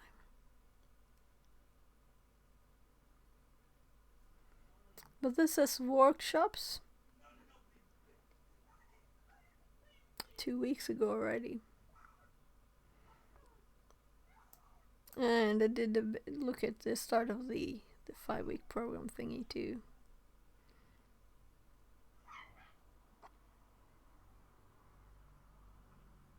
Yeah, so here he has videos of them. Yeah, I should watch these. There's so many good videos, you know, on YouTube. You can't just watch them all. It's impossible. And also, the focus probably is... the focus probably is like bug bounty here, right? And not that I don't want to learn that, but I'm focusing on like pen testing. YouTube message from red Mandem teaming. Sec. To start the book, I recommend Web Application Security by Andrew Hoffman. Yeah, I think I've seen that tip. I might have like downloaded YouTube it. message from Mandem Sec. Have you read it? No, I don't think I've listened to so many podcasts, and that's given me very much. So I haven't really read any books. I usually listen to books while I do other stuff. And that's how I usually, because I don't have time to just sit down and read a book.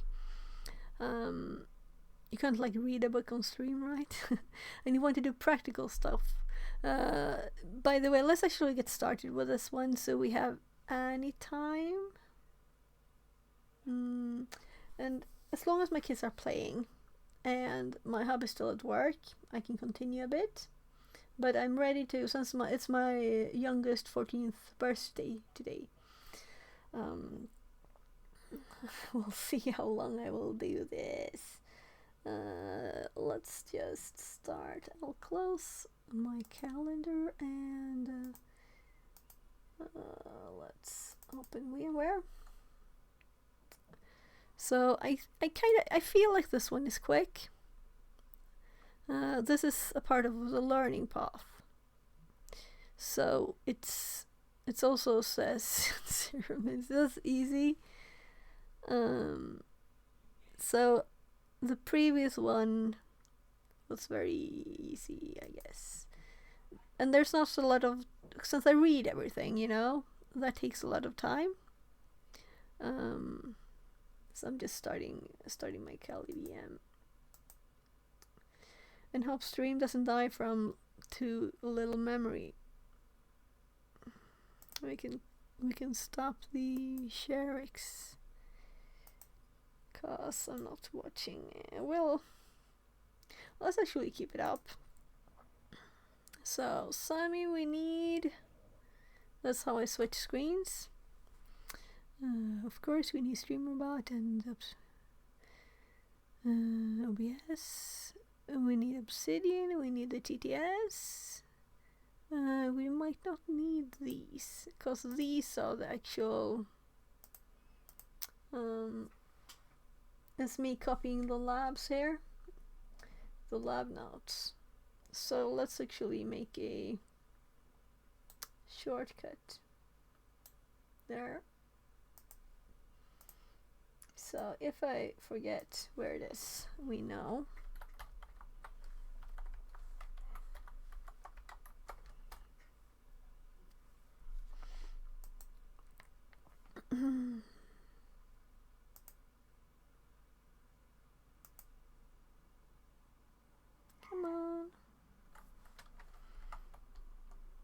Aye.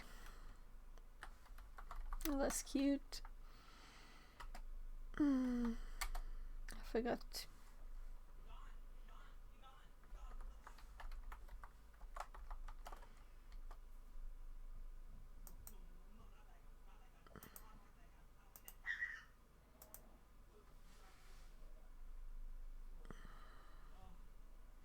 Oh, start machine. My god, I should have done that first.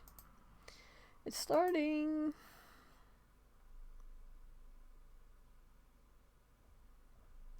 So right, so they say like you can follow our official walkthrough because this is a learning room in the path, so that's probably how they meant it to be. So it might not be extremely easy then, because they were supposed to like look at the walkthrough. So this is what we have. We have Miles' password for his emails. So now I'm very curious because this is a very specific. What is the hidden directory? What is the vulnerability called when you can include a remote file for malicious purposes?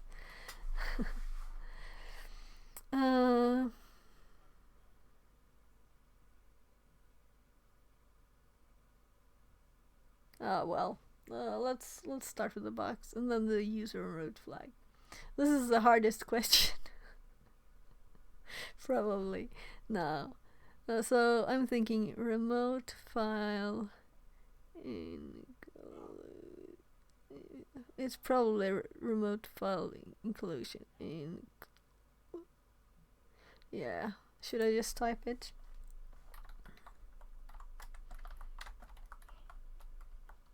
I'm thinking like the letters have to be exactly the right letters. That's annoying. YouTube message from Mandem remote code execution. Yeah, and I never want any hints, you know? Never ever want any hints. And it wasn't. It's inclusion. Remote file inclusion. When you can include a remote file. YouTube message from Mandem RS for short. Yeah, that's RTE, but this is not that. This is RFI. You know, like LFI? You can have a local file inclusion, and then you can have remote file inclusion. This kind of tells me how we'll get to this box, because this is probably the way, right? Yeah. So, let's say you have a URL on a website there, and you can include YouTube a URL. message from Mandem the delay is insane. Yeah, so hop over to Twitch, because it's like, I think it's 15, 70 seconds for YouTube. YouTube message from Mandem Holly. Yeah. So for Twitch it's like 2 seconds. So that's the difference. So Twitch is much better for streaming. It's crazy with YouTube. YouTube is better for watching videos and when stuff are recorded. So I'm uploading all my stuff there when it's done, you know.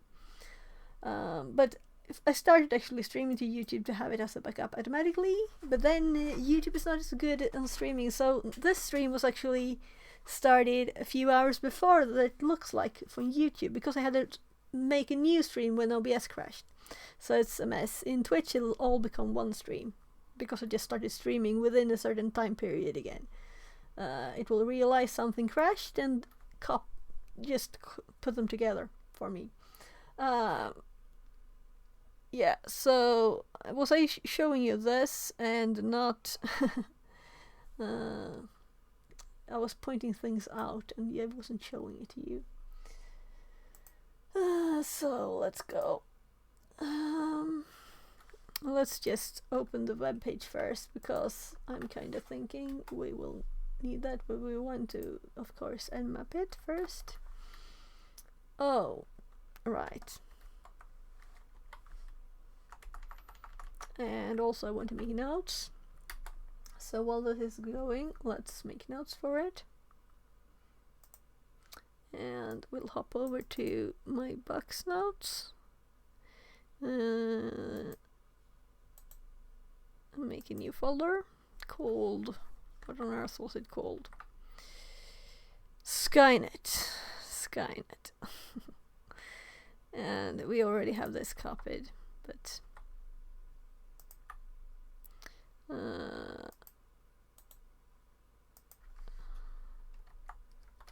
so we already got the full nmap scan back.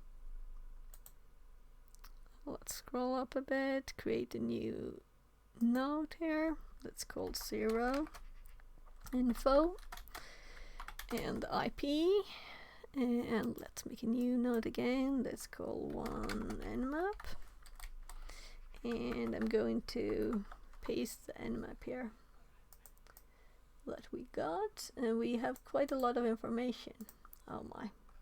So sometimes when you select things and move too quickly with the cursor, it's not the correct thing. So we got quite a lot of info on this machine. So we have 22 and 80 as always, like, right? And then we have POP3, and we saw things about email, right? So we have Samba, IMAP. This looks like an interesting thing. I don't think this will be 1 hour. And also they will start a bit before, but we'll get started looking at this one. Also, I should change the this is called Skynet.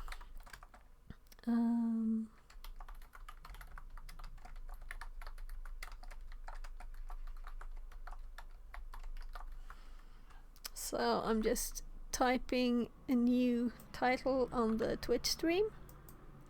And for new people, I don't want any hints at all. I want to try it myself without getting hints. So I also need to, let's see, so I'm going to change the YouTube title too, because we're not doing that anymore. We're doing Skynet. So I think it's changed. Yeah. There.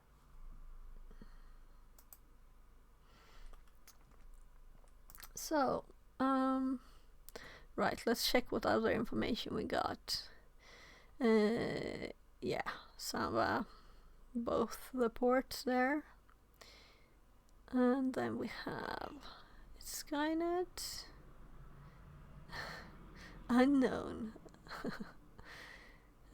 Clock skew. Okay.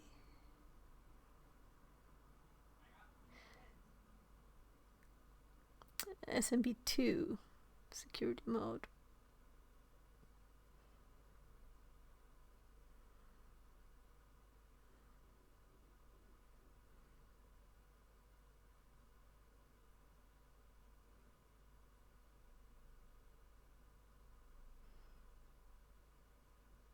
So guest user. Yeah, so this I will have lots of opportunities to play and learn and learn new things. So let's just do a quick. It was not a lot of information extra from just the ports, but I will clean it up anyway here, and I'll do it slowly and in my pace here. So this is not important. The HTTP title is Skynet. And then we have the POP3. And I don't know anything about POP3, but I'm thinking let's kind of sort these out. So we have IMAP here. Logons disabled. So what does that mean? That I'm sorting the mail ones together. And then we have the SMB ones. And we'll we know it's Linux already. And we found out the NetBIOS name is Skynet. There, that's kind of the information we have here. So I'm copying this bit to info. There. Let's go to the web page because that's the most easy to access, right? Might be nothing there. We'll see. Web. So it's port 80. Just one web page on this one.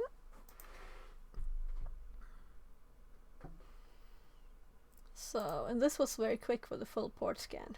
So it seems to be an okay one. Alright, it's already up. Let's remove the dark reader because it was black. We can search Skynet. Should we take over the world, please? It's also a microphone icon. I don't think it works though, but it looks cute. Skynet search.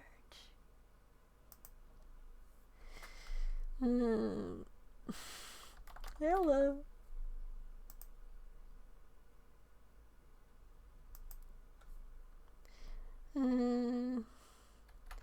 Another try.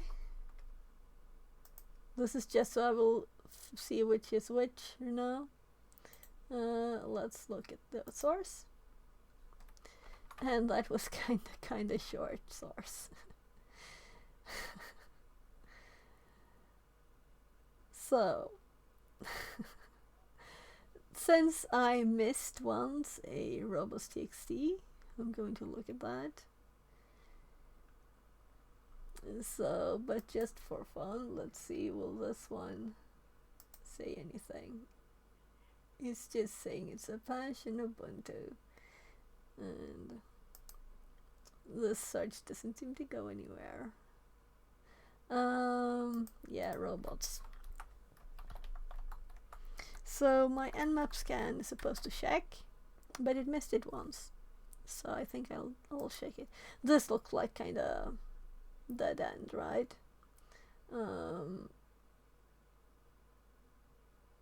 I can't imagine it was sent anywhere, right? So let's just quickly look at them. So we have the posts here. The kid's knocking. Yes, love. Har ni spelat färdigt? Jag tänkte att jag håller på att jobba så länge som ni spelar. Då kanske jag ska sluta. Så gör något roligt tillsammans. Chicken nugget burger. Mom, for my birthday, I want to buy a game. It's called Rounds. Har du the rounds? I want to buy him the game. Har du inte några rounds? No, he does not. But I want to play with him. Men jag trodde ni spelade rounds. No, we were playing the stick fight game.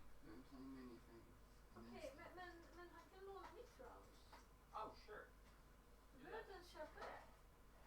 Nice.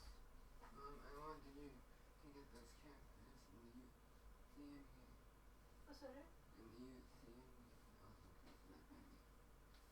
Yes, du vill att jag ska hacka spelet åt dig. Ja, vi kan bjuda på. Det är säkert bara att kolla i minsta livstid. Ska du gå dit och köra rounds?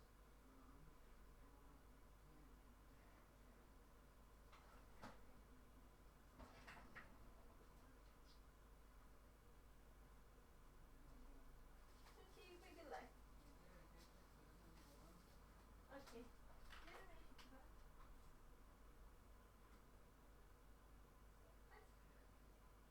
This game is fucking lying to me. Yeah. There's no way in fuck I don't have victory.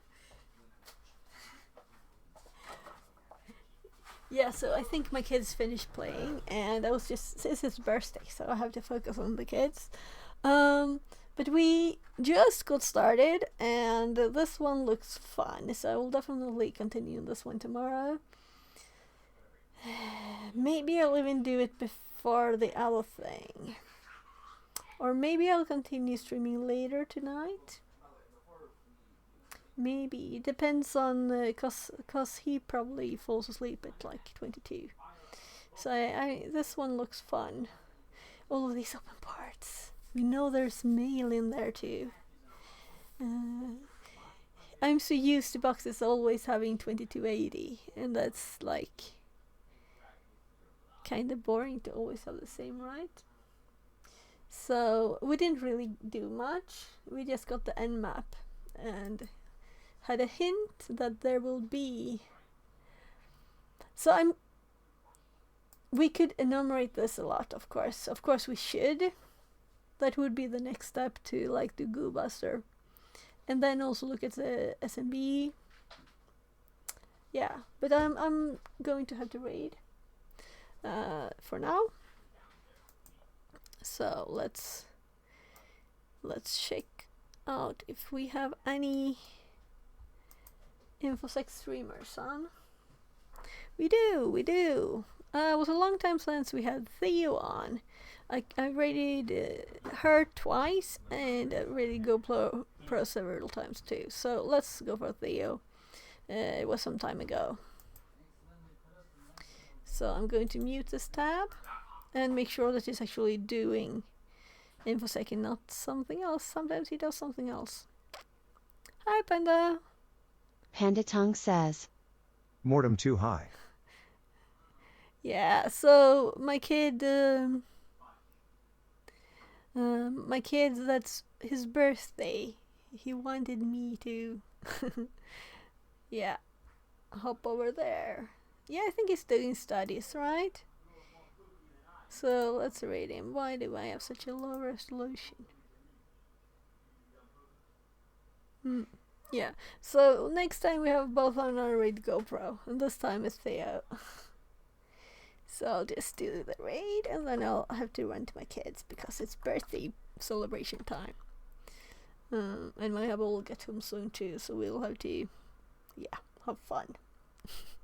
Eat some, not cake actually, he wanted, what do you call it?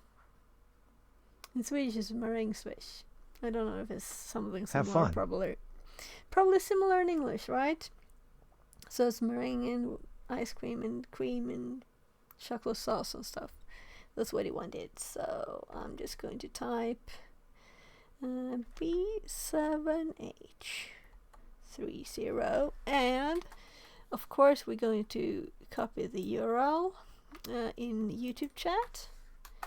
So I'll take a big bowl full to THX.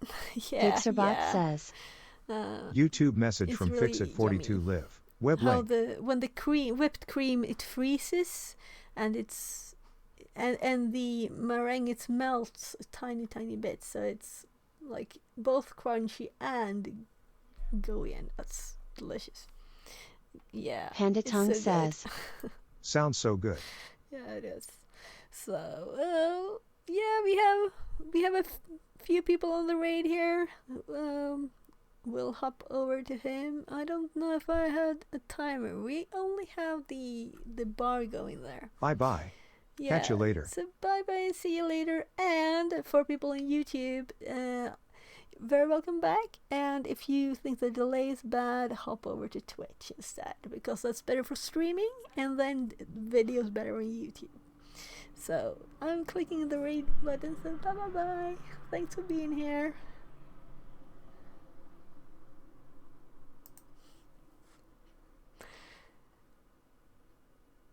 Twitch right away. So I'm going to unmute Theo. 5 raiders from Fixit42 have joined. Hey, Fix It.